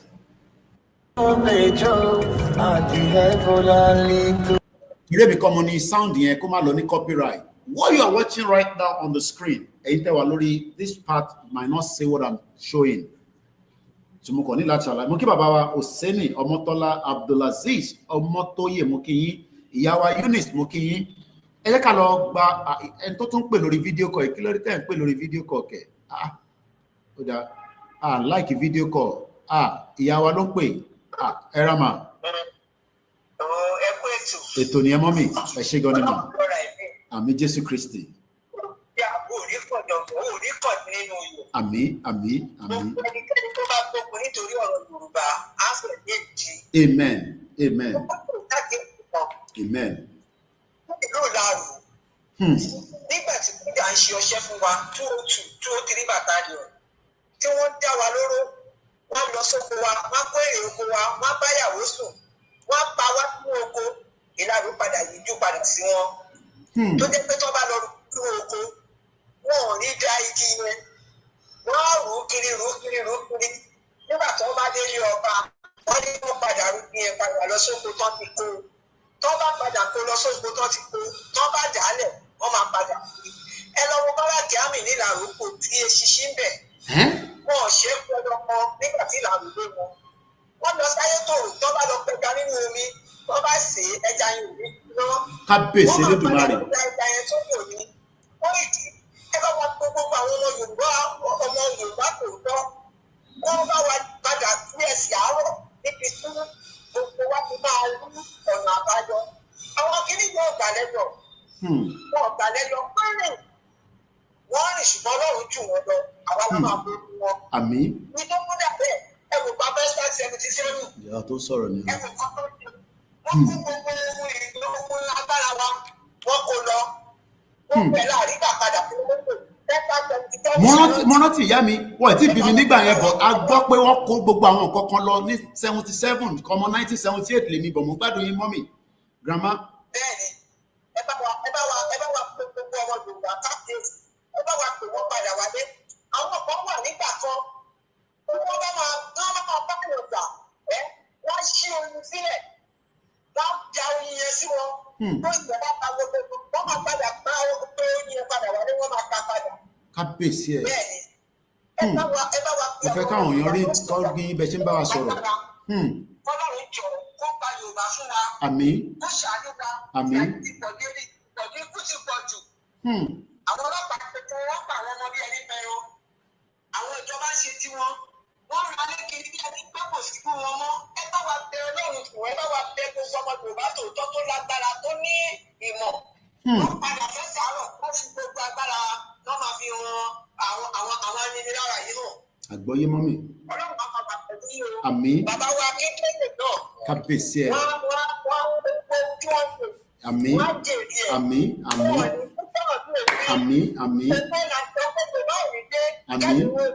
Àmín. Ìyá wa ń ṣàdúrà, ẹ bá mi ṣàmì, ẹ bá mi ṣàmì. Wọ́n gbọ́ yín mọ́mì.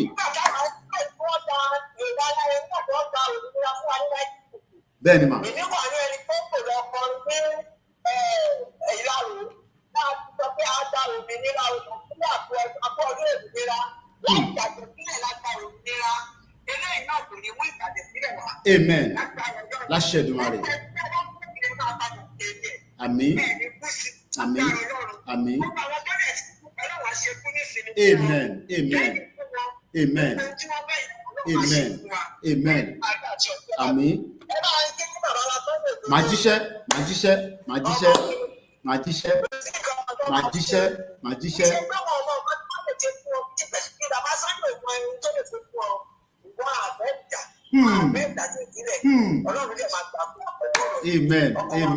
Amen. Ẹ ṣé gan ni grandma, ẹ ṣé gan ni.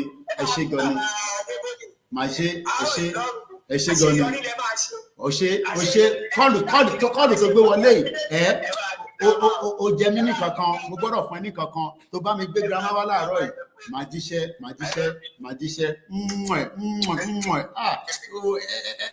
Ẹ wo bó ṣe wí ìyá ẹ bó ṣe please wá láàárọ̀ yìí. Tinubu ò mọ tó ń bọ̀. Yorùbá ti lọ.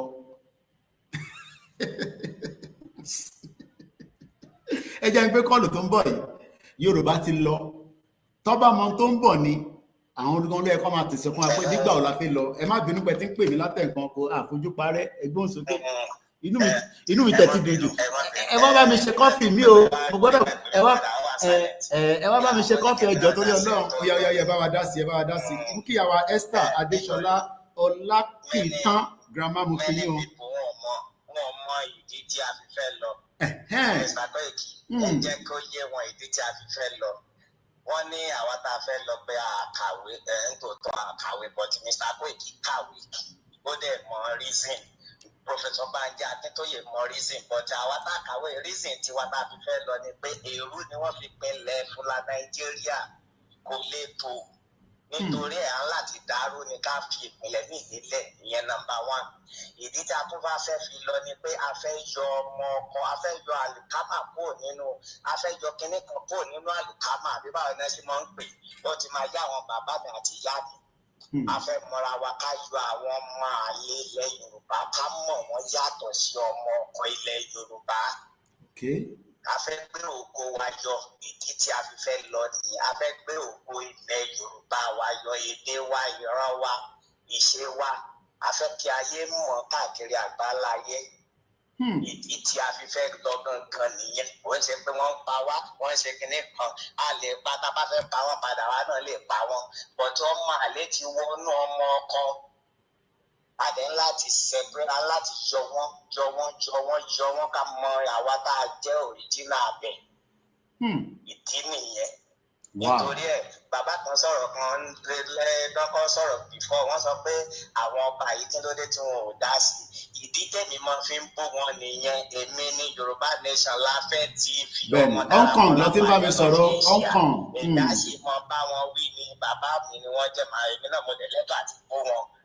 Pé tí wọ́n láti sọ̀rọ̀, tí wọ́n bá ti sọ̀rọ̀ èmi á mọ bú wọn ni. Bó bá wù wọ́n kán sí ààrẹ ìpínlẹ̀ mi tó bá wọn máa mọ bú wọn ni wọ́n láti ṣẹ̀tọ́ wọn àṣẹ bàbá tó bá ti ṣe dáadáa bàbá òfò náà mọ̀ ń pè ní ilẹ̀ Yorùbá. Àwọn náà ni ọkọ wa àwa kọ́. Wọ́n ní bàbá tí ò bá ti tọ́jú ọmọ. Mr. Koiki ẹ̀yin náà dá sí kí ni wọ́n máa ń pẹ̀lú bàbá náà.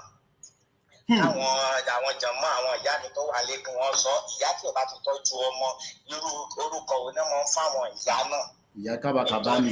Tábà fún wọn nísìn báwo ni wọ́n ṣe máa sọ bá ń bú wọn. Bú wọn àwọn náà ní ọ̀rọ̀ wọn là á fi ń sọ fún wọn. Nítorí ẹ̀ tí wọ́n bá ti wá tọ́jú wá sí tán fìyà jẹ wá tán pa wá kí wọ́n ń bá àwọn àti wa àwọn ìyá wa sùn ní tipá tí wọn ò dẹ̀ sọ̀rọ̀ tán dẹ̀ láṣẹ irú bàbá wo ni ká pè wọ́n kán wọn jẹ́wọ́ ara wọn. Nítorí ẹ̀ Yorùbá nation no going back. Ìdí nìyẹn à ń láti lọ ni. Nítorí pé kí ni èrú ni wọ́n fi pinlẹ̀ ẹbẹ̀. Èrú yẹn dẹ̀ ní ìlú yẹn ò lè wọ́. Wọ́n wà ẹ̀wò ká tún fún wọn ní 1 million years. Kò lè ìlú yẹn ò lè tò. Kò sí nǹkan tó lè tò nílùú yẹn. Àṣírí ni àwọn ò ń ṣe babaláwo adẹ̀ ń ṣe àfa kò lè tò ní. Ẹ̀ ń sọ̀rọ̀ pé ambulance lẹ́ẹ̀kan níbi tí nǹkan bá ṣẹlẹ̀ sí mi ń bì. Wọn ò fẹ́ mọ̀ pé mi ò níwèé. Tẹ̀lé Obama ẹ wá gbé mi ò níwèé. Tí nǹkan bá ṣe mí báyìí wọ́n á sì tọ́jú mi ná. Wọn ò ní sọ pé o níwèé àbó ò níwèé. Wọ́n á tọ́jú mi wọn ò ní. Ambulance tó máa dé bí ẹ̀sìn wọ́n lè tó 9. Bẹ́ẹ̀kan pẹ̀pẹ́ nìkan ṣubú lásán àbẹ́ nìkan ṣe kí ní ambulance tó máa wá á tó 9. Irú ayé wo là ń lò? Àwọn ń wí táìwé àwọn nǹkan sọ pé ẹni tó bá ti sọ̀rọ̀ ń sìn ìyá ń jẹ wá ni láàfin lè sọ̀rọ̀. Ìyá ọ̀jẹ̀ mi ń bí iye omi ò dẹ̀ kàwé. Nǹkan tí mò ń rí bí gan ẹni tó ta PhD nílùú yín lọ́wọ́ òrì nílùú àgbánù ìlú òfò tí wọ́n fẹ́ káàtó ìwọ ò ní. Kí wàá ní ká máa sọ mi ò tó rọ́jọ́ mi ò ṣe kankan. Ẹ jẹ́ ká jáde fún rálì kí gbogbo wa lè ṣe tó yẹ ká ṣe nọ́mà. Ká jà fúnra wa. Mo dẹ̀ mọ̀ pé ìran wa òun ló máa gba ètò lágbàáyé tá a bá fi lè gbà ẹ mẹ́jì nǹkan yín Mr. Koiki. Àwọn ìyá mi àti bàbá mi tó jòrì jìnnà àwọn gan mọ̀ pé tá a bá lọ wọ́n mọ̀ pé ayé wa máa bọ́ sí dáadáa wọ́n mọ̀. Àwọn ọ̀tẹ̀ ọba yìí ọlá ìjẹkújẹ tí wọ́n ń jẹ ni ò jẹ́ kí wọ́n ṣe sí wọn. Ìyẹn lèmi sọ pé tó bá ti di táìmù rálì kò tí bá ń bá wọn jà ẹ lọ jókòó síta lé wọn káwá wo máa pa ẹni tó máa pa anybody. Kò níbi kẹ́ ẹ bá dá jókòó síbẹ̀ pé 1 million wà ń bẹ ní kálukú wọn bẹ̀. Ká mọ̀ jẹun ká mọ̀ ṣe for complete 2-3 months ń bẹ̀ káwá wo tó máa ṣẹlẹ̀. Tí ò bá ti ṣe bẹ́ẹ̀ dàbí pé àti ìrẹ́dì nìyẹn o. Ìmọ̀ràn tèmi fún gbogbo àwọn àgbáyé tó bá jẹ́ ọmọ Yorùbá ní ìtẹ̀sán òun nìyẹn. Tó bá ti di jọ́nà lábá ti ń ṣe ẹja jókòó síwájú gbogbo wọn Àwùjalẹ̀ ni o Aláàfin ni o gbogbo wọn pátápátá ẹja jókòó síbẹ̀ ká mọ̀ jẹun ká mọ̀ mú níbẹ̀ kọ́kọ́ wa lálejò káwá wò bóyá wọn alágbára bóyá wọn á ní kí wọn apọlọ́pàá tó wá pa wá síbẹ̀ kó pa àwọn èèyàn síbẹ̀ ní ẹ̀ka pa wọn káwá wọ àwọn tó máa jọba lé lórí. Mr. Koiki ẹ má jẹ́ disturb àwọn Yorùbá lọ́sẹ̀ Ọ̀dàbọ̀ ni a ti wà lẹ́nu. Ẹ ṣe. Àwọn jíjẹ mímu lọ kí n bẹ̀rẹ̀. Ó dà. Bẹ̀rẹ̀ máa ṣe tó ní Ó dà. ẹ̀sìn. Jíjẹ mímu ní Hong Kong ni wọ́n ti pè wá. Wọ́n ní àwọn kàwé, wọ́n ní Koiki wọ́tẹ̀ ká díẹ̀. Àwọn kúrò tó àwọn ọ̀kà mú kí àwa Eunice Ládépọ̀. Ẹ jẹ́ wá bá wa ṣe kọ́fì o. Torí ìyá wa tó pè tán lẹ́ǹkan yẹn láti ọ̀nà Ìlárò. Ìyá yẹn sọ̀rọ̀ tó dá lẹ́nu. Grandma sọ̀rọ̀. Mo kí bàbá mi Bídèmí, mo kí gbogbo ọmọ Yorùbá. A ṣe wà lórí ètò testing náà là ń ṣe. Ẹ jẹ́ àgbọ̀n tí former Commodore Ọlákúnlé Ọláwùnmí sọ nípa Nàìjíríà. Èèyàn kan náà wọn láìkè tí brọ́dà yẹn sọ tán fúlà Nàìjíríà. Mo kí bàbá mi Bánkọ́lá Ayọ̀ọ́lá. Koiki wàhálà yín pọ̀, ẹ fi Tinubu sílẹ̀. Ta ló dì mú? Ta ló di Tinubu mú? Ta ló ń dà láàmú? Ṣáwa là ń dà láàmú. Àwọn tó ń dà láàmú jọ wà nínú gọ́ọ̀mẹ̀ntì wọn nísìn tó ń dara wọn láàmú, tó ń parọ́ fúnra wọn. Gbogbo àwọn tí wọ́n jẹ́ àwọn northerners wọ́n ní Tinubu ò ní débẹ̀ mọ́. Ntọ́ sọ nìyẹn. Àwa ní Tinubu ní the last president. Gbogbo wa gbọ́dọ̀ sowọ́pọ̀ ni. Ẹ jẹ́ àgbọ̀n tí Comrade Ọlákúnlé sọ. Sentiment is that there are a group of people in this country that feels that this country should be Islamized. Ní sùúrù brother mi, bàbá mi, uncle mi. Kí ni reason tó ṣe fẹ́ Islamize in Nigeria? Only there are group of people in this country. Only there are group of people. Mo ní bóyá ẹ fẹ́ bá wa dá sétò. Ẹ má sọ nǹkan míì, a wà lórí ètò ni, èyí tẹ́ máa bá mi sọ private, ẹ má mú yẹn jáde rárá. But ẹ wà lórí ètò, ẹ má dárúkọ bí tẹ́ ti ń pè o. Bàbá yóò, mo fẹ́ kọ́ dá sí ni, ẹ jẹ́ n sáré pé wọ́n padà, àwọn èèyàn máa ń pa data lé ni o. Fẹ́ kọ́ bá mi dá sí ni.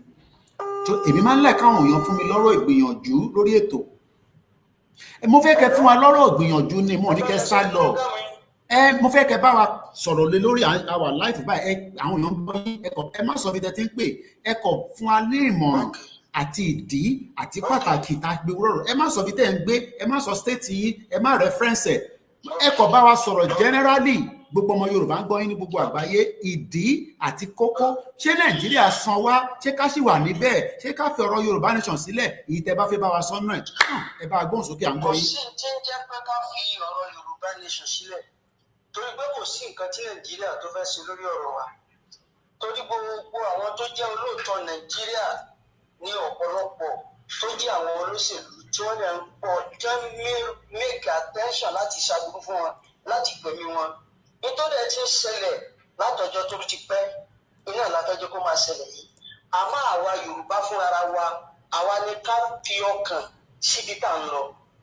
Tá a bá fi ọkàn sí i, kò sí ìlú tó ní ìfàyà tó wọ́n gbà nírọ̀rùn, kò sí ìlú náà tó wà tí wọ́n lè rí rọrùn bẹ́ẹ̀ lẹ́nu pẹ̀lú fọkànbalẹ̀.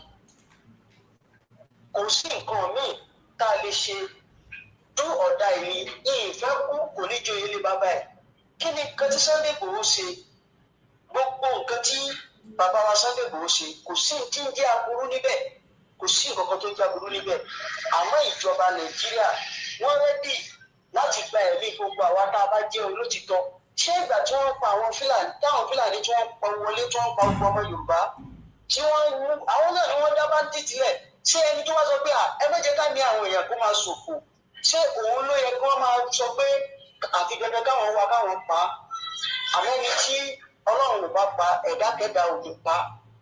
Torí mo nígbàgbọ́ pé ìjọba Nàìjíríà wọn ní nǹkan kan tí wọ́n fẹ́ ṣe nínú Nàìjíríà yìí tàbí àṣìf rárá.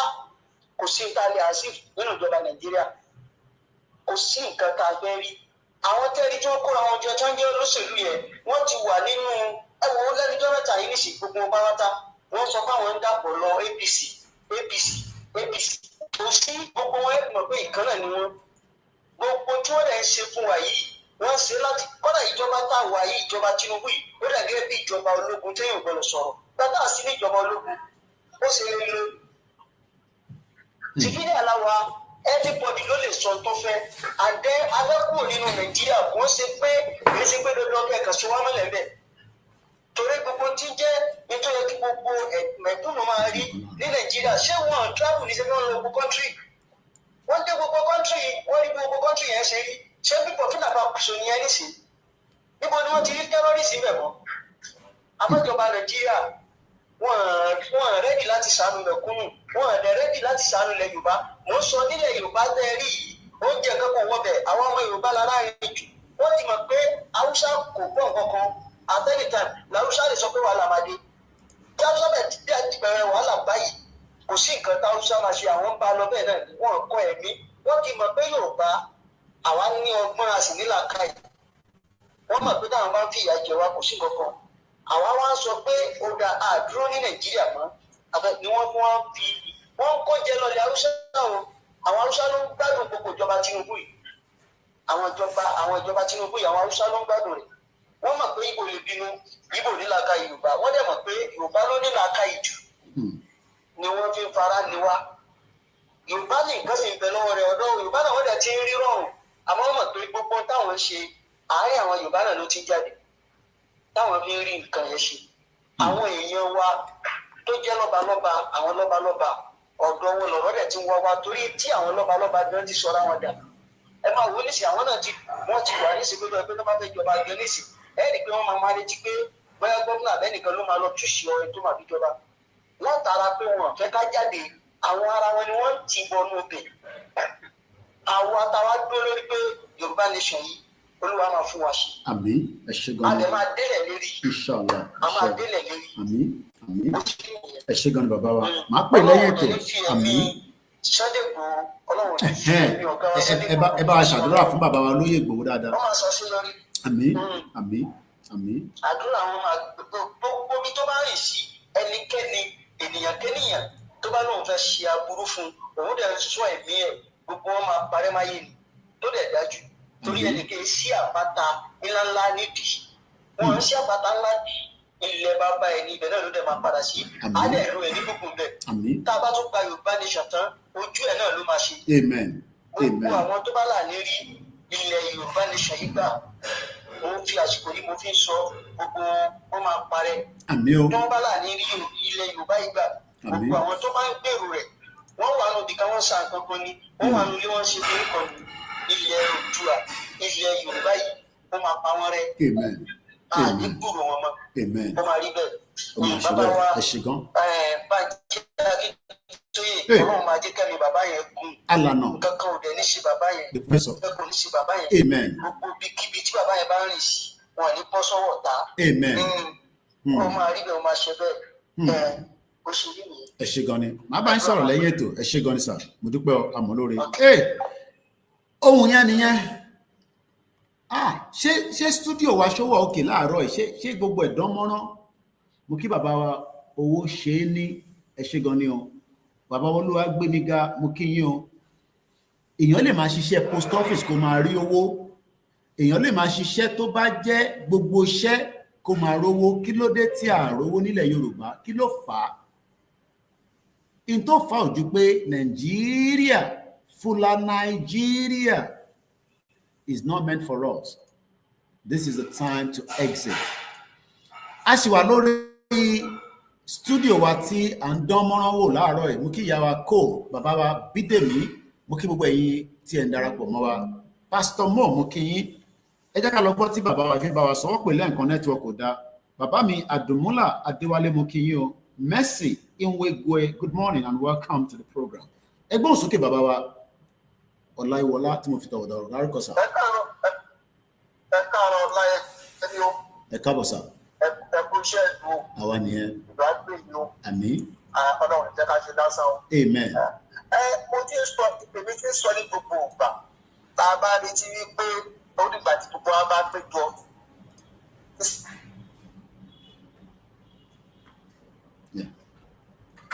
Network wọn tuntun ti lọ o. Kàkà.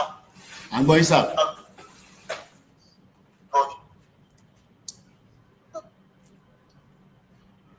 Àwọn péréte ló máa ń gbà ní gbogbo àgbáyé níbi tí a fẹ́ wáyé náà nígbà tó fẹ́ gba ọgbà nígbà tí wọ́n sọ kọjá 50%. Very few. Bẹ́ẹ̀ni ẹ parí sọ. Àwọn tó náà kó níbẹ̀.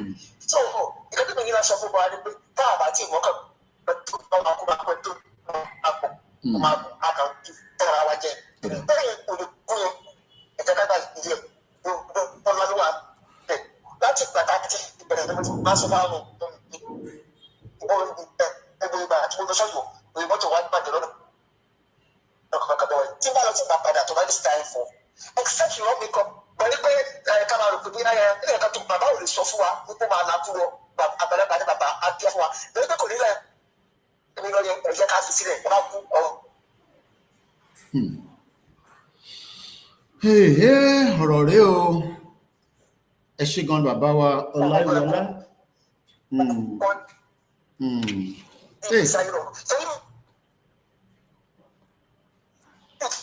Àyẹ̀ náà sì ẹ̀ máa rí ọjọ́ máa tọrúkọ àwọn president gbé fúlà táwọn máa gbé fúlà sílẹ̀ lójoojúmọ́.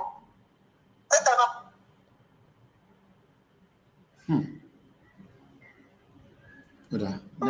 Network wọn yẹn ó lọ díẹ̀. Mo kí ẹ Igwe James, mo kí bàbá wa Ṣókalẹ̀ Sunday. Kóìkì gbẹ́nu sàn yóò mọ Yorùbá dáadáa ní owó ń porúkọ mi bẹ́ẹ̀ yẹn. Only my humble regard to Professor Akintoye, Alano himself. Moki Yonkan, Moki Plan B. Good morning to all the Biafrans and the Hausas. The Yorubas have made up their mind. Nigeria is no longer a working system. Mr. Taiwo Olaiwola, good morning. Moki Babawa, Macon Grill. Wherever you are listening, wherever you are around the world, you are connected to the Koiki Media, especially if you're watching us on the YouTube this morning. Fantastic broadcast since 3 hours, and we are still going. And to bani data, LA, come off and get download the tool because this is the only work that we have. In when you join, you can come in and come and also, we are inviting you. Teba fe camera in see and disconnect camera in the batife wole keko gboju CBA.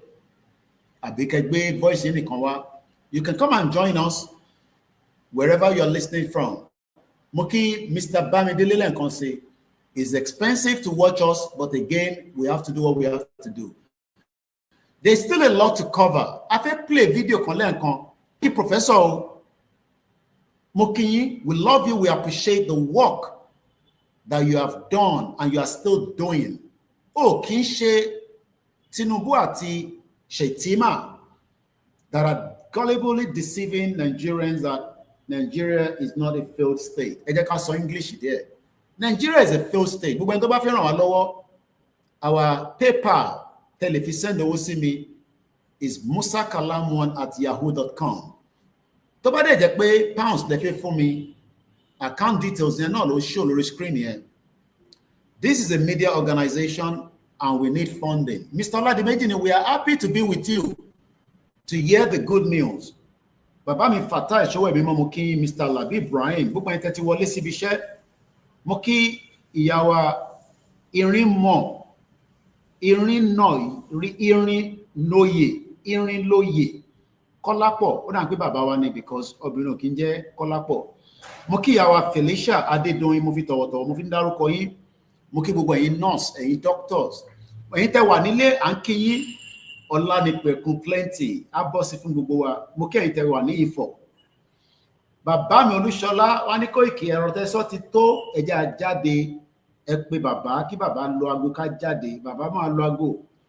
Picture bàbá náà ni mo fi ń wọ̀n tẹ́ bá sáré lọ sórí other Facebook wa ẹ̀rẹ́ mi àti bàbá. Mo láǹfààní àti tún lọ rí bàbá.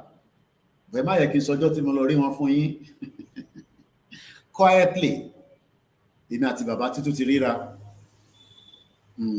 picture èmi àti bàbá ni ó wà lórí screen yẹn. I met him and that's all I can say. Jẹ́ nígbà tí bá tún sọ̀rọ̀ nísìnyí lọ́ba ní Kóìkì ló ní rally ń bọ̀ ní next month o, so let me be very careful this time around. Everything is fine. There's nothing that is not wrong. Nothing is wrong. Everything is fine.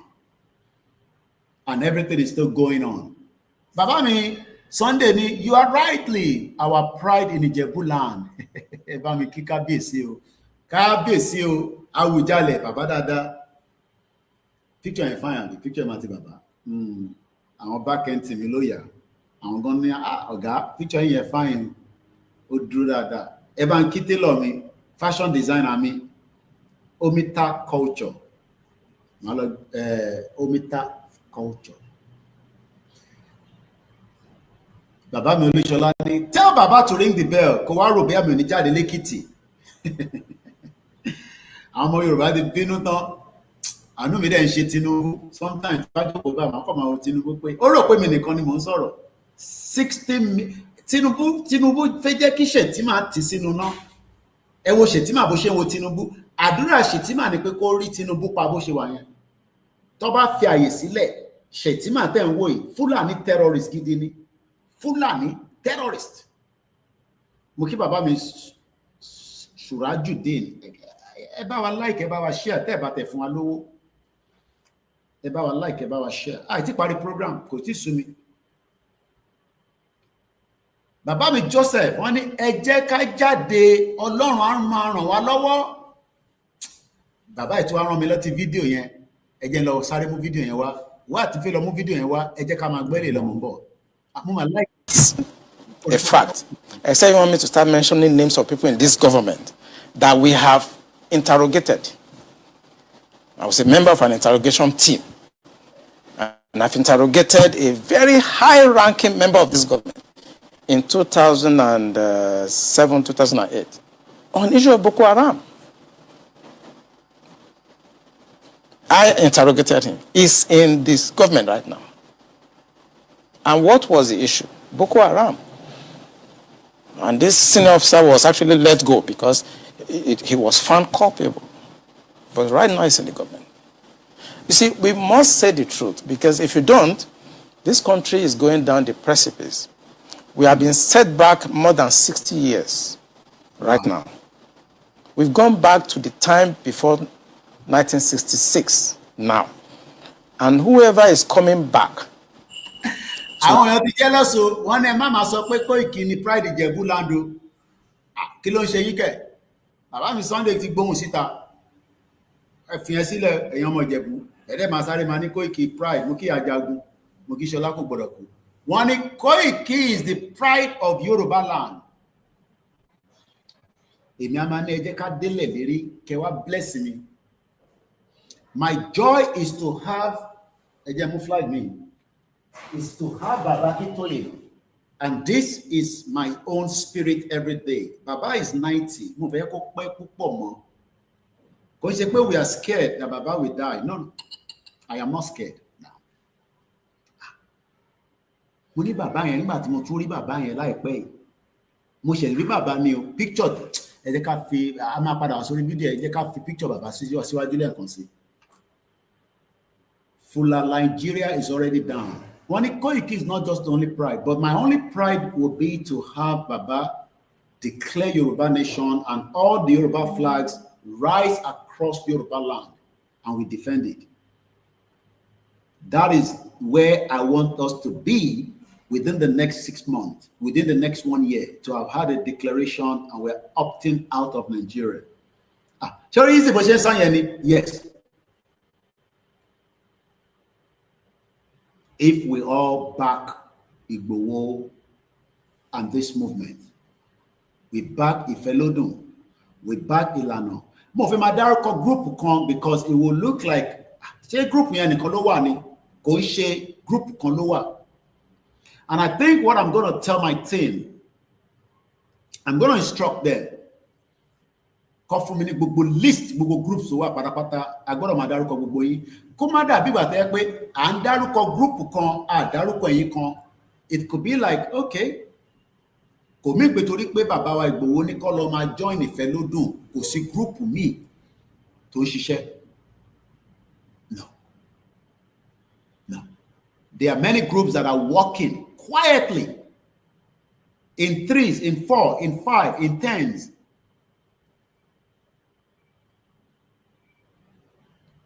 Onkan Radio TV, ó máa lọ ní gbogbo àgbáyé lágbára Ọlọ́run. Nàìjíríà ló ń dìlé gbogbo wa. Èmi ò fẹ́ kó jẹ́ pé mi nìkan. It has to be global. Mo kí ẹ, bàbá mi Benjamin Adumati. Only people are just living in denial. There's nothing called Nigeria. It does not matter your hatred for Baba Akintoye to become the person that will declare Yoruba nation. I have asked Google yesterday, do we have a Yoruba country already? And the answer is no. So Google intend tell you do don't know to declare. Forget that nonsense. Auntie me come abinu ni san ko ikimoti ni ko ma daruko ya e ile fun publicity ko se nkan ta lo je dupo ni tiri don daruko gan self. Stop this nonsense. But it's just to tell those that love Yoruba people, but they are running in a different direction. Moki baba mi ojo Ayodele. Mo ki ele kan si Benjamin Adumati ko se pe tori e ma fún mi lówó. Mo ki e Oncan Radio TV. Ó jẹ́ kí Oncan Radio TV kó máa gbọ́ ní America, kó máa gbọ́ ní London with the technology tó bá jẹ́ pé Nigeria ó ṣiṣẹ́. But Nigeria ò lè fún wa ní that future that we want. Ìdí tí a ṣe gbọ́dọ̀ support Baba Akintoye nìyẹn. Ká má jẹ́ kó pẹ́. Lóòótọ́ àṣẹ ló wà lọ́wọ́ Baba Akintoye káwọn fún wa ní outcome tá máa fi jáde, which is ká jáde fún rally. Kí bàbá dẹ̀ declare. Prayer tèmi nìyẹn. My prayer is ká bá ti jáde fún rally. In no time, kí bàbá declare, ká defend it. Kí gbogbo Yorùbá tó ń bẹ ní diaspora máa bọ̀ nílé, káwa tá wà nílé náà ká fọwọ́ kún wọn. Káwa wo tó fẹ́ ṣẹlẹ̀. And that means kò selection in 2027 nìyẹn. There is 24 months. I need 2 years window. As you are in 2025. Káwọn tó máa sọ pé àwọn fẹ́ ṣe election. In tó kàn máa ṣe ni pé wá try láti defend in Nigeria. They would do everything to want to defend Nigeria. And we would do everything to defend Yoruba land. Ó wá jẹ́ ìlú méjì. Ó máa ṣe kíni, wá ṣe kíni yẹn fúnra wọn. And we will ask Tinubu whether he owns Yoruba land. Bóyá Shettima ló nílẹ̀ Yoruba tó fi fẹ́ claim it. Shettima goes to UN. Maybe you have forgotten. I'll see if I can have the video. Koiki is Omoloye of Ijebu contact star. But Omoloye of Ekiti and Ondo. Mo ní káwọn team mi kó sáré bá mi ṣe coffee. Kò sí tó kàn mí pẹ̀lú orú múyàn. Ìlú òyìnbó láwa ti wá. Ìta máa fi ń jógẹ̀ nìyẹn. But má gba coffee lọ́wọ́ òyìnbó ìtọ́ fi pa Bíọ́lá nìyẹn. Mo kí bàbá mi Adétúlà. Mo kí gbogbo ẹ̀yin actors. Ẹ̀yin alágbára kankan ní gbogbo ilẹ̀ Yorùbá. Ọ̀rọ̀ yóò ń ṣe pé à ń ta òun sí yín, à ń bá yín jà. Ẹ bá rí pé àtẹ̀mísí Olúọmọ mo sọ̀rọ̀ sí wọn rí. Kókó Zaria mo mọ̀ wọ́n rí débi pé mo fẹ́ sọ̀rọ̀ sí wọn sí. Àmọ́ ẹ má ṣe bẹ́ẹ̀. Ọmọ Yorùbá ní gbogbo wa. Tinubu ti lo gbogbo wa. Kò lo èmi o, but ó ti lo gbogbo wa nítorí pé ó lo lẹ̀ Yorùbá, ó fi gùnkè. A dẹ̀ sọ pé ó da gbogbo tó ní ayáfi ẹ̀fọn ẹ. Gbogbo tí Tinubu ní pátápátá ayáfi ẹ̀fọn ẹ kó jẹ́ kí Yorùbá dá dúró. We will never come and ask him to give us back everything he has taken from Yoruba land. But tí Tinubu bá sọ fún wa pé ká fuck off, ẹ má bínú fún èdè yẹn. Tí Tinubu bá sọ fún wa pé ká fuck off, pé òun ò ní gbà kí ilẹ̀ Yorùbá dúró, àwa náà ní gbà kí Nàìjíríà coexist. That means pé gbogbo structure bí mo ṣe sọ will be destroyed. Kò sí pé àní níbẹ̀, a máa destroy gbogbo structure. Gbogbo tó bá jẹ́ empire Bọ́lá Ahmed Tinubu ní gbogbo ilẹ̀ Yorùbá, a máa destroy ẹ̀ látòkè délẹ̀. Ẹ sọ pé mo sọ fún bẹ́ẹ̀. Ikú kan ló máa pààyàn, kò ṣe ikú méjì.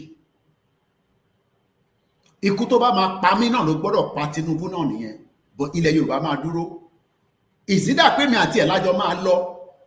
But ẹ̀yin máa nílẹ̀ Yorùbá. Àmọ́ èmi ò lọ́bi kankan.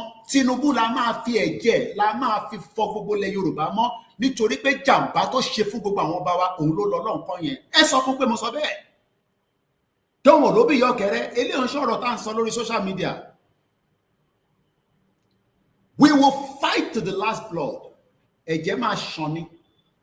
Wàláì tàlá ìsúnmọ́ bí láìláṣílá hùwà. Wọ́n fògùn búra. Eléyìí ń sọ̀rọ̀ social media mọ́. Mo ní gbogbo UK fi UK sílẹ̀, ọ̀rọ̀ UK kọ́ láwọn sọmọ nísìn.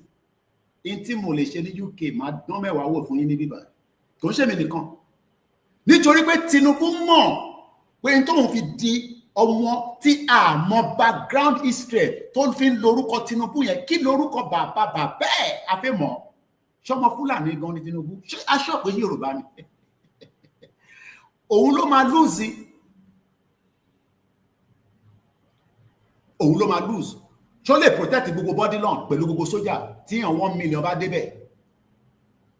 Gbogbo TVC ṣó lè protect ẹ̀. Gbogbo empire, gbogbo structure tó ń pè ní APC ṣó lè protect ẹ̀. Ìyẹn mo ṣe ń sọ fẹ́yìn tí ẹ jẹ́ gbòógì tẹ́ ń tẹ̀lé Tinubu, tẹ́ jẹ́ actor. Àwọn tí mo meaning actor, àwọn tó já lágbára. Mo fẹ́ dárúkọ yín, gbogbo ilẹ̀ mọ́ra yín. Ẹ má jẹ́ kí Tinubu lò yín against 60 million Yoruba people. Ó máa ní consequences lọ́jọ́ iwájú. Ó máa ní consequences ní ọjọ́ iwájú tó bá jẹ́ pé a bá gbọ́ pé ọmọ Yorùbá kan ní Kwara ló tahùn sí ọmọ Yorùbá nation látara pa fẹ́ lọ, a máa lọ béèrè pé ọmọ ìdílé wo gan nìwọ náà. President Tinubu divide Nigeria now so that we can move out of this country. Ìlú yóò lè work. Kò sí nǹkan ọ̀rọ̀ election kan lélẹ̀. Mo sọ fún yín ní 2023, ní 2022, ní 2021. It took us 3 years láti máa campaign pé ẹ má jẹ́ ká lọ ṣe election. Ẹni Koiki fẹ́ gbógun wá. Ṣé ogun ò ti wà nílé báyìí? Ṣé ogun wọlé? Ogun ti wọlé. Ẹ má ká tanra wa. Ó dá tógun bá wọlé ẹjẹ́ agbọ́n tarákùnrin sọ. Bẹ́ẹ̀ ni ikú kan tẹ̀ pa wá. Bọ̀bọ̀ kò fi reference ni. Ikú kan lè pa wá. Ikú òkè ló fẹ́ pa mí níkú. Ẹ wojú Tinubu, kẹ wojú Shettima. Ẹ̀yin ò lè rí ẹ̀yin tẹ́ wà lórí side bíbá. Mo kí ẹ Oncan Radio. Mo kí gbogbo ẹ̀yin èèyàn tẹ́ ń dá sí lọ́tùn lósì. The best of Yoruba country is the. I forget America care whether if a back country, America doesn't give a bullshit. UK doesn't give a bullshit. Any European countries doesn't give a toss. They don't care. Bawoni, Estonia today, let me tell you their population.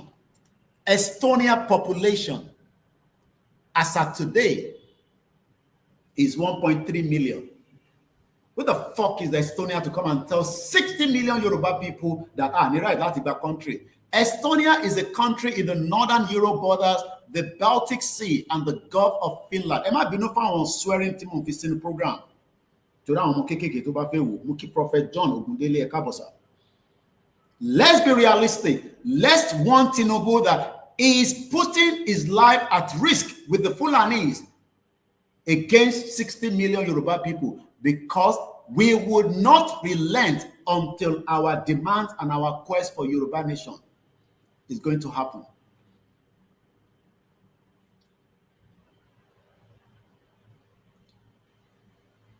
And it will happen in our lifetime. I am only 47 years old. So it's going to happen in my lifetime. If we push and knock everywhere, this time next year, we should be saying we are in our country. Only might stabilize, but declaration God of Tijadi. Katiwanu lewa. Tabati deko ti wa nínú Yoruba nation. Wọ́n máa fún ẹni feel like Yoruba army. Wà dé sọ́nù. Tọ́ba bíbà bẹ́ni army dá. Kó confront ẹ pé kí ló dé tó wọ ṣùkú àtọ́ army. Wà wá sọ fún pé ṣé ìyẹn la ṣe ń sọ fáwọn tó ní àwọn ti gba country pé ní that capacity láti máa sọ pé ti gba country, because kò sí projection kankan. A dẹ̀ mọ̀ pé Tinubu ló ń lo ìyá yẹn. Iṣẹ́ Tinubu ni àtàwọn Fúlàní. Estonia is 1.3 million. Wọ́n pẹ̀lú kan ní Estonia 1.3 million. Ìwọ wá jẹ́ ọmọ 60 million. Ó jẹ́ kínú ẹ̀tẹ̀ máa dùn pé ìlú ẹ̀tẹ̀ pọ̀ ju ìlú kan lọ. Tàbá ní 60 million, I protect gbogbo ilẹ̀ Yorùbá. I make sure pé I need nothing less than 10 million Yoruba military. Kò ń ṣe ọlọ́pàá nínú 10 million yẹn, 4 million máa jẹ́ reservists. Gbogbo ọmọ Israel ló mọ bó ṣe ń yìnbọn. Wọ́n pè wọ́n ní reservist. Ìmí iṣẹ́ lọ sọ́fíìsì kò dé ni. But Israel bá ti pohùn síta pé àwọn nídìí gbogbo reservist kò bí ibi iṣẹ́ náà dá kó sọ pé kò ní lọ. Wọ́n ti train ẹ̀ for that purpose. Ó gbàṣọgún wọn nìyẹn. Ó lọ sí war front nìyẹn. Bó ṣe máa rí náà nìyẹn nígbà tí ilẹ̀ Yorùbá bá di country. Tó bá wá bí country kan dá, tó ń pè ní Nàìjíríà tó lóun fẹ́ wá àtàkì wa à make sure pé a eliminate gbogbo wọn láì fẹ́ ní kankan sílẹ̀ àwa lọ dump body wọn sínú sea a máa gbé lọ. Tí bàbá bá ti dé stage pé wọ́n declare Yorùbá nation a ní right lẹ́sẹ̀kẹsẹ̀ ká wọ uniform wa as a military personnel ká dẹ̀ gbé bọ̀n dání ẹni tó bá fẹ́ wá bá wa jà kó bá wa jà nígbà yẹn kò ní sọ̀rọ̀ pé à ń sọ̀rọ̀ social media àti the country nígbà yẹn nìyẹn bàbá ní right láti máa wá bá ìlú kọ̀ọ̀kan sọ̀rọ̀ pé ẹ fún wa ní weapon àwa fún yín nìkan báyìí I need the weapon I need the sophisticated kini I need the drone I need the this abẹ̀rẹ̀ sí equip ti gbogbo yín yẹn within a short space of time 1 million people will be equipped with weapon a máa ní ìbọn tó ń pè ní ìbọn kí Nàìjíríà wá bá wa jà nígbà yẹn but àkọ́kọ́ gbọ́dọ̀ débì kan ká tó débì kan ni ìdí tó ṣe ń béèrè pé ọ̀nà wo lẹ fẹ́ gbà jáde. Ẹ̀yin dẹ̀ ń bẹ̀rù mo máa ń wọ́ndà pé kí lẹ̀ ń bẹ̀rù fún. Ó dà tí bàbá bá ti declare nísìn láti gba country mo wá dé sójà fìlà mo wá wà lẹ́kọ̀ọ́ odò mọ́ta èèyàn kan máa sọ fún mi pé take this off.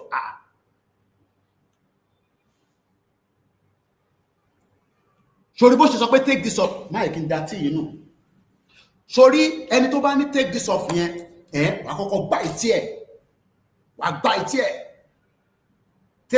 take wetin off. Because Ashima láwọn tó máa jẹ́ instigator tó sì máa fẹ́ fight fún Nàìjíríà ó máa jẹ́ ọmọ Yorùbá ó máa jẹ́ ọmọ Igbo ó máa jẹ́ Hausa they might not literally be Nigerian military àwọn yẹn lè máa kọ́kọ́ take out because the first 2 years tí bàbá bá lọ make a declaration we must expect people that wants to fight us back ìyẹn làwa máa wá defended pẹ̀lú gbogbo chest wa moving forward bó ṣe máa rí nìyẹn ó kù díẹ̀. Ìmọ́lẹ̀ Yorùbá mú kí ẹ ọlọ́ọ̀bẹ Elédùmarè ajé àrí ẹpẹ́ bàbá ìwà ń sọ̀rọ̀ ìwọ wá ní kò sógun nígbà tí mo ní ká jáde o ká gbára wálẹ̀ o ní tí bàbá sọ nìyẹn o ní tí gbogbo sọ nìyẹn o ẹni kì í ṣọ̀tọ̀ ẹ̀gbọ́n tára alàgbà yìí sọ ní last year lọ release video yìí bí ayé yìí dẹ̀ ní ẹ̀jẹ̀ àgbọ̀n tó sọ. Yoruba indigene. I want to talk to you all. And I want you to listen and accept what I'm about to say. I said they are already usurping you from your villages all over Yoruba State. In Ogun State, Osun State, Ondo State, Anambra State, even Anambra State, even the Igbo lands as well. People are already entering those places. And they're already overtaking you people in your various states. What we are saying right now, this is not about religion. Christian, whether you're a Christian Muslim, or you're a Muslim, and we are Yoruba traditional worshippers, this is time we must band together to fight for our father's land so that they don't. Why do we fight for our fatherland? Why? Mo kí Wàlátà, mo kí bàbá mi Ọláwálé, mo kí ẹlẹ́ǹkan sí Ìmọ́lẹ̀ Yorùbá, ọlọ́bẹ Elédùmarè, ajẹ́kàmárí ẹpẹ́, kùṣẹ́ takuntakun. Mo kí bàbá mi Prophet Ilékún Ayọ̀. Ọlátòní Aegis ní Kóìkì, ìlú kan wà tán pè ní Malta, gbogbo population wọn 600,000. Bàbá mi Bùsáyọ̀, wọ́n ní bàbá, ẹ sọ fún bàbá Akintoye kan announce kíní yìí. Ìyà ń jẹ àwọn èèyàn Kóìkì. A ti gbọ́ gbogbo ń tẹ̀sán, àwa náà ti ṣe tán. Ìyà ń jẹ wá. Wọ́lá yìí pọ̀. Bàbá máa make announcement láìpẹ́ láìjẹ́. Mo kí gbogbo ẹ̀yin tẹ́ ti dá sí o, àtẹ̀yin tẹ́ ṣe máa dá sí. Audio ta release lórí tó lóyè Ìgbòho, mo bẹ̀ yín ẹ jẹ́ kí audio yẹn dé ọ̀dọ̀ Fẹ́mi Gbàjàbíàmílà ẹ̀yin tẹ́ bá mọ nọ́mbẹ̀. Gbogbo àwọn yẹn wọ́n fi kú ṣeré o, wọ́n fi kú ṣeré. Fẹ́mi Gbàjàbíàmílà, the chief of staff. Yoruba people ń sọ pé a fẹ́ country ẹ̀ ń sọ fún wa pé ká fuck off. I don't like using that word but ṣẹ́rí nǹkan mọ́mọ́ kan sọ o. Tí bá ń lo language yẹn, language tó ń lò nínú yàrá wọn ni o, ní tí mo mọ̀ tó ń sọ fún mi lẹ́yìn nìyẹn o. Àìmí náà káwọn èèyàn sí wọn lọ́rùn. Ẹ̀mọ̀ kò tó bá wà níbi tó ti ń sọ. Gbogbo ọlọ́mọ tó ń follow gbogbo ohun tá à ń ṣe. But èdè tán náà máa ń sọ ni pé ẹ̀mọ̀ tó lówó bá ń jayé. Tó mu wine cognac wine tó gbé wá láti bí i Japan bí i láti America ẹ fà wọn ẹ sílẹ̀ wọn náà ọmọ Ìgbòho ní fi wọn sílẹ̀. Mo wà lórí ètò ṣẹfẹ dá sí ní sà. mo wà lórí ètò. Ọ̀dà ẹ tó lágbọ́ ẹ ti wà lórí ẹ̀sà kò ní bàjẹ́ fún yín ọlọ́run ajẹ́rin yín pẹ́ ẹ má bínú pé mo lè fún yín ní kọ́fì mi nù àwa lóyìnbó nìkan la máa mú kọ́fì ẹgbọ́n sókè. First and foremost ọ̀gá mi ẹ máa ń ṣe orúkọ mi pé tí n bá pè yín àmì tí n bá ṣe ẹ̀nẹ́sìtì dàbí ọkọ̀ ẹni láti lọ ọmọ ìjẹ̀bú ní ẹni láti lọ lẹ́ẹ̀mẹ́ ṣe máa máa pronounce orúkọ wa. Ó yá ẹ kọ́ mi nísì. Ṣókalẹ̀ Sunday mo kí ni mo wá pè náà mo ní bọ́gà ni McDonald's ò dáa. Ó yá ẹgbẹ́ àmì tó pè lẹ́ẹ̀kan sí ṣókalẹ̀. Òkè kò sí h níbẹ̀ ṣókalẹ̀. Ṣókalẹ̀. Ẹ mọ̀ pé sí ni SEN àbọ̀yán ni. So it is spelled without h.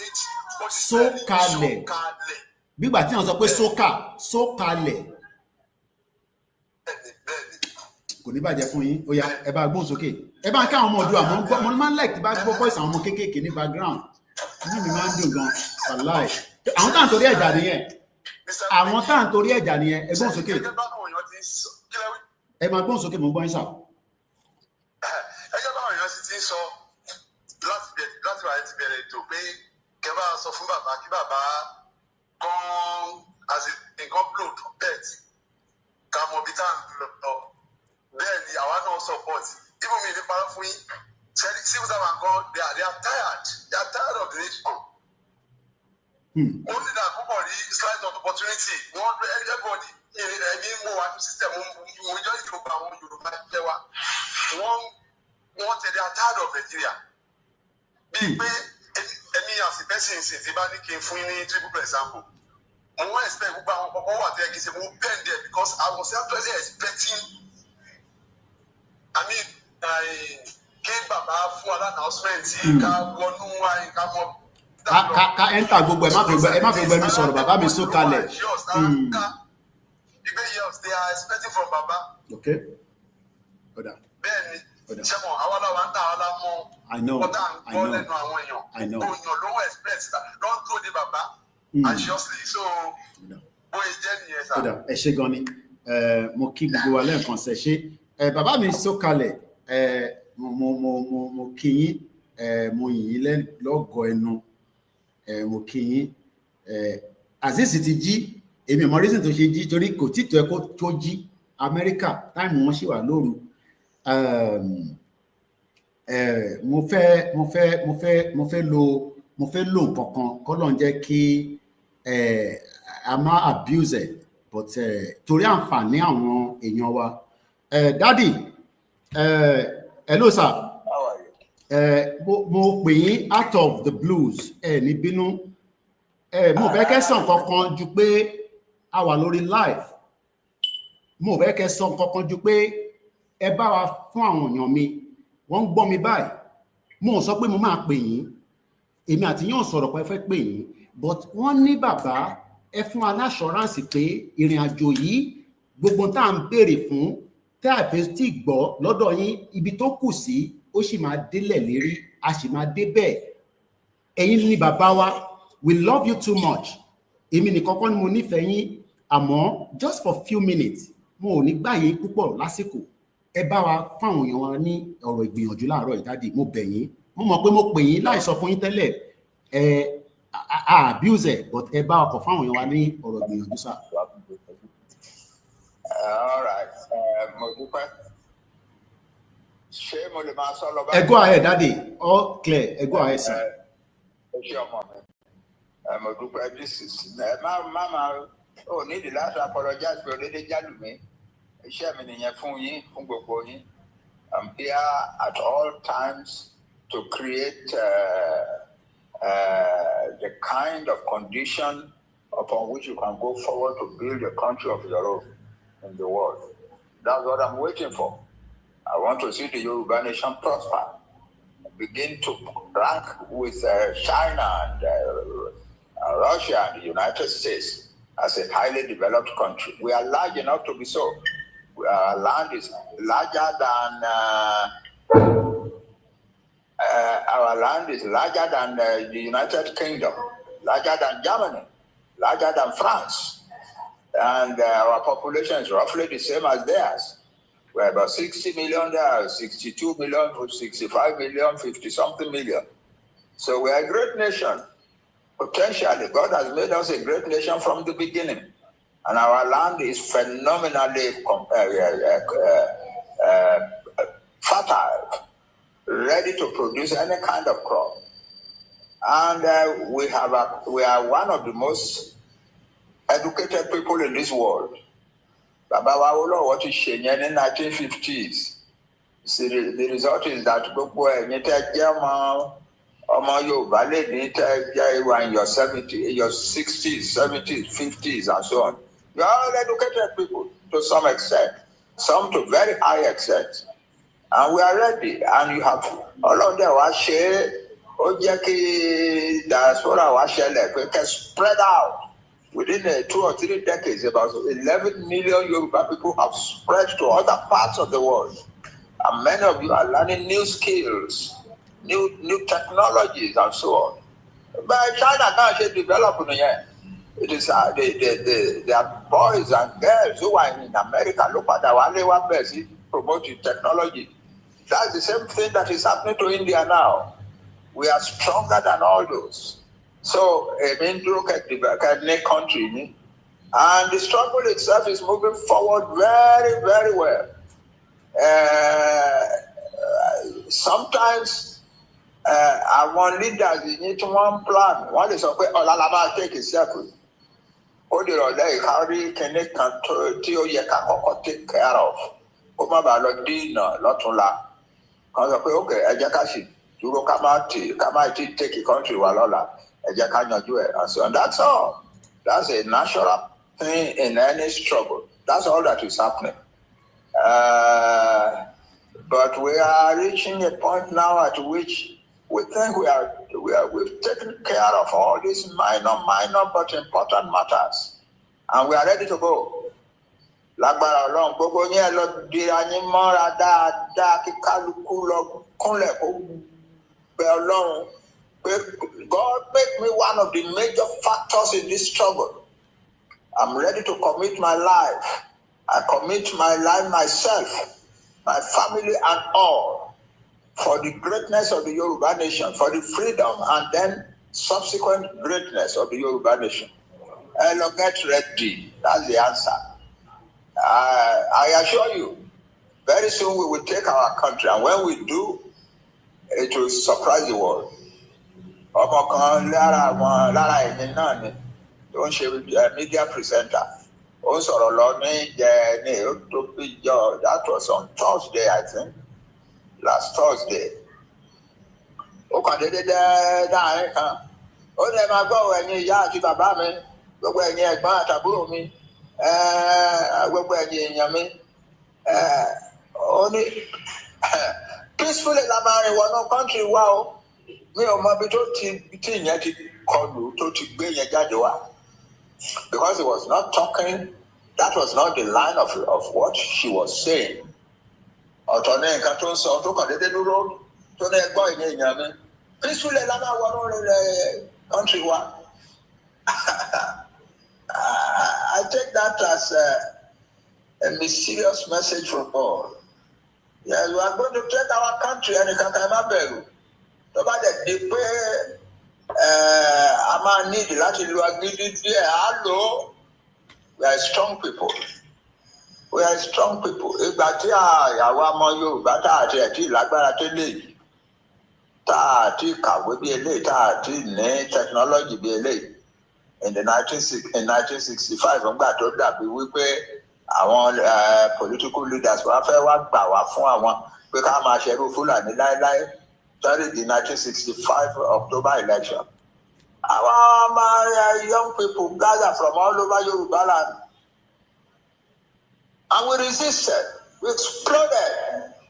Federal government fight back. Regional government fight back. The police and the army were after us. But we kept fighting. and they could not. By December 1965, we were in control of the Western region completely. In many villages and towns or rural areas, that was set up revolutionary committees to try those who we regard to be enemies of the Yoruba people. Oh yes, many places like that. It got obvious where Nigeria, that the Nigerian government could never take this Western region back from these boys.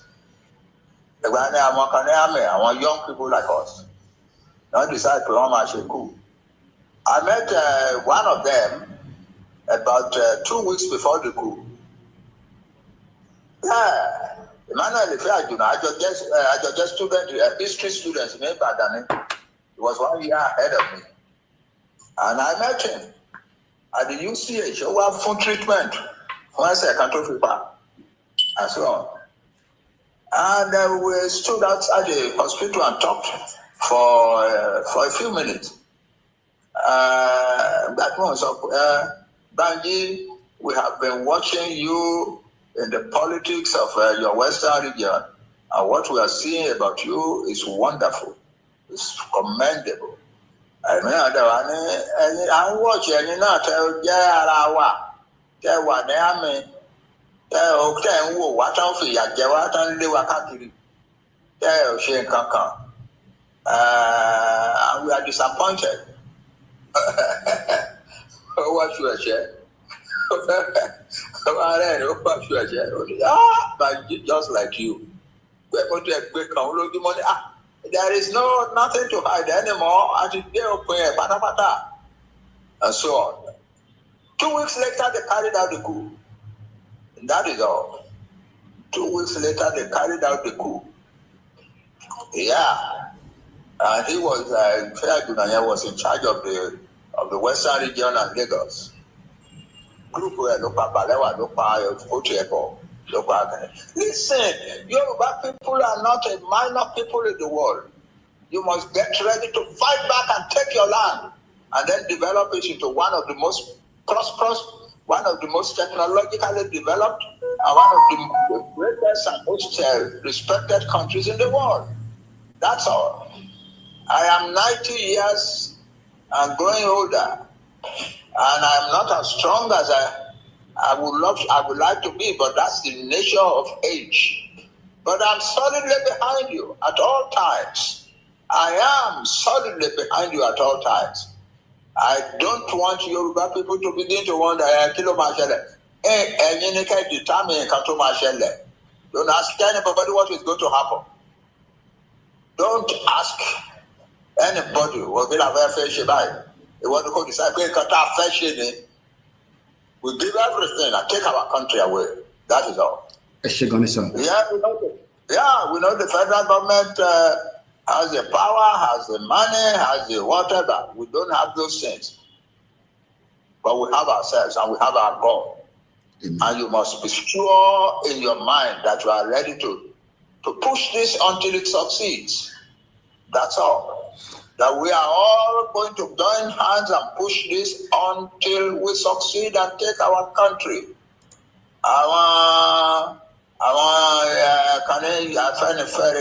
The chief Adebanji faction of it, won't come out with very scathing criticism of Tinubu's administration, and they ended up by demanding impeachment and so on.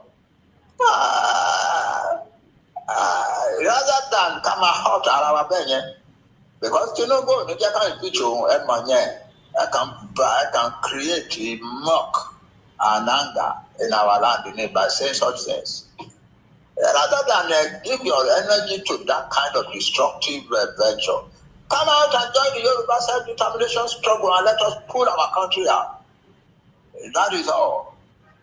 And I want to let you know, I'm saying this to many of the Yoruba elites who have held back. And some of them are beginning to agree with me. MRE in the next few days, some of them will come out. So, and some others too. All I've said to the others, You are the Oba, the kings of these people. Don't feel again. Don't destroy Okowantan. Don't hand you over to the authorities. You can touch like bad. Nigeria farm estate. Okowantan. What one law report to one for our pillow organization body can buy to replace the SARS. One law arrest one about the one who want to see Abuja. Tell back in shape, governor Sheyi Makinde to set up a body can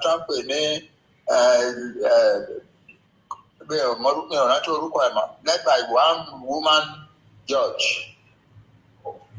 I want to know because they were accused of killing cows and killing Fulani boys and so on.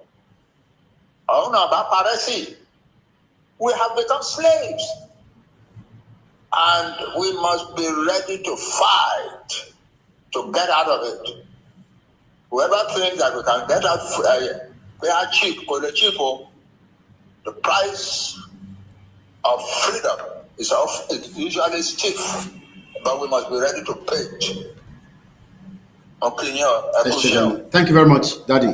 Bye, sir. Babawa.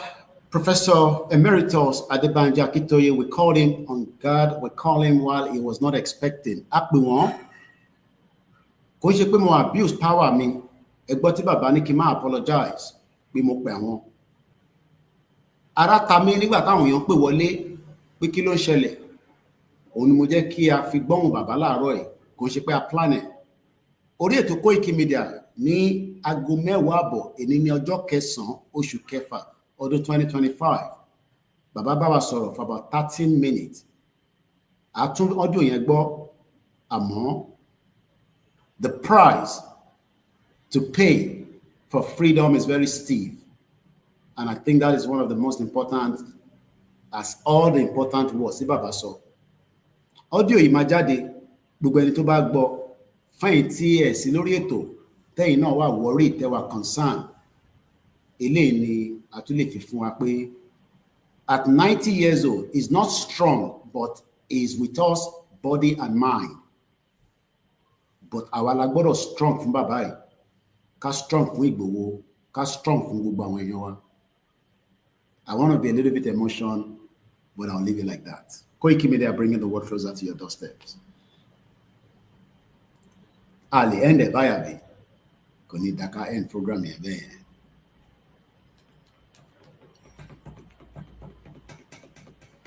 Bàbá mi Prophet Ilékún Ayọ̀ ẹni mọ̀ mọ́rúkọ yín pé Ilékún Ayọ̀ bá tẹ̀ mọ́rúkọ gbogbo yàn.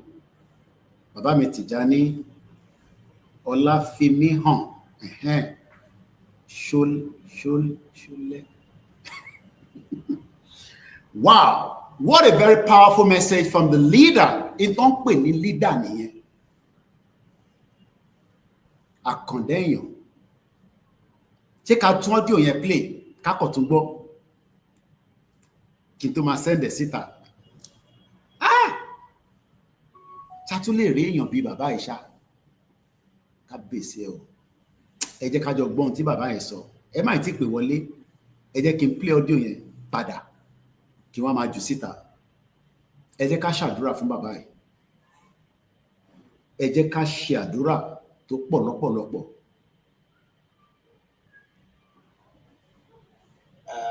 Ní bínú mo fẹ́ kẹ́ sọ nǹkan kan ju pé a wà lórí live. Mo fẹ́ kẹ́ sọ nǹkan kan ju pé ẹ bá wa fún àwọn èèyàn mi wọ́n ń gbọ́ mi báyìí. Mo sọ pé mo máa pè yín, èmi àti yín sọ̀rọ̀ pé ẹ fẹ́ pè yín, wọ́n ní bàbá ẹ fún wa ní assurance pé ìrìn àjò yìí gbogbo tá à ń béèrè fún tá a bẹ tí gbọ́ lọ́dọ̀ yín ibi tó kù sí.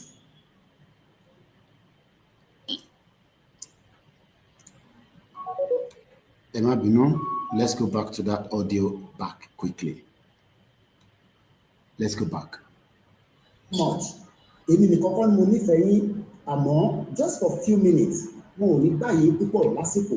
Ẹ bá wa fún àwọn èèyàn wa ní ọ̀rọ̀ ìgbìyànjú láàárọ̀ ìjáde mo pè yín. Mo mọ̀ pé mo pè yín láì sọ fún yín tẹ́lẹ̀. Abuse ẹ̀, but ẹ bá wa kọ̀ fún àwọn èèyàn wa ní ọ̀rọ̀ ìgbìyànjú sáà. All right. Go ahead, Daddy. All clear. Go ahead, sir. I'm a group of this. Now, Mama, oh, need to apologize for the gentleman. The chairman in Fungi, I'm here at all times to create the kind of condition upon which you can go forward to build the country of your own in the world. That's what I'm waiting for. I want to see the Yoruba nation prosper, begin to rank with China, and Russia, and the United States as a highly developed country. We are large enough to be so. Our land is larger than our land is larger than the United Kingdom, larger than Germany, larger than France.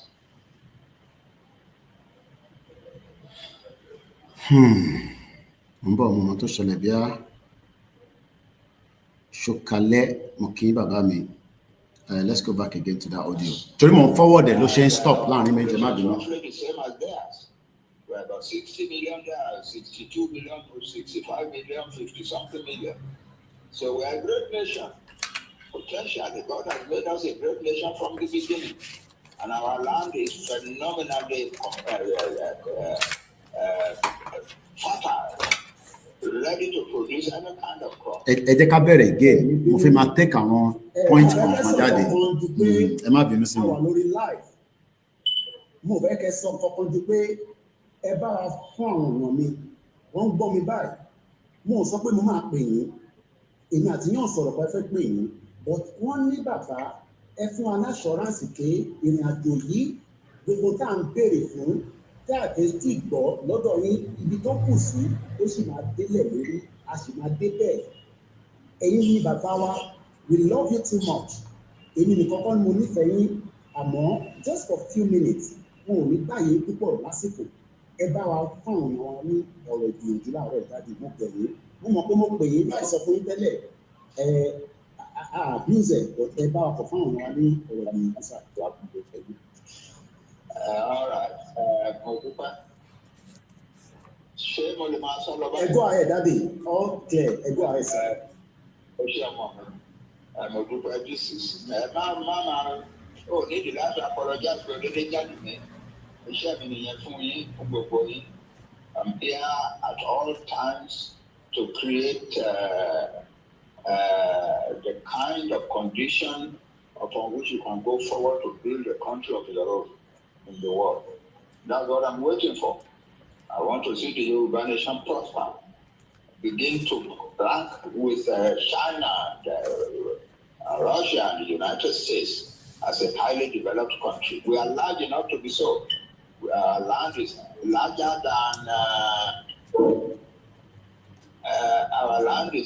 than the United Kingdom, larger than Germany, larger than France. And our population is roughly the same as theirs. We're about 60 million there, 62 million, 65 million, 50 something million. So we are a great nation. Potentially, God has made us a great nation from the beginning. And our land is phenomenally fertile, ready to produce any kind of crop. And we are one of the most educated people in this world. Bàbá wa Olówó ti ṣe yẹn ní 1950s. The result is that gbogbo ẹ̀yin tẹ́ jẹ́ ọmọ Yorùbá lè ní tẹ́ jẹ́ ìwà in your 70s, your 60s, 70s, 50s and so on. You are all educated people to some extent, some to very high extent. And we are ready, and you have all of them wa ṣe ó jẹ́ kí diaspora wa ṣẹlẹ̀ pé can spread out. Within 2 or 3 decades, about 11 million Yoruba people have spread to other parts of the world. And many of you are learning new skills, new technologies, and so on. But China can't develop here. It is their boys and girls who are in America, look at our person promoting technology. That's the same thing that is happening to India now. We are stronger than all those. So, in look at the country, And the struggle itself is moving forward very, very well. Sometimes our leaders need one plan. One is okay, Olalama take a circle. All the other carry connect and to take care of. Omaba Dina, Lotola. Okay, Ajakashi. You will come out to take a country Walola. Ajakanya do it. And so that's all. That's a natural thing in any struggle. That's all that is happening. But we are reaching a point now at which we think we've taken care of all these minor but important matters. And we are ready to go. Lágbára Ọlọ́run gbogbo yẹn lọ di ayé mọ́ra dáadáa kí kálukú lọ kúnlẹ̀ kó bẹ Ọlọ́run pé God make me one of the major factors in this struggle. I'm ready to commit my life. I commit my life myself, my family and all, for the greatness of the Yoruba nation, for the freedom and then subsequent greatness of the Yoruba nation. And get ready. That's the answer. I assure you, very soon we will take our country, and when we do, it will surprise the world. Ọmọ kan lára ẹni náà ni tó ń ṣe media presenter. Ó sọ̀rọ̀ lọ ní ìjọ that was on Thursday, I think, last Thursday. Ó kàn déédéé dáhùn kan. Ó lè máa gbọ́ ẹ̀yin ìyá àti bàbá mi, gbogbo ẹ̀yin ẹ̀gbọ́n àtàbúrò mi. Gbogbo ẹ̀jẹ̀ èèyàn mi ó ní peacefully la máa ń wọ ní country wa o ní ọmọ bí tó ti ìyẹn ti kọlù tó ti gbé yẹn jáde wá, because he was not talking, that was not the line of what she was saying. Ọ̀tọ̀ ní nǹkan tó ń sọ tó kàn déédéé dúró tó ní ẹgbọ́n ìyẹn èèyàn mi peacefully la máa wọ ní country wa.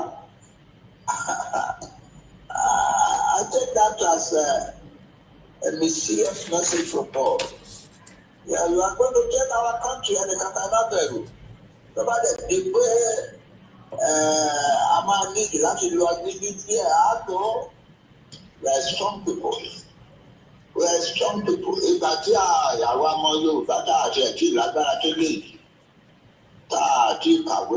that technology be late. In 1965, nígbà tó dàbí wípé àwọn political leaders wá fẹ́ wá gbà wá fún àwọn pé ká máa ṣerú Fúlàní láéláé during the 1965 October election. Our young people gathered from all over Yoruba land. And we resisted. We exploded. Federal government fight back. Regional government fight back. The police and the army were after our ransack and boom as a bammer, so somebody this and but we kept fighting. And they could not, by December 1965, we were in control of the Western region completely. In many villages and towns and rural areas, that was set up revolutionary committees to try those who with regard to the enemies of the Yoruba people. Oh yes, many places like that. It was obvious that the Nigerian government could never take this Western region back from these boys. They were our young people like us. Now decided to run as a coup. I met one of them about 2 weeks before the coup. Yeah. Emmanuel, in fact, I just student, history student, named Adam. He was 1 year ahead of me. And I met him at the UCH, so one phone treatment, one second to back, and so on. And we stood outside the hospital and talked for a few minutes. That was Banji, we have been watching you in the politics of your Western region, and what we are seeing about you is wonderful. It's commendable. And now I watch any now tell Arawa, tell what they okay, what else we are there, what else they were country, tell Shane Kaka. We are disappointed. What you are saying? But just like you, there is nothing to hide anymore, and so on. 2 weeks later, they carried out the coup. That is all. 2 weeks later, they carried out the coup. Yeah. He was, was in charge of the Western region and Lagos. Group Listen, Yoruba people are not a minor people in the world. You must get ready to fight back and take your land, and then develop it into one of the most prosperous, one of the most technologically developed, and one of the greatest and most respected countries in the world. That's all. I am 90 years and growing older, and I'm not as strong as I would like to be, but that's the nature of age. But I'm solidly behind you at all times. I am solidly behind you at all times. I don't want Yoruba people to begin to wonder, don't ask anybody what is going to happen. Don't ask anybody what will happen. We give everything and take our country away. That is all. Yeah, we know the federal government has the power, has the money, has the whatever. We don't have those things. But we have ourselves and we have our God. And you must be sure in your mind that you are ready to push this until it succeeds. That's all. That we are all going to join hands and push this until we succeed and take our country.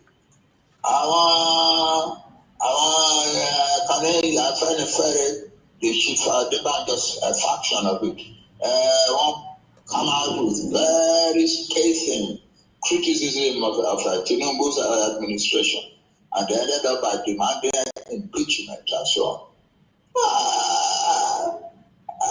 Rather than come out our bench, because Tinubu they can impeach I can create a mock and anger in our land by saying such things. Rather than give your energy to that kind of destructive venture, come out and join the Yoruba self-determination struggle and let us pull our country out. That is all. And I want to let you know, I've said this to many of the Yoruba elite who have held back, and some of them are beginning to agree with me. And I read in the next few days, some of them will come out. So, both the journey, and some others too. All I've said to the others, you are the others, the kings of these people. Don't feel again. Come and destroy Okowata. Come and hand you over to the authorities. You can touch like Bada. Nigeria, farm estate.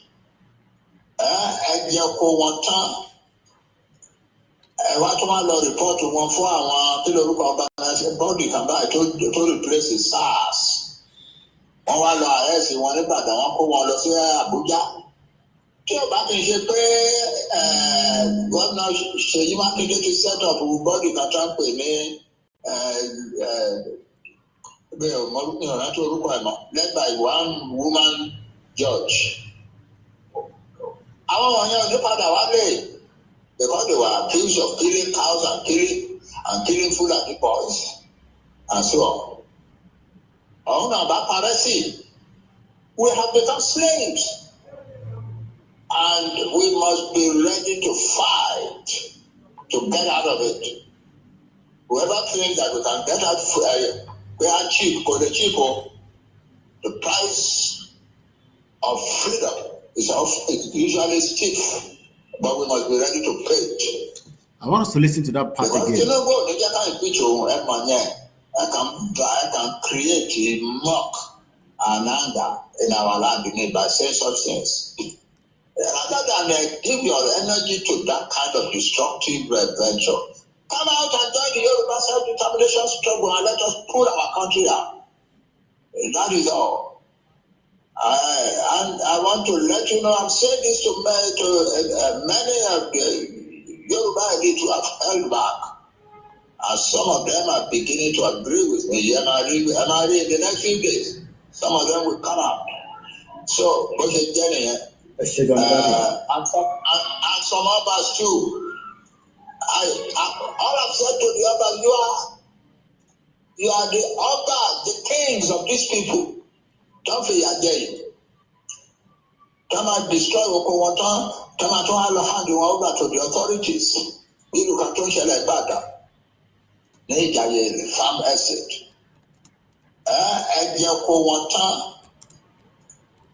What one law report to one for our organization body can buy to replace the SARS. One law has one about the one law say Abuja. Back in Japan, Governor Sheyi Makinde to set up a body can campaign led by one woman judge. Because they were accused of killing cows and killing Fulani boys and so on. We have become slaves, and we must be ready to fight to get out of it. Whoever thinks that we can get out, we are cheap, the price of freedom is usually stiff. But we must be ready to pay. Opinion. Thank you very much, Daddy. Vice Babawa, Professor Emerit. We must be ready to pay. It won't be cheap. The must be. The price of freedom will be steep. Tani àwọn ọ̀jọ̀gbọ́n tó lè wá bá wa dá sí tí bàbá wa alànà the emeritus professors gbogbo tí bàbá sọ ni mo sáré jot sílẹ̀ òun ló gbàwé méjèèjì iṣẹ́ tí journalist máa ń ṣe nìyẹn gbogbo tí bàbá sọ pátápátá ìmọ́lẹ̀ Yorùbá ní so powerful bàbá mi Adéyẹmí ní each time I listen to bàbá this man need the top contributor, the mentor, methodologist, innovator, pioneer, wealth creator, and the philosopher and the graduate business school. We support Professor Adebanji Akintoye, Dr. Chisunde Igboho, and the YSDL. Ta ló máa bá mi sáré ní kíákíá gbogbo tí bàbá sọ yẹn bá mi wá sáré ṣe analysis ẹ̀ ní kíákíá fáwọn ọmọ Yorùbá torí mi ò mọ bí ṣe máa ṣàlàyé ẹ wá kíákíá má pẹ́ bàbá ti èmi pé bàbá yìí náà gbọ́dọ̀ pè wọlé. This is the time to rise up. This man is 90 years old for crying out loud. This is not the time to lay back. Bàbá yóò mọ̀ pa máa pè òun ẹ̀yin lẹ jẹ́ kí n lọ pé bàbá yìí. Ẹ gbọ́dọ̀ wá dá sọ̀rọ̀ tí bàbá yìí sọ. Enough is enough. Kí ló dé? Kí ni bàbá yìí ṣe fún yín? Tó ní kẹ́ máa bọ̀. Pé kílẹ̀ Yorùbá lè lọ. Ẹ náà fẹ́ yẹ kílẹ̀ Yorùbá lọ. The price of freedom will be steep. We must be ready to pay. Pay price. Yeah. Are you going to pay your price? Or you are waiting? Who are you waiting for to pay the price to get yourself out of this shithole country that British created for their own purpose? The time is now or never. We lose this time. That is the end of our generation.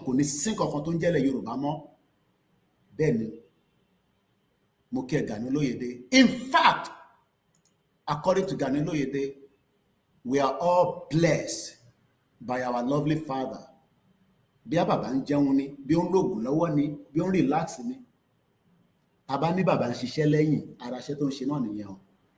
This man spoke for more than 12 minutes non-stop.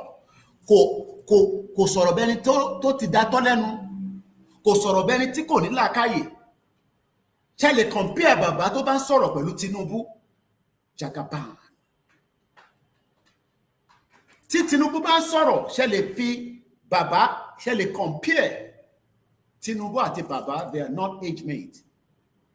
Ó ní Yorùbá nation kan ló kàn. Kí ló wá kàn? Kí ni nǹkan tó kàn tó bá ní Yorùbá nation kan ló kàn? Gbogbo ẹni tó bá ti bá àwọn audio tá ti ṣe láàárọ̀ ìpàdé, má hold it to yourself. You got to send it out. You got to push that audio out as quickly as possible. Ẹ jù sínú, tó bá lé ẹ kúrò nínú group tó wà, I have paid that price. I left our colleagues mi tajọ lọ sí Abẹ́òkúta Grammar School, October 9095 ní 1995. I left the group 4 years ago. That is the price I have paid. Pé mo fẹ́ wà nínú movement. O fẹ́ lọ sí church yẹn dẹ̀ wà against Yorùbá nation. You got to pay the price. Máa ṣẹ̀sìn nínú ilé. Wá church mi lọ. Bí mọ́ṣáláṣí ló bá ń dì bẹ́ẹ̀ fi sílẹ̀. That is the price we would have to pay. I am paying that price. Baba Akintoye is paying that price. Igboho is paying that price. Oh, fẹ́ pay price yẹn. O sì fẹ́ máa consider àwọn kan. Some people you have to cut them off. Mo ní ọba kan mi. Ọ̀rọ̀ Yorùbá nation ló jẹ́ ká jà. Ó pè mí lánàá. Àti parí ìjà yẹn. Ọba kan mi ni. He lives in the UK. A sọ̀rọ̀ for 3 years. Mo sọ fún pé no. Tí wọ́n bá ní access láti gbé ní UK, ṣé gbogbo family Koiki Media ló ní access? But Ọlọ́run bá wa parí ìjà yẹn ní January ọdún yìí. 3 years mo refuse láti pè, òun náà pè mí. That is the price. Ó pè mí lánàá, náà kọ́ ni kóhun búrò mi ṣàlàáfíà lọ wà, mo ní mo ṣe wà láfíríkà, ó náà lọ́wọ́ bá máa ṣọ́ ẹ. You gotta pay the price. Yes. O máa pay price yẹn. Oh yes, o máa pay price. Kò dìgbà tó bá gbé bọ̀n. Kò dìgbà tó bá gbé ògùn olóró bí ògùn olóró tí wọ́n mì pé àwọn tó máa ń ju gbùgbù tó máa dún gbàùgbàù. You would have to pay the price. Kí ló ṣọ́díò mi ti lọ ní. Audio mi wà òkè ìmọ́lẹ̀ Yorùbá. Your airport yẹn kò yọ kó tún gbé kó tún san padà síbẹ̀. We would all have to pay the price to get Yorùbá nation. Kò ń ṣọ̀rọ̀ social media mo sọ fún yín. Ìwọ fẹ́ relax. Káwọn kan lọ ṣiṣẹ́ wá fún ẹ, ta ló ó ń sanwó fún bàbá Akintoye ni, ó sanwó fún Koiki Media ni, ó ń sanwó fún Ìgbòho ni. Mo ní wọ́n ti iléeṣẹ́ Ìgbòho pa, wọ́n ti àkáǹtì ẹ̀ pa, kò rówó náà, ó ń sanwó sálárì fún ni. Èlò lẹ́ ń fún wa. Tẹ́ fi pay price. We all have to pay the price. Tàbá fẹ́ lọ. Tàbá fẹ́ jẹ́ pé by this time next year, àti gba Yorùbá nation, we would have to understand that it will not come cheap.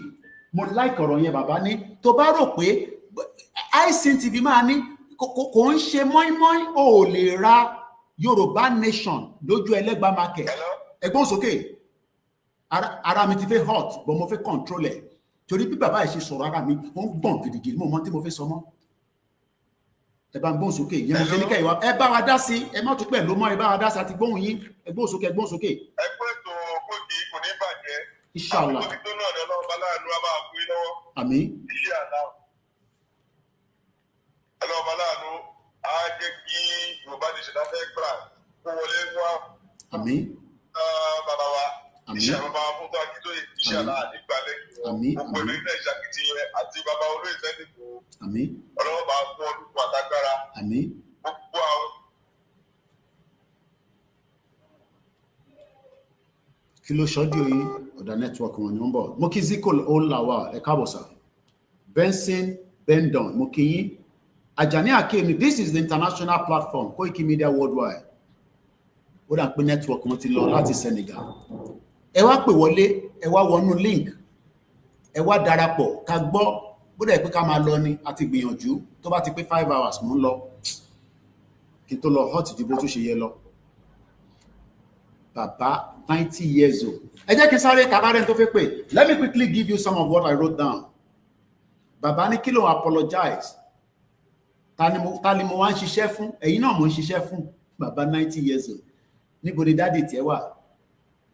Tí dádì ẹ̀ tó wà against Yorùbá nation. Bàbá ní don't apologize. It is my work to create the kind of condition to build a country of your own. condition Nigeria kò lọ sókè kò lọ sílẹ̀. Mo kíyà mi Eniola Ololade Emmanuel. One thanks a lot, Daddy. We love and appreciate your effort. Ìdòwú Matthew Mokie. Ìyá Ìtúni, just at 90 years with good strength, more strength, Baba mi Adebayo Yusuf ló sọ bẹ́ẹ̀. Àjàní ní máa bá ń kí bàbá. Mokie ìtẹ́tí darapọ̀ mọ́ wa. This is not the time to joke. This is not the time to play. This is the time that the indigenous people must rise. Babani, we are large enough to have our own country. We are large enough. Money, Estonia, 1.3 million. What will about my country come out? Money on there, 600,000. Why then, as a Yoruba man, a Yoruba woman, only Ali Daduro Torunje Tumbo Latin North. Laranti Baba so Babani, our land is fertile. We have 30 minutes to the end of this program. Actually 5 hours to the dot. We've tried enough.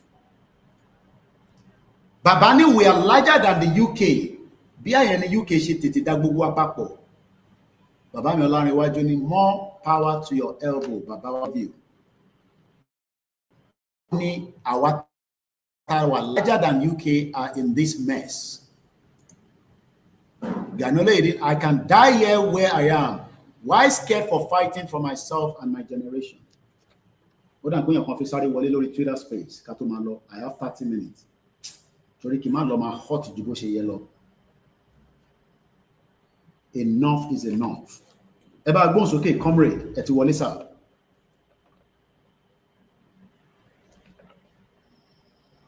Comrade Ile Somi, Eba Agbons, okay, Eba Shimaiki, Kagbon Tefiba Waso.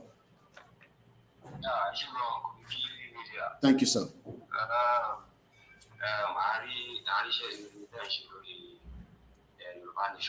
Thank you, sir. And Yoruba nation, to what the movement might change Nigeria from better than Mada. Ṣùgbọ́n nǹkan tá a rí ni pé àwọn jẹgúrújẹrá kan ló wà nílẹ̀ nípa ẹ̀. Bàbá wa tí àbí bàbá wọn tó jẹ́ Tinubu Yorùbá ni àríbóyè ṣe Nàìjíríà báyìí. Ó yẹ kí gbogbo àpòwọ́ sọ̀kan mọ bí a ṣe máa jẹ́ kí Nàìjíríà yá. Ẹ̀rọ ní sùúrù síbẹ̀ yẹn sà. Mo fi tọwọ́ mọ̀ pé mo gbọ́ Yorùbá dáadáa bọ̀ mo bẹ̀ yín. Mo fi orí ìyá yín bẹ̀ yín, orí bàbá yín bẹ̀ yín. Kò sí nǹkan kan tó ń jẹ́ Nàìjíríà. Britain ló gbé Nàìjíríà wá ní 1914. Àwọn bàbá èmi àti yín àti bàbá wa àti màmá wa ti exist for 13,000 years. Mo bẹ̀ yín torí Ọlọ́run ẹ má tún lo language yẹn pé ká wá bá ṣe máa jẹ́ kí Nàìjíríà dà. Ọlọ́run ní jẹ́ kí Nàìjíríà dà. Gbogbo ẹni tó bá sọ bẹ́ẹ̀ àwa máa ń ṣépè fún wọn ni mo dẹ̀ fi ṣépè fún yín. Gbogbo ọ̀rọ̀ Tinubu tẹ̀ ń sọ yẹn gbogbo ẹ̀mí tó kù lára ẹ̀ kò tó 30 years ilẹ̀ Yorùbá sì máa exist after tèmi àti yín náà bá lọ Ọlọ́run kó fún wa lẹ́mìí gígùn. Gbogbo àwọn tẹ̀ ń sọ pé wọ́n kọ̀rọ̀ ẹni sùúrù. Gbogbo àwọn tẹ̀ ń sọ pé wọ́n kọ̀rọ̀ tàbá délẹ̀ lérí òfin máa jẹ́ kí a mọ ẹni tí ó máa lọ sẹ́wọ̀n àtẹni tó máa wà níta. Wọ́n pa arákùnrin kan ní Alfaye ní UK ó ti kú nísìn wọ́n fún ní British passport tó fi kú bọ̀wọ́ fún lẹ́tọ̀ pé kó máa wọlé kó máa jáde pẹ̀lú private plane òun ló ní Harrods. So gbogbo àwọn tẹ̀ ń sọ gbogbo àwọn gbẹ̀ngàn dáadáa gbogbo àwọn politicians yẹn èmi ò ní a máa tì wọ́n mọ́lé but tá bá délẹ̀ lérí politics tó ń play kan nínú Nàìjíríà kan la fẹ́ lọ play ẹjọ́ torí Ọlọ́run kò ní dá fún Nàìjíríà bẹ́ẹ̀ ṣe sọ pé Nàìjíríà yẹn ayé Nàìjíríà máa bàjẹ́ ni gbogbo ẹni tó bá ní Nàìjíríà máa dá mo fi fún ilé pé ẹjọ́ torí Ọlọ́run ẹ má mọ̀ ọ̀rọ̀ Nàìjíríà wá pé ká lọ wá bí Nàìjíríà ṣe máa dá ta ni Nàìjíríà níbo ni Nàìjíríà ti sàn wá ibì kan wà ní Ondo State mo lè fún yín lọ́wọ́ mọ́tò kẹwàá lọ síbẹ̀ Ìwó Ìlérú ló ń pè bẹ̀ 1965 ni wọ́n dictate pé wọ́n rí agbárí èèyàn tó dàbí agbárí èèyàn tó ń ṣagbárí aláǹgbá tó ń ṣagbárí kóńgò agbárí ajá agbárí àwọn bàbá ńlá wa tó ti wá sáyé rí tó ní ẹ̀jẹ̀ bí èmi àtẹ̀yìn for 13,000 years ẹ̀ sọ̀rọ̀ Nàìjíríà ẹjọ́ torí Ọlọ́run tẹ́bà wọn tẹ́fẹ́ sọ kẹma gbọ́ wa á jẹ́ ká wà upset Nigeria for a very UK for 27 fucking years, 15 fucking years. Ni wọ́n fi fún mi níwèé ẹ̀ sọ̀rọ̀ Nigeria kò ní dá fún Britain bó ṣe kó gbogbo apapọ̀ pẹ̀lú àwọn ẹranko. Ẹ jọ tẹ́ bá ní commit ẹbí sọkẹ́ máa lọ. Àwọn apologetic ní bíbá. Ká bá fi bára wa sọ̀rọ̀ ká bá ara jà nínú ilé kí Fúlàní àti Ìgbò gan mọ̀ pé a fi bá wọn jà. Wọ́n sọ̀rọ̀ Nigeria ní bíbá. Ní dá fún Nigeria pọ̀ Nigeria ni.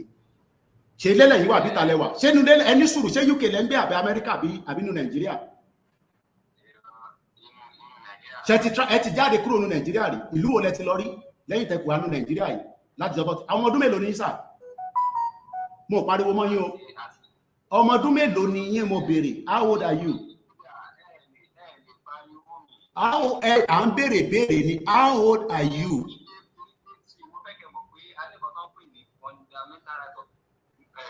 Kò ń ṣe lórí Nàìjíríà ní fundamental right kankan. Daddy Yatida for 3 fucking years wọ́n ti pa Daddy Yati ó wà láyé àmọ́ ẹ ní fundamental right kankan lórí Nàìjíríà. A lè máa lọ sọ ẹ̀ tàbá délẹ̀ lérí kò sí ẹ̀ ní right kankan kẹ wá defend Nàìjíríà ní bíbá ni mo sọ fún yín. Ẹ máa gbé Nàìjíríà wá. Mo fẹ́ kẹ́ mọ̀ pé mi ò wá láti wá defend Nàìjíríà ṣùgbọ́n Yorùbá nation náà náà jà láti dá sílẹ̀. A fẹ́ ká mọ̀ pé ó máa jẹ́ ibi tó kó máa ní wa lọ sí ilẹ̀ rírí kò ní kí wá dé ilẹ̀ rírí yẹn náà láti máa padà sí dájú pọ̀. A lè pa ibì kan láti wà tẹ́lẹ̀ kó tó di pé Britain wá tọwọ́ bọ̀ a lè padà lọ síbi kankan mọ́ ju pé tá bá ti délẹ̀ lérí Èkìtì máa bá Jẹ̀bú ṣe Oǹdó máa bá Ọ̀ṣun ṣe ẹ má mú yẹn wá.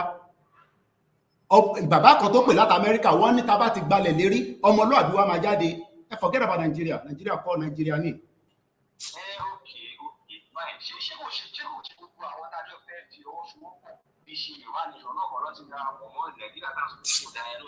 Nítorí pé wọn ò fẹ́ jẹ́ kí Nàìjíríà kó bírèkì láṣẹ ń tàwọn ẹṣẹ́ ń ṣe bẹ́ẹ̀ ó lè ní wọ́n.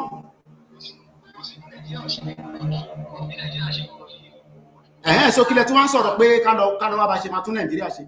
What the hell is Nigeria? Tẹ́ ẹ̀ bá ní understanding ẹ ní ìbéèrè tẹ́ máa bi wá ní káwa dá yín lóhùn. Ìyẹn mo ṣe ń bi yín pọ́mọ ẹ̀ dá mi lóhùn. I am 47 years old. How old are you? Là ń béèrè lọ́wọ́ yín. Ọmọ ọdún mélòó ni ẹ kọ́kọ́ fún mi lọ́mọ ọdún mélòó tẹ́ jẹ́? Àti ìbára wa jà ń sọ̀rọ̀ ni ọmọ Yorùbá ni wá ẹ̀dẹ̀ ṣọmọ Ìgbò. Ọmọ ọdún mélòó ni ẹ sọ èjì yín fún mi náà? Ẹ lè sọ èjì yín ni. Bàbá yìí ti sá lọ o. Ẹ sá lọ ẹ tútù padà sí listening ni ẹ wọlé padà. Ọmọ ọdún mélòó ni yín? How old are you? I lived 27 fucking years of my years in UK, of my life. I'm 47. Age 20, mo ti kúrò Nigeria. I went to Abuja grammar school. Ẹ wá sọ̀rọ̀ Nigeria ní bíbẹ̀. What the fuck is Nigeria that you're talking about? Kò ní dá fún Britain bó ṣe kó gbogbo àpapọ̀ tó wá di bá ń gbóhùn síra wa lẹ́nu láàárọ̀ yìí. Ẹ jọ torí Ọlọ́run, Nigeria kọ́ Nigeria ní. Ẹ gbóhùn sókè Bishop. Ẹ káàárọ̀ sir. Mo gbọ́ yín. Ẹ kú iṣẹ́. Mi ní ẹsẹ̀. Bóyá ohun tá à ń sọ òye bàbá tó pè tán yìí tó sọ̀rọ̀ ní Gani or what? I'm so shocked, and they have been a good follower of your program.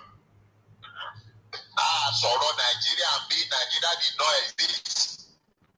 As far as we are concerned, ọmọ Yorùbá is concerned, Nigeria does not exist. Every gbogbo sacrifices táwọn èèyàn pay. Bàbá Akintoye ṣe any experience tó Professor Akintoye ni. Professor Akintoye is a senator of Federal Republic of Nigeria. Bàbá yìí ti wo ìgbẹ̀yìn. Àbí wọ́n ti wo ọjọ́ iwájú from the start. Bàbá yìí àwọn wà ní ọ̀dọ́ nígbà tí wọ́n marginalize Awólọ́wọ̀ àti ilẹ̀ Yorùbá at that time. Gbogbo tó ṣẹlẹ̀ ṣojú wọn. Àwọn náà tún involve in Nigeria. Wọ́n try láti pay party wọn. Wọ́n rí bí Fúlàní ṣe wọ́n rọ̀dọ̀rọ̀dọ̀. Wọ́n wá wo future ilẹ̀ Yorùbá nínú Nigeria. Wọ́n wò pé no, wọ́n máa jẹ ìran Yorùbá rọ́ni. Let me tell you, if people don't know the agenda of the Fulani people, if Tinubu leaves and the Fulani man gets there again, they don't have 28 years to finish all the Yoruba race. Wọ́n máa gba gbogbo ilẹ̀ yìí. Wọ́n máa gba gbogbo ilẹ̀ yìí. They don't have, after Tinubu, they don't have just 8 more years. Gbogbo àwọn ọba yìí ló máa di Fúlàní. Gbogbo àwọn gómìnà yìí Fúlàní ló máa jẹ gómìnà. Wọ́n ti ń try already. Àwọn ọmọ Fúlàní ti wà lára àwọn House of Assembly lẹ́kọ̀ọ́. Mo lè ka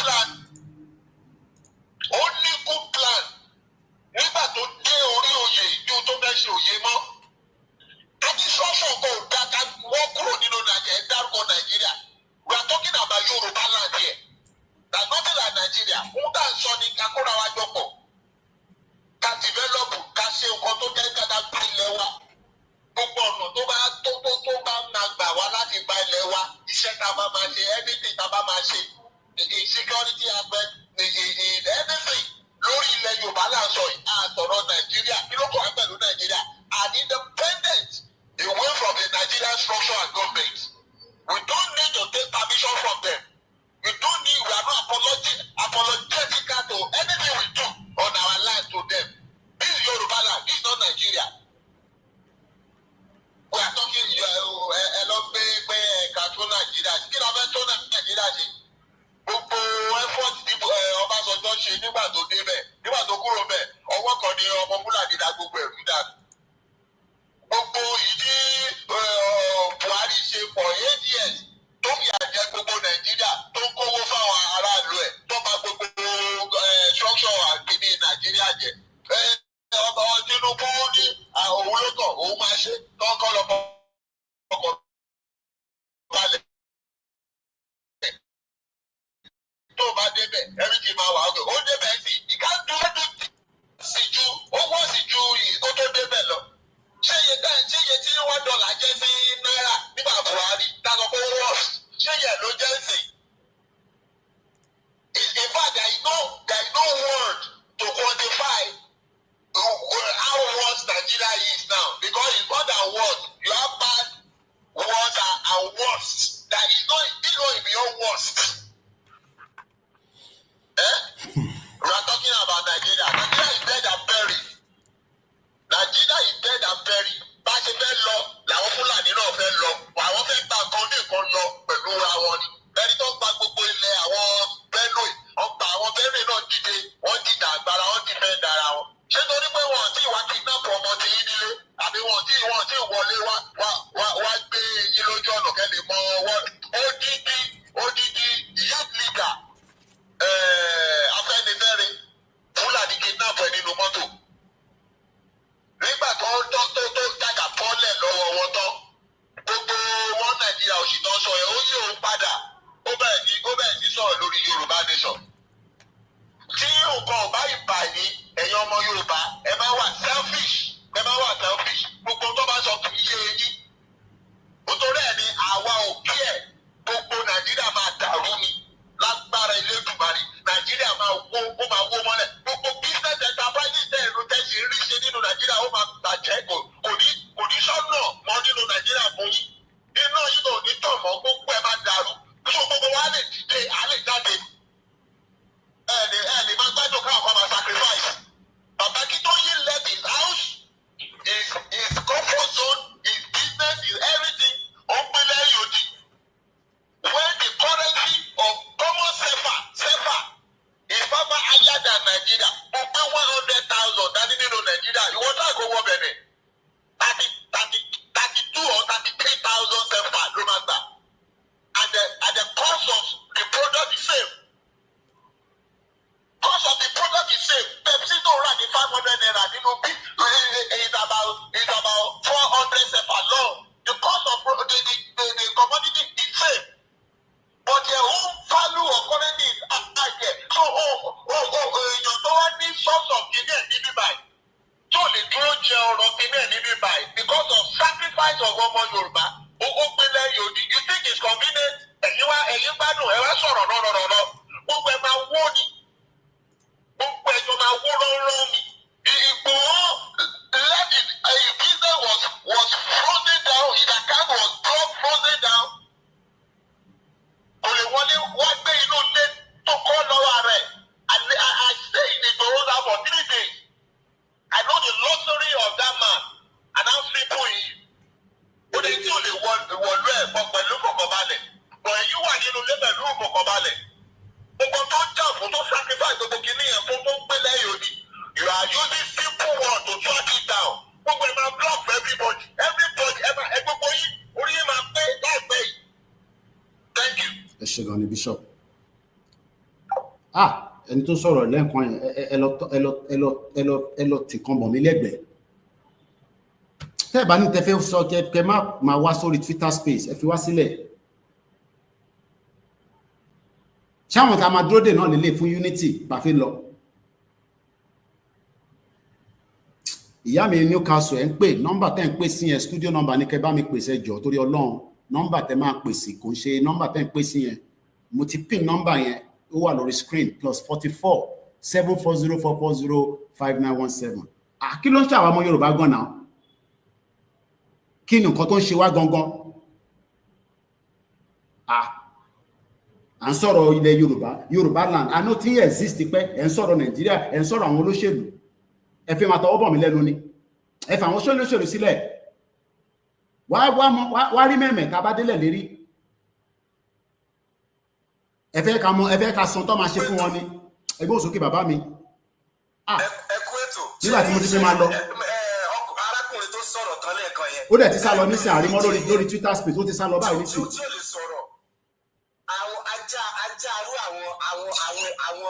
àwọn èèyàn burúkú tá à ń sọ nìyẹn wọ́n ràn wá ní púpà irú ẹni tó bá ti sọ̀rọ̀ báyẹn wọ́n ràn wá ní bóyá àwọn tó máa ń bá wọn po stáṣì bóyá àwọn tó ń bá wọn po stáṣì tó ń bá wọn lẹ pósítà káàkiri ó bọ́ síbi kò jára àwọn ló sọ̀rọ̀ tí mo ń béèrè pé àwọn òdì kò lè sọ̀rọ̀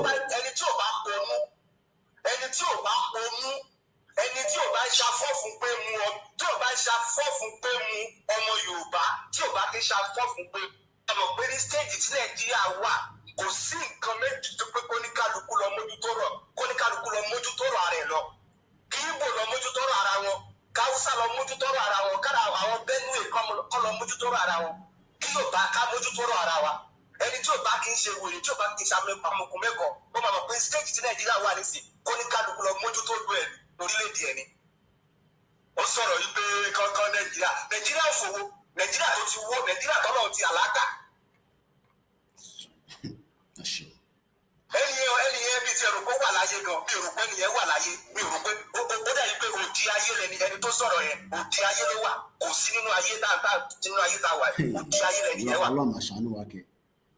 àwọn òpònú èèyàn kọ́ pa ọ̀pọ̀ kọjọ sí Nàìjíríà Nàìjíríà ló fẹ́ pa ọ̀pọ̀ jọ sí Nàìjíríà ló fẹ́ pa ọ̀pọ̀ jọ sí láti fẹ́ lọ́dún wo. kálọ̀ bíi Nàìjíríà mo máa ń fọ́lọ̀ ẹ brọ́dà mi dáadáa ni mo máa ń fọ́lọ̀ ẹ. mo rántí èmi náà wo fídíò yẹn.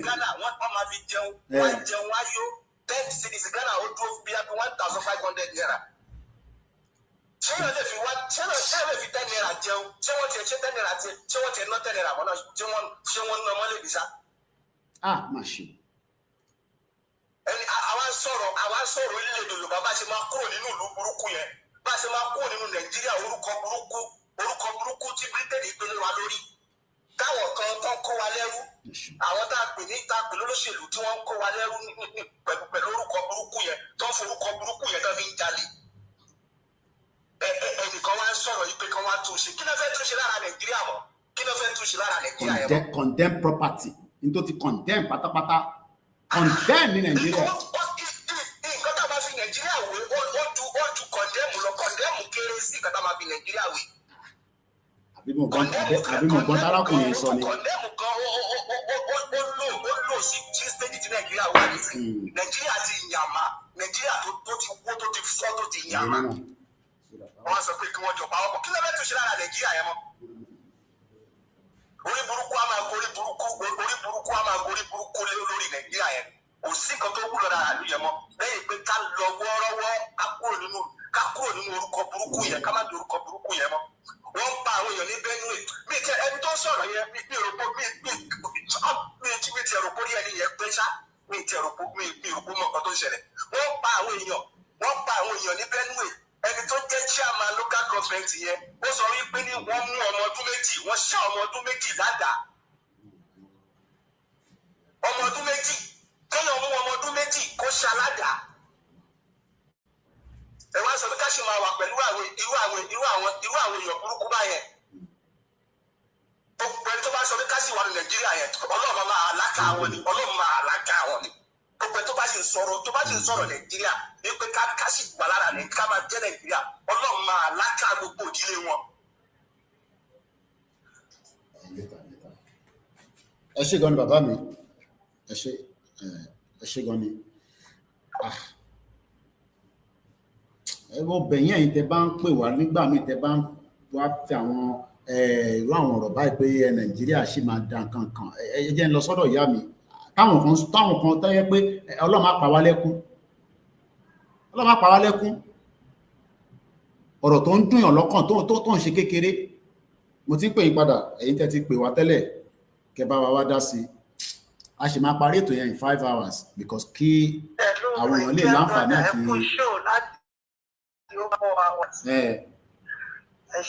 mo ti mú kọ́ọ̀pù méjì mo ti lọ tọ̀ látẹ̀kan èèyàn kan wá ń sọ̀rọ̀ Nàìjíríà bíbá Nàìjíríà kọ́ mo gbọ́ jáde ìyá mi dáadáa Nàìjíríà ní.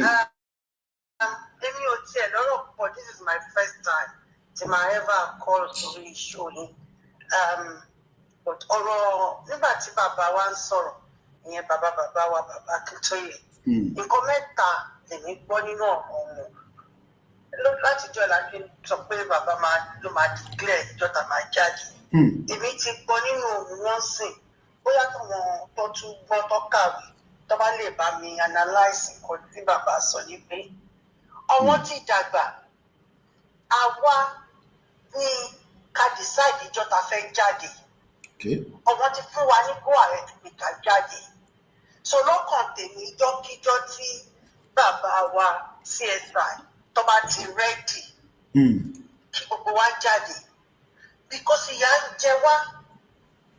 jẹ wá ọ̀ṣì bóyá kí n personalize ẹ̀ ìyà ń jẹ èmi ìyà yẹn dẹ̀ ti pọ̀ jù a dẹ̀ fẹ́ òpin sí à ń ṣiṣẹ́ bí ẹrú a máa bá sanwó skúlù ẹ̀gbọ́n ọmọ àbúrò at the end of the day èèyàn rówó jẹun èèyàn máa fún ìyá lówó oúnjẹ èèyàn máa fún bàbá so oko ẹrú la ní àwọn àtẹ̀sọ pé àṣírí yẹn and àwa ní western world pẹ̀lú tó fojú wa rí lẹ́nu iṣẹ́ yẹn a máa wo tọmọ ẹbí wa tẹ́bí ń palẹ̀ a fi gbogbo kìíní a fi mọ́ra mọ́ra náà ni a ní mind.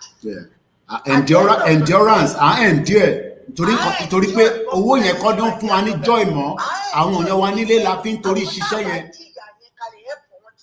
ebi máa pa gbogbo wa.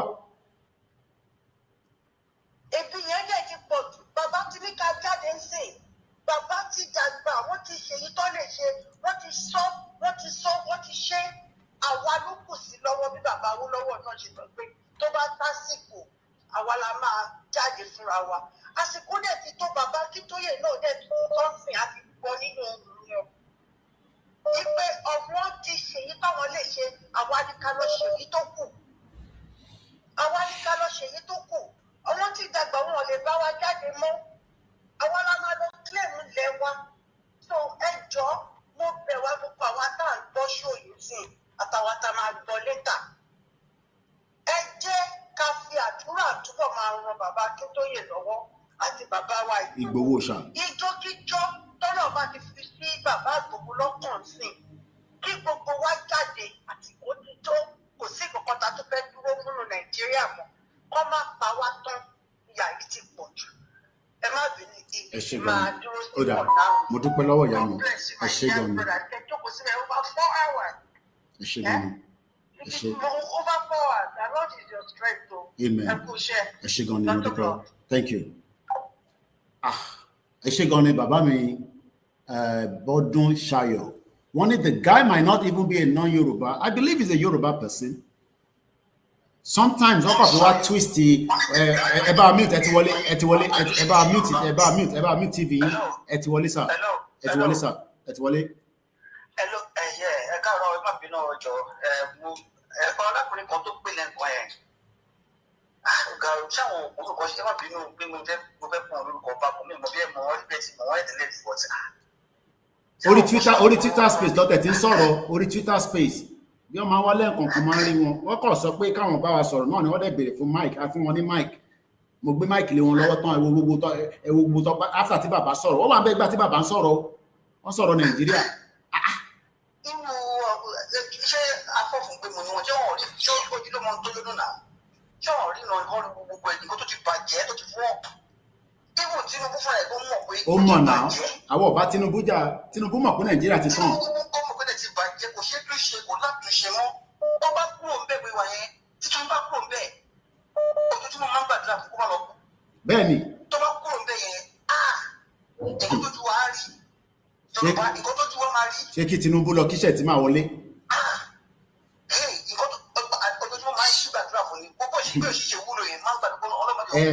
Tójú bá kúrò bẹ́ẹ̀ yẹn nǹkan tójú wa rí Yorùbá àfinásórí lè sùn à ń sọ pé ká kúrò ní nǹkan tó ti bàjẹ́ tó ti kó àwọn Fúlàní kódà àwọn àgbà Yorùbá máa ń sọ̀rọ̀ wọn wá ní tọ́lọ̀ wọn bá ti fi ọ̀tá èèyàn wọ̀nyàn wọ́n ní kò yẹ kó lè pààyàn mọ́ Fúlàní fẹ́ pa wá ojoojúmọ́ ọ̀n bó ṣe pọ̀ wọlé ọ̀pàgbà ọ̀pọ̀ ọkùnrin ọ̀pọ̀ obìnrin ọ̀pọ̀ kúkúrú ọ̀pọ̀ gbogbo ọ̀pọ̀ mùsùlùmí ọ̀pọ̀ kírísítẹ́nì ọ̀pọ̀ níṣẹ́jì ọ̀pọ̀ gbogbo èèyàn wọ́n fẹ́ gbalẹ̀ wá wọ́n fi yẹ wọ́n fẹ́ gbalẹ̀ wá wọ́n ní kò lè kọ́ àwọn 1,000 years àwọn mind. Bẹ́ẹ̀ni. Ìsọdẹ́fọ́dọ̀ ti gba ilẹ̀ náà ti fún wọn. 1806 ni wọ́n gbalẹ̀ Haúsá 18 kò dẹ̀ ń ṣejọ́ kan lọ́ fi gbà kò ń ṣejọ́ méjì kò ń ṣejọ́ mẹ́ta 1806 Sultan of Sokoto tó wà bẹ́ẹ̀ ní sí mo ti ṣe program lé lórí ọmọ condemn Fúlàní gidi ni kò sí pé blood tó mix condemn Fúlàní burúkú. Exactly. Àwọn èèyàn fi wọ̀nyí pé àwọn agbalẹ̀ lọ́wọ́ yẹn fi wọ̀nyí báyìí pé wọ́n lè hàn báyìí ṣeré wọ́n lè pa yín lójoojúmọ́ ẹ̀wọ̀n tó ń ṣe bẹ́ẹ̀ lóye ní gbogbo middle belt tó ń ṣe bẹ́ẹ̀ tó ń pa wọn lókùnrin tó ń pa wọn kékeré tó wọ́n lè sun wọn tó ṣe ń pa wọn wọ́n lè gba ilẹ̀ wọn wọ́n lè change orúkọ àwọn villages sórúkọ Fúlàní èyí lè sun kalẹ̀ síbẹ̀ wọ́n sọ wọ́n ní ó lè kọ́ sàn 1,000 years àwọn máìdá wọn máa gbá gbogbo ilẹ̀ Nàìjíríà yẹn èyí lè sún ẹ̀ ń wò.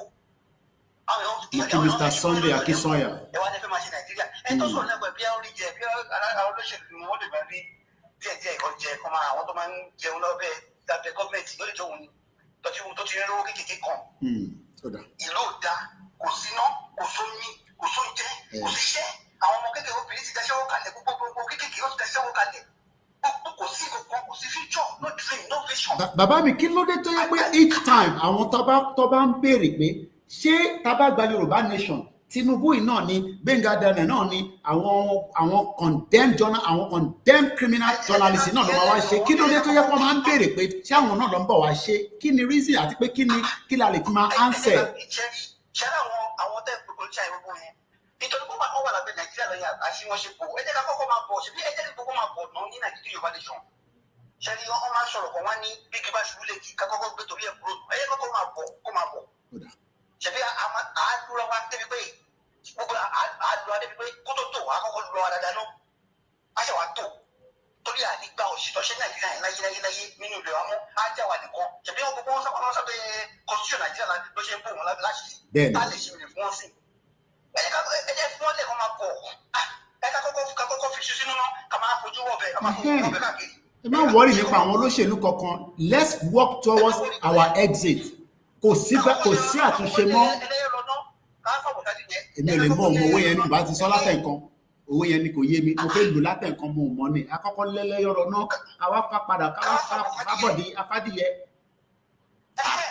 So ẹ bá wọlé pa olóṣèlú pé bí ẹ jẹ́ kó máa bọ̀ ẹ jẹ́ ká kọ́kọ́ gbára kó náà àwọn lọ́nà àwọn Fúlàní lójú ìgbé iná àwọn kan wà nìkan àti ìṣàmúlé àmà àdúrà wa láti wà yanjú.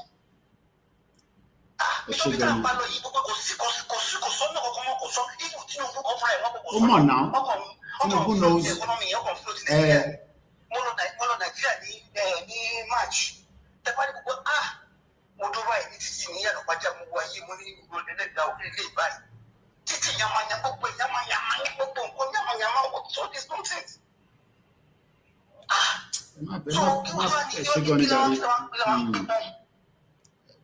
You just have to continue the evangelism and until tamafi blue ma fi blue bí àṣà bishop bí àṣà àròlé tẹ́ntẹ́ a máa fà á já ni ọ̀rọ̀ tó wà nílẹ̀ ó máa fà á já ni. ẹ tó pẹlẹ kan yẹn kó ṣọ́ra ẹ o kéde lọ ṣọ́ra ẹ tó rẹ ní Ọlọ́run kó jó òun kó lọ ṣọ́ra ẹ kó lọ ṣọ́ra ẹ bí tá a pàdé yìí sí i kó ti yàtọ̀ gan. Odindi ọmọ wọ́n jùlọ ní last month ní Ìbàdàn odindi ọmọ táwọn kan wọ́ ọmọ lọ́tún lọ́sìn odindi ọmọ brand new baby was thrown into the river in Ibadan. I have the video tó bá fẹ́ rí ma I can't show you but video yẹn wà lọ́wọ́ mi. Wọ́n gbọ́ ọmọ lọ sí 4 hospital Ìkòròdú and many hospital ọmọ yẹn padà kú náà ni video tí yẹn wà lórí social media. What are we talking about? Ṣé Nigeria olówó ni? Nigeria is not ready to support anybody because Nigeria is not a country. A ti sọ yẹn fún yín many times. Ẹ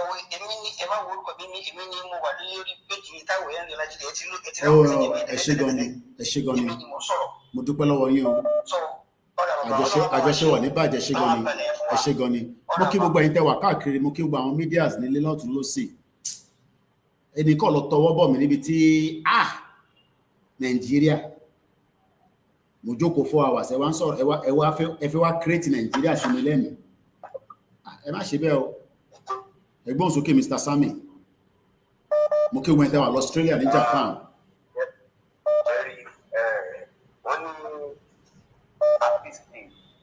Very dangerous than they matter. Gbogbo àwọn olóṣèlú wa ẹ̀ they are all happy slaves gbogbo wọn. Nítorí wọ́n rí jẹ́ tí kò ní don't care. They don't care. Wọ́n ti wà ẹ̀ they are the only problem we have in Yoruba land. Gbogbo àwọn olóṣèlú yìí tàbárò kò bí Fúlàní ní Ìbàdàn Fúlàní gan to me they are minor issues. Fúlàní sọ́dọ̀ mi they are minor issues. Àwọn olóṣèlú lórí kọ́kọ́ èèyàn kan tẹ̀ tí wà lórí bí alátẹ̀ǹkẹ́ má bínú mo rí látẹ̀ǹkẹ́ má bínú ẹ má sọ̀rọ̀ lọ bàbá mi ẹ máa sọ̀rọ̀ láìpẹ́ Mr. Ṣèyẹ ṣe sùúrù ẹ fún mi 1 minute mo mọ̀ pé jókòó síbẹ̀ látẹ̀ǹkọ́ ẹ máa gbọ́ yín Mr. Sami. àwọn gangan la gbọ́dọ̀ kó lọ́dà tó bá máa sá lọ ní wọn kó sá lọ tó bá dẹ̀ máa dúró tó bá fẹ́ corporate kó corporate láyọ̀ táwọn yẹn bá ṣe ẹ̀dá bá ti yẹn tán yẹn àwọn fúlàtà ti gba ogun territory wa fúlàní kékeré ká má lọ ní wọn lóko fúnra ara wọn máa jáde ìgboro ká máa mú wọn ṣùgbọ́n nígbà tá a bá ti gba ogun territory ta sí border báwo ni wọ́n wọn tó fún wọn báwo ni wọ́n ti wọn gbogbo wọn yẹn kọ́ máa gba ìgbésẹ̀ the problem we have now are the Yoruba that are happy slaves tí wọ́n care and know that it is evil but they still love to stick with that the real problem we have in Yoruba land. Thank you very much. Ẹ jẹ́ kí n lọ ẹ má bínú bàbá mi mo apologize mo mọ̀ pé ti wà ń bẹ̀ látẹ̀kọ́ Mr. Ṣèyí ṣé ń gbọ́ mi sir. Yes sir mo ń gbọ́ yín. Mo apologize lẹ́ẹ̀kan sí torí studio yẹn ó ti gbé a ṣe ń test ni ma understand it but it's nice to see our people coming in.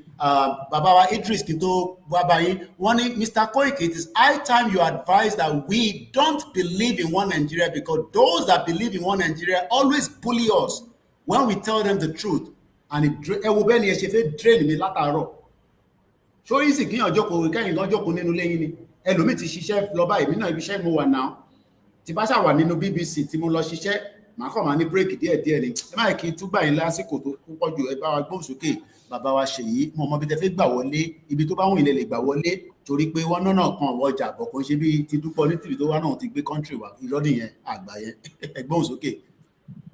Ẹ káàárọ̀ o bàbá mi Koiki.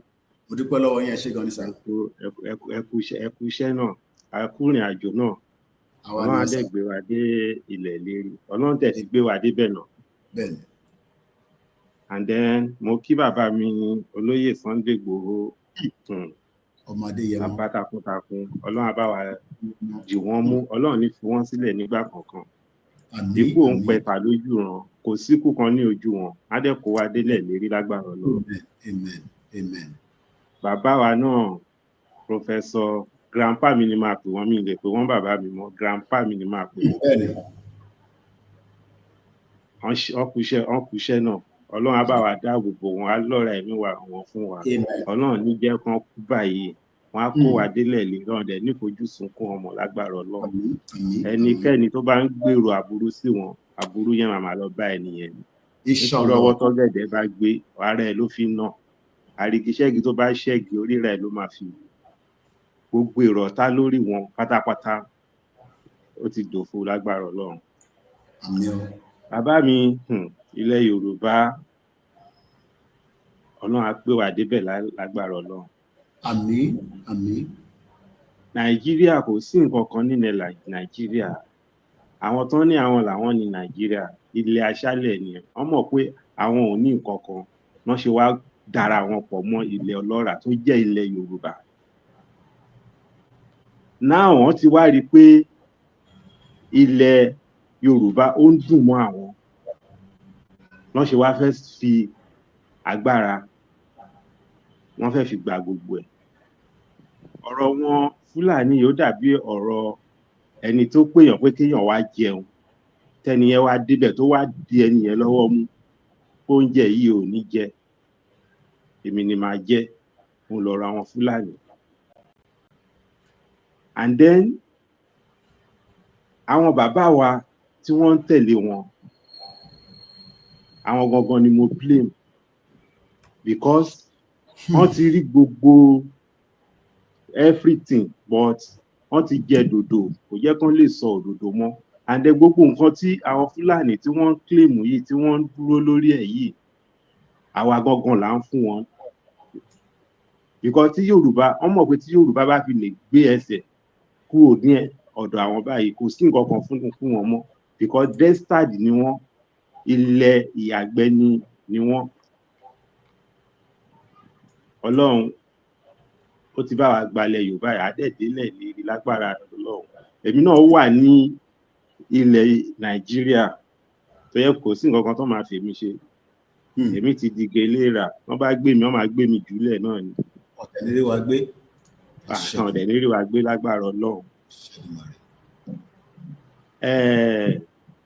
Gbogbo mo gbọ́ nǹkan tí màá kan sọ tó bóyá àwọn politician náà ni, bóyá àwọn ni wọ́n ràn òun àbí òun ló kàn ń sọ títí ẹ̀, but títí ẹ̀ nìyẹn. Káwa má fi gbogbo nǹkan tó lúkálùkù fẹ́ ṣe ní ọkàn òun ni kó mọ̀.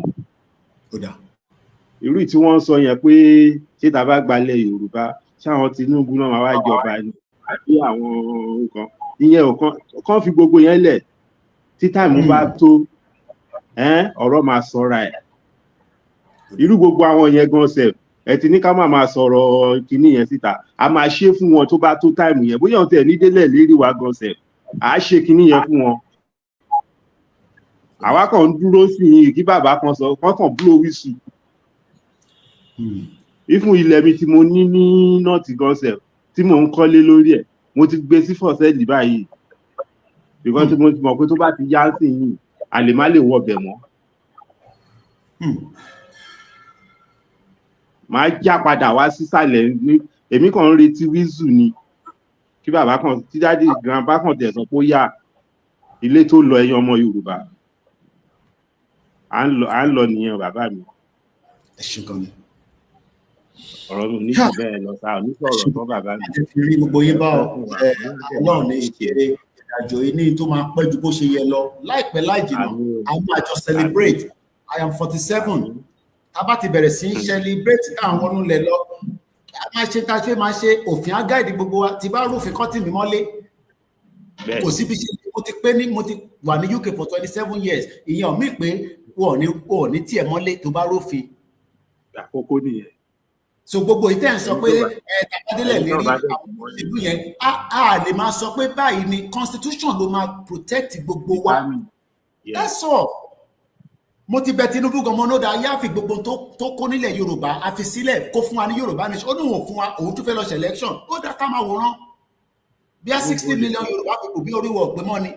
Torí wọ̀ bá pé tẹ́lẹ̀ orí wa ti pé nísìnyí because a ti rí òdodo látẹnu bàbá wa méjèèjì.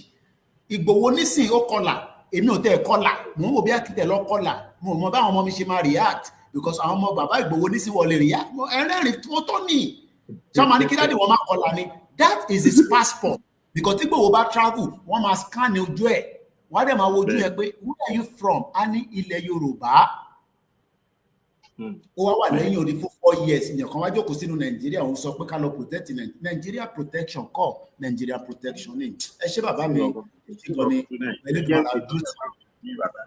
ẹ ṣé gan ni thank you so much 5 hours wá ti pé so a máa gba last call màá wá play audio bàbá lẹ́ẹ̀kan sí àparí ètò yìí kébì tẹ̀ lọ reflect audio ti pọ̀ tí mo fẹ́ lọ gbọ́ àwọn èèyàn ti pè mí program tá a ṣe lánàá program yẹn ti wá léraléra ṣẹ́rí bí ṣe máa ń fún yín ní dosage tá a bá lọ fúnjọ́ mẹ́ta àtúpadà wá àwa fún yín ní dosage ẹ má wá gbàgbé a máa fi account number wá síta mo mọ̀ pé ẹ fẹ́ gbọ́ yẹn àwọn tó fẹ́ gbọ́ wọ́n máa ń retí ẹ̀ pé Koiki látẹ̀ǹkan 5 hours fún aláccount number káwa náà ràn ẹ́ lọ́wọ́ ilé iṣẹ́ ni ibà yóò ṣe blogging platform organization ni organization kẹrẹ ó ní ìdè owó láti máa fi operate so bàbá mi ẹ̀yin ni the last caller màá fẹ́ kẹ́ utilize ẹ̀ dáadáa after ẹ̀yin mo ní tún fẹ́ gba kọ́ọ̀lù mi mọ̀ torí kémi náà lè lọ relax kí n tẹ̀ kẹ́sẹ̀ sórí chair Orísun TV mo kí ẹ o gbogbo ẹni tí bá dárúkọ ẹ má bínú nígbà mi a lè má rí yín ni kò ṣe àfojú pa yín rẹ́ bàbá mi ẹ bá wa gbóhùn sókè ẹ bá wa bá gbogbo ọmọ Yorùbá sọ̀rọ̀. ẹ̀yin ni tó ìwà ẹ̀yin ni bá ti wà ẹ̀yin ni tó là wà kò ní rẹ̀ ní lágbára Ọlọ́run. Amen. Inú Nàìjíríà àkókò wa ilẹ̀ Yorùbá láti ṣe ọ̀rọ̀ lọ́wọ́. Àmín. Pẹ̀lú tó ẹni tó pè wọlé ìwọ̀n láti gbàǹtà irú wọn kan oníṣẹ́ ọwọ́ ní wọ́n fẹ́ láti dáhùn wọn sọ̀rọ̀ gan nípa movement. Ṣùgbọ́n àwọn kan wà tí mo rẹ́ bẹ́ẹ̀ ẹni tó pè wọlé náà ni wọ́n. Ẹnì kan tẹ̀ wá tí mo rí lọ́jọ́ kan tí ẹnìyẹn bá ń sọ̀rọ̀ olóyè Ìgbòho báyìí. Ẹ máa rò bọ́lọ́run ẹ̀ ló ń sọ̀rọ̀ ẹ̀yìn. Ó nífẹ̀ẹ́ olóyè Ìgbòho gbogbo bá ti ń sọ̀rọ̀ olóyè báyìí. Bí olóyè ti fún lówó rí bí olóyè ti fún lówó rí. Àwọn olóyè òfin ní kọ́bọ̀ rí o. Òun ló sì máa ń sọ fún mi pé ẹjọ́ tó bá fojú rí olóyè báyìí sẹ̀ kó wà láàrin mílíọ̀nù ìgbà bíṣọ̀pù wọn arápálá wọn á lọ sí ọmọ olóyè lẹ́sẹ̀ wọn á dàbí ẹsẹ̀ wọn ní gbogbo láìpẹ́ wọn dé. Ṣùgbọ́n ìṣòro tó ní náà lẹni tó pè wọlé ìmọ̀ ní. A sọ fún mi pé ṣùgbọ́n tó kàn ń bọ̀ lẹ́rù pé a bá dé bẹ̀yẹn náà mo ń jẹ́ pé jẹ́ra inú tó ṣe máa ń ká àwọn èèyàn láàrin wa lẹ́yìn ọdún mẹ́wàá bẹ́yìn lẹ́yìn 20 years wọ́n ti ṣẹ̀fẹ̀ gbé wà yẹn náà jáde padà lọ́sàn-án ló ń pọ̀ wọn lẹ́rù nígbà láì fẹ́ ṣe tí lóòfin ní jáde padà wọ́n sọ fún pé nínú bíìdì tí bàbá wa give nígbà kan mo sì máa ń rántí ọ̀rọ̀ yẹn dáadáa bàbá máa ń sọ pé Nigeria is a disease bí máa ń pè ní virus ló ti wà ní blood everybody torílẹ̀-èdè yẹn bá dé injection tá a máa gbà tó máa pa virus yẹn wọ́n pẹ́lẹ́ ìdùnmọ̀ rẹ̀ á pèsè. Amen. Mo like point ẹ lò yẹn injection tá a máa lò tó máa pa virus yẹn Ọlọ́run á guide wa tá a máa fi ṣe. Lágbára Ọlọ́run. So mentality tó jẹ́ ti àìsàn Nàìjíríà yẹn náà ló sì mú kẹ́ni ẹ̀ lè máa ronú pé ìdáhùn tó wà bẹ́ẹ̀ náà lọ́fẹ́ wá sí nǹkan báyìí. Òun tèmi ṣáà máa ń padà sọ fún wọn ní pé ẹ jẹ́ ká tiẹ̀ ṣe kọ́kọ́ yanjú ilé ìkọ́tẹ́ bí a ti ṣe lè fi something years. Ẹgbẹ́ kò ṣe ó dà ẹ jẹ́ ká mo máa ń sọ fún dókè ẹ jẹ́ ká tiẹ̀ jókòó láti ibùdókè ẹ má wọrí ẹ fún wa náà ní 20 years ẹ fi extra orí ẹ̀ tẹ̀gbọ́ ẹ kọ́kọ́ wà 20 years ẹ jẹ́ ká ṣe ilé iná ẹ bá wá ṣe ilé fún 20 years tó bá jẹ́ the same thing àwa gbé fún yín padà lókè àwa náà bó ṣe rí náà ló ṣe ó yẹ máa ṣe nǹkan tẹ̀ ń ṣe lọ. Káwá compare síra wọn. Ṣé rí àdúrà tèmi ni pé ẹ̀mí bàbá ò ní bọ́. Àmín. Ẹ̀mí olóyè ò ní bọ́. Àmín. Ẹ̀mí tí náà ní bọ́. Amen. Ẹ̀mí ẹnikẹ́ni ò ní bọ́ ẹ̀dẹ̀ ní fọmọ kí ẹ̀ ní fàyà sí. Àmín. Àmín. Àwa kò kàn wà nílé àdúrà wa torí pé àwa gangan la wà nínú prison. Ó dẹ̀ jẹ́ pọ̀pọ̀lọpọ̀ kò gbé ẹ̀ jẹun torí ọmọ tó ń bí nínú ikú tó dàgbà nínú ikú ó yẹ pé ewé ló ń jẹ kò lè rí bí gbéyà ń jẹun. Wọ́n lè ṣe ń béèrè question lọ́wọ́ ọ̀gbẹ́ni ẹlẹ́gbọ̀n tí ò lè dáhùn tó ti kúrò nínú contraction rí tó ti jáde rí. Kò tẹ̀ ó ti sá lọ kò tẹ̀ sọ̀rọ̀ mọ́. Kò lè dáhùn béèrè yẹn. Kò lè dáhùn. Ìdílé máa ń kọ́ tóbi náà nígbà míì pé ṣéwọn olóṣèlú wa àwọn ọkọ wa bẹ́ẹ̀ ń lo orílẹ̀-èdè míì ṣé bẹ́ẹ̀ ni bíbẹ̀ ti rí sójú òkè ń tì ní tẹ̀ bá padà délé. Kò mà sí tó kàn wọ́n pẹ̀lú yẹn.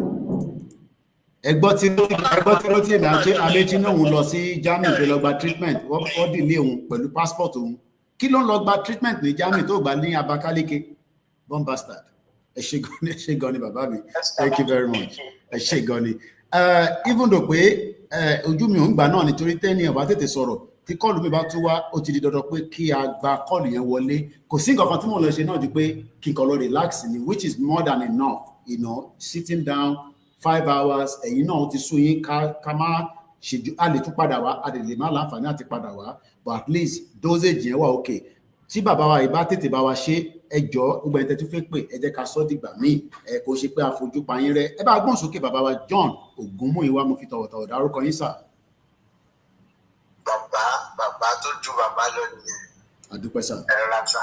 mo kì í. ẹ kú ọjọ́ mẹ́ta. èmi nìyẹn sà. àbọ̀ Ọlọ́run àkókò máa dájú lórí yín. Amen. Bàbá mi kó ìpè ẹ̀rín ṣe ti lágbára Ọlọ́run. Amen. Amen. Àti ẹ̀rín àti bàbá wa Ìgbòho Òòṣà. Kábíyèsí ẹ̀ Ìgbòho eléyìí. Àti grandpa. Bàbá tó ju bàbá lọ. Ọlọ́run á máa wà pẹ̀lú gbogbo wa. Amen. Amen. Amen. Nǹkan tí mi kò fẹ́ rí sọ sí ọ̀rọ̀ mi ò ní kó rárá. Ṣé rí ẹni tí ìṣẹ́ bá ti pọ́n lójú jù? Oríṣiríṣi ọ̀rọ̀ ló máa jáde lẹ́yìn rẹ̀. Ẹni tí ìṣẹ́ bá pọ́n lójú jù, oríṣiríṣi ọ̀rọ̀ ló máa jáde lẹ́nu ẹ̀. Torí pé kò mọ èyí tó kàn mí, kò dẹ̀ mọ ibi tó ń lọ mọ́. Ṣé rí ìlú tá a wà yìí? Iṣẹ́ yẹn ti mú everybody lórí débi pé èèyàn ò lè dánú rò fún ara ẹ̀ mọ́. Tí ẹ bá wo dáadáa, èèyàn ò lè dánú rò fún ara ẹ̀ mọ́. Wọ́n máa ń báyàn ronú bí ìgbà tí wọ́n máa báyàn ronú òun ni. Torí pé iṣẹ́ yẹn ti pọ̀ jù. Àgbọ́yé. So ìlú yìí kéde rí tá a bá wo orúkọ kan. Kí ló ń jẹ́ Nàìjíríà? Kò ní mínì. Kí ni oríkì tá a lè fi kí Nàìjíríà? Kò ní mínì. Báwo la tiẹ̀ ṣe fẹ́ pè? Kò ní mínì. Ṣé ká sọ pé a jí sínú ìyá ni? Àbí kí la fẹ́ pè? Báwo la ṣe lè túmọ̀ ní Yorùbá? Kò tẹ̀ ní mínì rárá. Kò ní mínì. Kò ní mínì. Ṣé abẹ́ fi gbé Odùduwà? Ọmọ aládé. Ọmọ aládé, ọmọ oníran. Tó ṣe pé tó bá kí oríkì yẹn kan tó máa ń kì lọ láì ṣe kankan láì jẹ́ tí ìnáwó ìwọ́gun orí ẹ̀ máa wú. Tó bá ní owó lápò ẹni tó mọ̀ kí yẹn wà àdáwó yẹn lé lọ́wọ́. Abẹ́mọ̀ bá lórí kì ni. Nígbà tá a ní history. Ẹ jẹ́ kí àwọn èèyàn ẹ jẹ́ kí wọ́n jí kọ́ máa sùn. Kọ́ má jẹ́ kí iṣẹ́ yìí kọ́ má jẹ́ kó gba gbogbo nǹkan tá a ní kó má jẹ́ kó gbà lọ́wọ́ wa. Àmín. Èyí tá a ṣe lé òun náà la fi gbà wọn láyè tán fi wọlé sí alára wọn fi gba gbogbo lẹ̀ tán a kàn sọ pé wọn ò tí gbalẹ̀ ni. Ni wọ́n ti gbalẹ̀ tán ó kọ̀ kù kan strike lókun kan bẹ́ẹ̀ ni wọ́n gbogbo àwọn olóyè àwọn bíi ọba nǹkan kankan bẹ́ẹ̀ ni máa mú wọn kúrò ni. Iṣẹ́ mọ̀ nígbà tí ò bá sí nǹkan kan àwọn èèyàn ẹni débi ń pa ṣó lè gbọ́ wàásù ni. Kò possible. Ẹni débi ń pa ò lè gbọ́ wàásù bàbá mi. Kò possible. Òun náà ni irú àwa tí irú yín ṣí níyì bìkọ́sì ẹ̀yin wà nílẹ̀ tí ìlú ti ń ṣí. Atẹ́gùn tó ń fẹ́ sí yín atẹ́gùn tó máa ṣí yín níyì ni. Ẹni tó bá láǹfààní láti jáde rí ẹ mọ̀ pé mo sọ fún yín mo ní mo ti gbé Slough ní London. Mo mọ̀ bẹ́ẹ̀ dáadáa. Mo ti gbé Slough rí. Ẹni tó bá ní àǹfààní láti jáde á gẹ̀ẹ́tì nǹkan tẹ̀ ń sọ yìí á dẹ̀ mọ̀ pé òdodo ọ̀rọ̀ ni. Àìmọ̀kànmọ̀kàn èèyàn òun ló ń jẹ́ káwọn èèyàn máa sọ gbogbo sọkúsọ mi ò dẹnu bẹ́ni tó sọ̀rọ̀ yẹn lórí pé wọ́n ti fún lówó pé kó lọ lẹ pósítà ní pósítà ti wà lẹ́gbẹ̀ẹ́ pósítà ti wà lẹ́gbẹ̀ẹ́ ẹ̀ sí. Òun náà dẹ̀ gbọ́dọ̀ wá nǹkan kan tó máa fi dìbẹ́ǹdà rẹ̀ pé àwọn lọ sí ọ̀dọ̀ Kóìkì. nígbà òun sọ̀rọ̀ pé wọ́n tẹ̀ lè sọ́pọ̀tì wa wọ́n lè jọ ẹ̀. Because in tó sọ yẹn nísìnyí ó máa ti nígbà tó ń sọ̀rọ̀ yẹn á ti máa screen record ẹ̀ á lọ gbé lọ fún wọn. I know what they do. Á ti screen record àwọn tẹ́ gbọ́ ọmọ fóònù lò dáadáa bó ṣe ń bá mi sọ̀rọ̀ yẹn ó ti ń screen record. Adé náà lọ sọ̀rọ̀ níbẹ̀ ó lọ bá Kóìkì sọ pé kí ló dé tó ṣe kinní kan. Àwọn nǹkan tó bẹ̀rẹ̀ ní àǹtí lọ́rọ̀bà wọ́n sì pọ̀ tó ń bọ̀. Wọ́n sì pọ̀ tó ń bọ̀ ẹ̀kúra rẹ̀. Ẹ ṣe gan ni. Torí pé wọ́n fẹ́ mọ nǹkan tá a fẹ́ ṣe gbogbo. Èmi náà dẹ̀ mọ̀ bàbá Akintoye nìkan ló mọ̀ kùkú sí tí mo mọ̀ èyí tí mo mọ̀ gan wọ́n ti ní kí n gbẹ́nu mi dákẹ́ báyìí èmi náà mọ̀ kankan kí ni mo mọ̀. Journalist ni mí èmi kàn wá ń ṣe ní tí bàbá rán wa Evangelism. That's so, but tí gbogbo yín pressurize mi ẹ̀yin lẹ pressurize á pé bàbá dẹ̀ no ẹ̀tọ́ òun ló ń ṣe a máa gbọ́dọ̀ yẹn àwọn la máa fi parí ètò láìpẹ́ yìí a máa gbọ́n bàbá again tí mo dúpẹ́ lọ́wọ́ ní sà.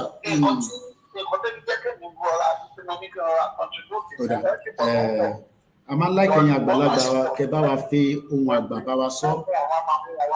Thank you very much sir, we're grateful. Ẹ ṣé gan ni. And that's about it. Come out to gbé call me wọlé. So I'm gonna wrap it up and see. ẹ jẹ́ ká wá kọ́ gbọ́ ntí Professor bá wa sọ. After that, I will close the broadcast. Be for real. No matter how frustrated we are in the movement, no matter how you might look this movement, àwọn pointer tí bàbá sọ ẹ̀ mo ti ní kó bá mi type ẹ̀ jáde àwọn team mi a máa send ẹ̀ síta.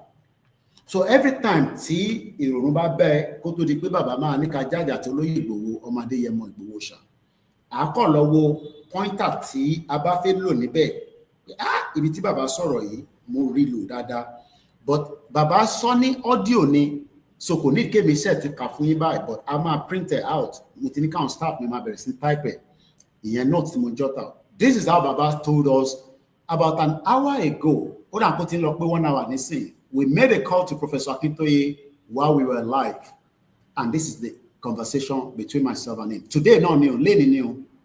The audio is already in circulation. If you don't have it,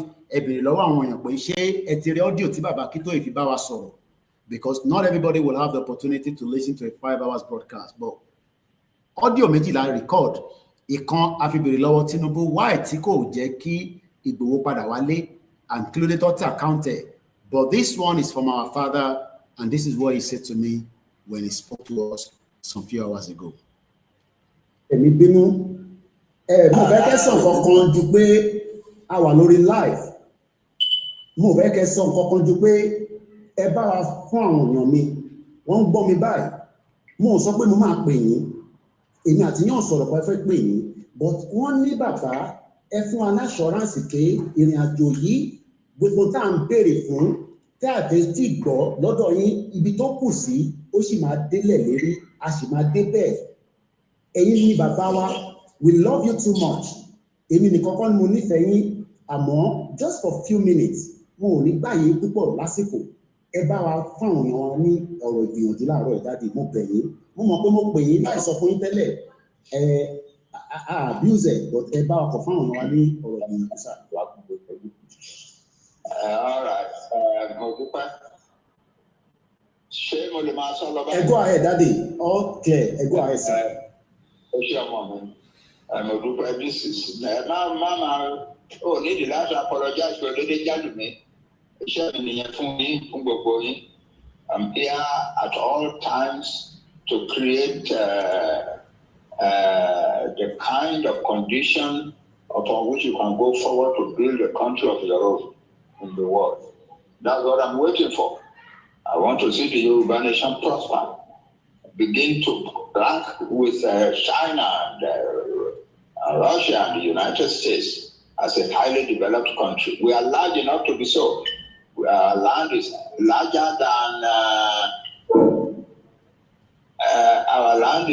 than the United Kingdom, larger than Germany, larger than France.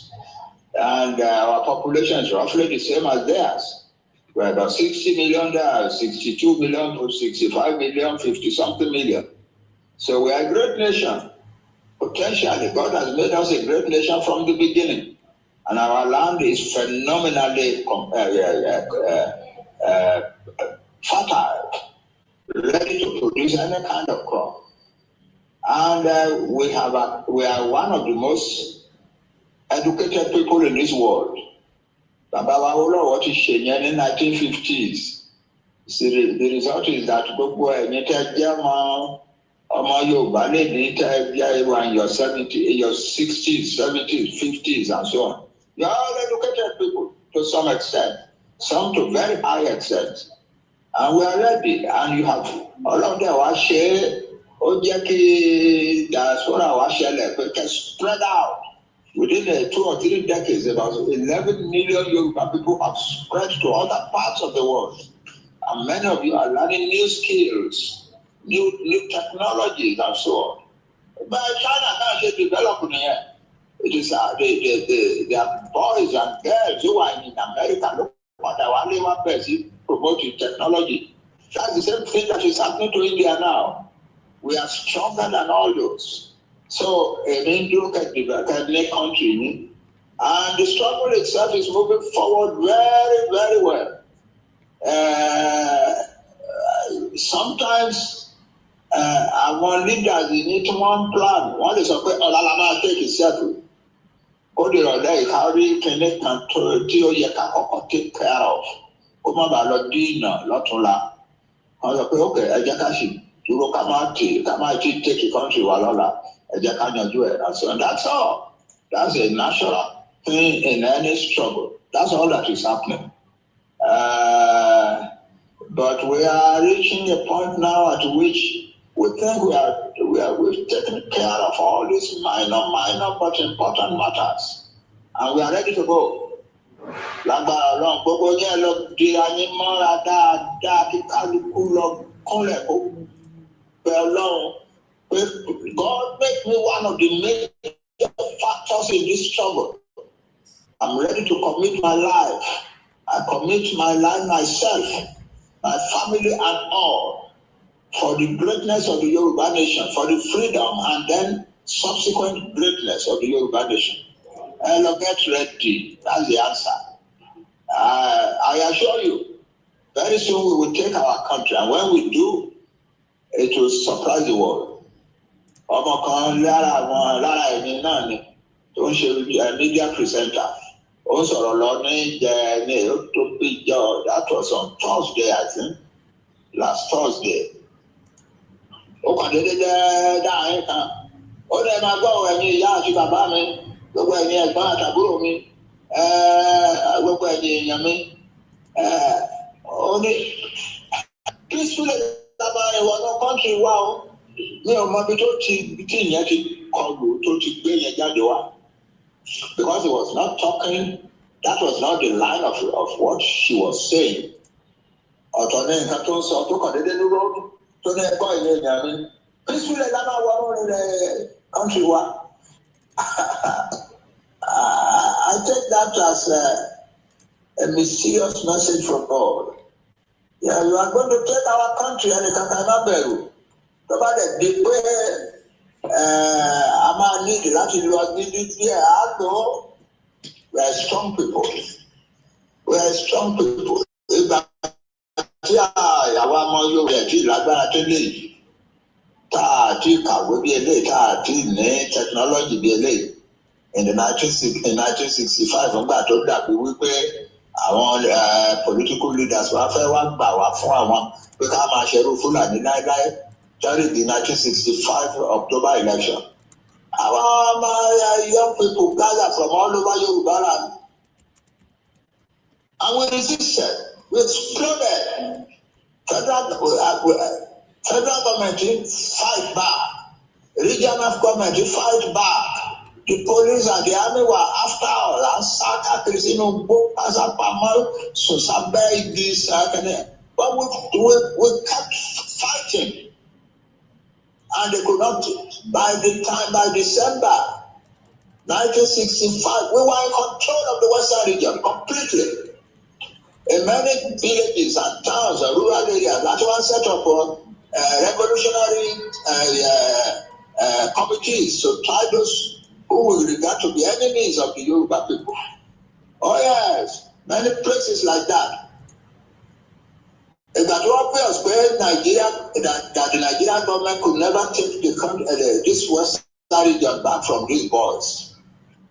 They were young people like us. Now decided to run as a coup. I met one of them about 2 weeks before the coup. Yeah, Emmanuel I just student, history students in Ibadan. Was 1 year ahead of me. And I met him. And you see it over full treatment. One second to prepare. And so on.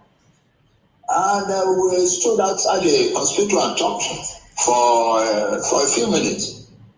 That was Banji, we have been watching you in the politics of your Western region. And what we are seeing about you is wonderful. It's commendable.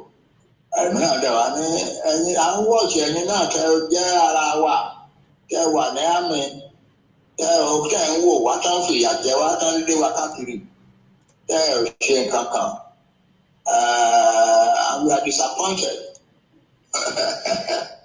Wọ́n ṣu ẹ̀ṣẹ̀ Just like you. There is nothing to hide anymore. And so on. 2 weeks later, they carried out the coup. And that is all. 2 weeks later, they carried out the coup. Yeah. And he was, Ferdinand was in charge of the Western region and Lagos. Group listen, Yoruba people are not a minor people in the world. You must get ready to fight back and take your land, and then develop it into one of the most technologically developed and one of the greatest and most respected countries in the world. That's all. I am 90 years and growing older, and I'm not as strong as I would like to be, but that's the nature of age. But I'm solidly behind you at all times. I am solidly behind you at all times. I don't want Yoruba people to begin to wonder, don't ask anybody what is going to happen. Don't ask anybody what will happen. We give everything and take our country away. That is all. Yeah, we know the federal government has the power, has the money, has the whatever. We don't have those things. But we have ourselves and we have our God. And you must be sure in your mind that you are ready to push this until it succeeds. That's all. That we are all going to join hands and push this until we succeed and take our country.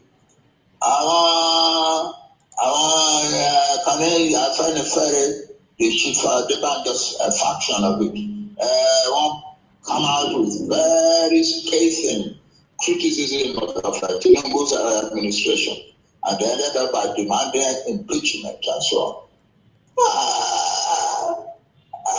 Rather than come out of because Tinubu they can impeach I can create a mock and anger in our land by saying such things. Rather than give your energy to that kind of destructive venture, come out and join the Yoruba self-determination struggle and let us pull our country out. That is all.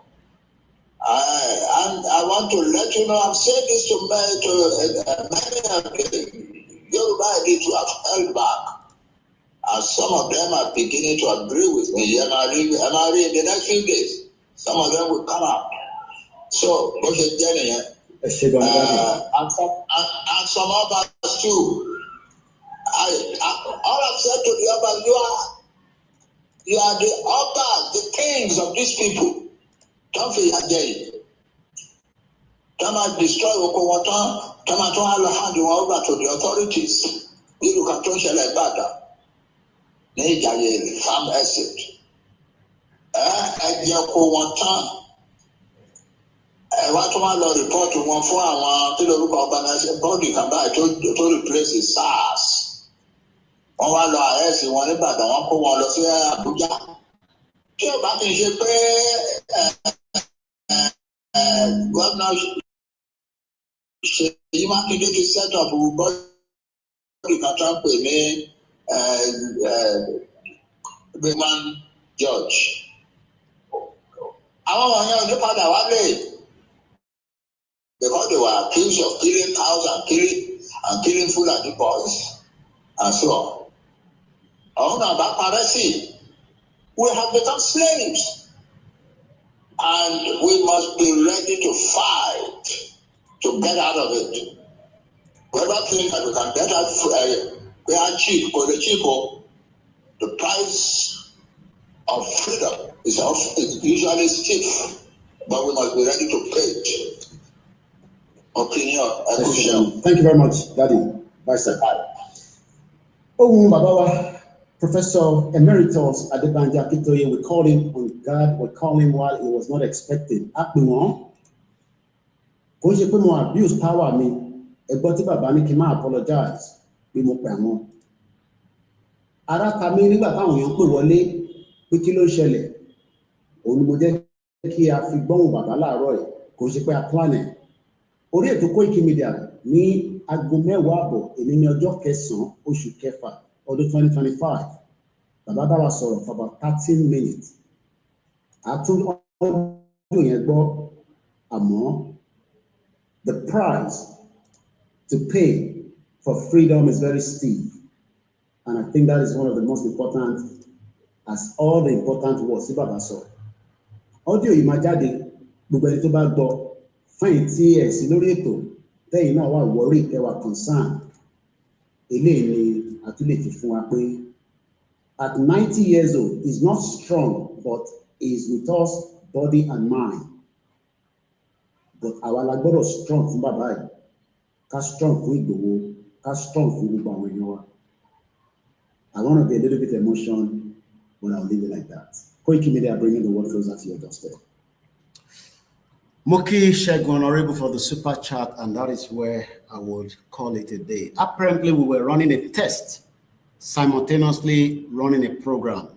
If you go on our YouTube channel, Eric Pay Oyato Roy, because we were using the Streamyard, it was more like a test, but also a program.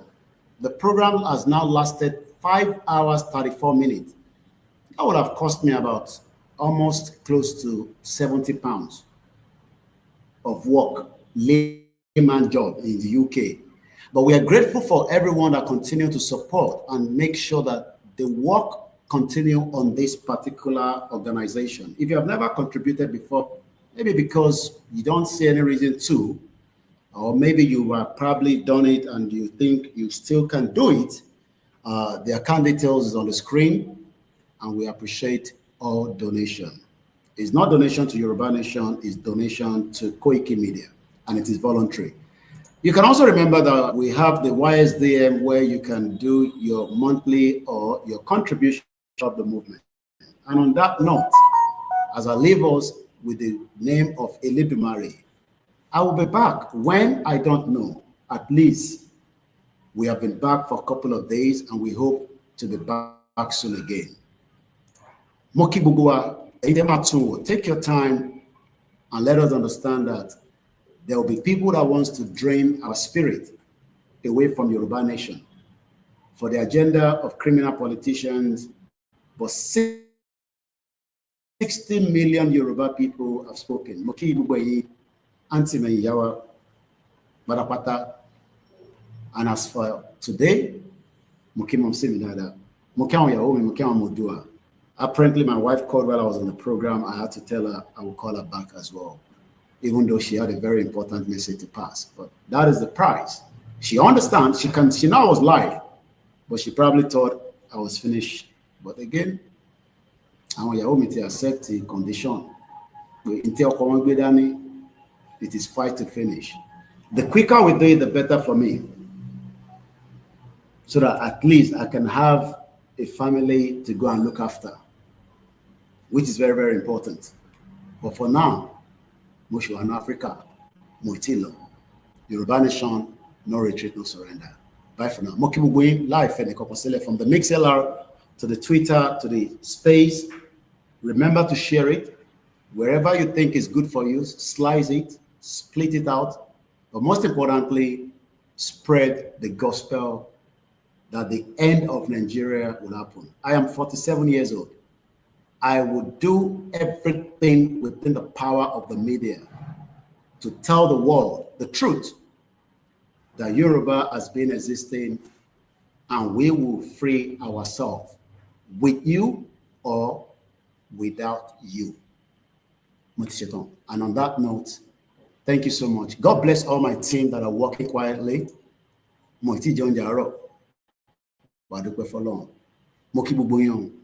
And as I say, don't let your spirit down. We're on the right track, and nothing is stopping us, not even the power and the might of the federal government. Yoruba people have defeated them before in 1965 when the technology was not there. What we have done in the last 5 years, we have used the enhancement of technology, and we will use it not to destroy Nigeria because Nigeria has already been destroyed, but to bring out the 60 million Yoruba people out as quickly as possible. Thank you so much.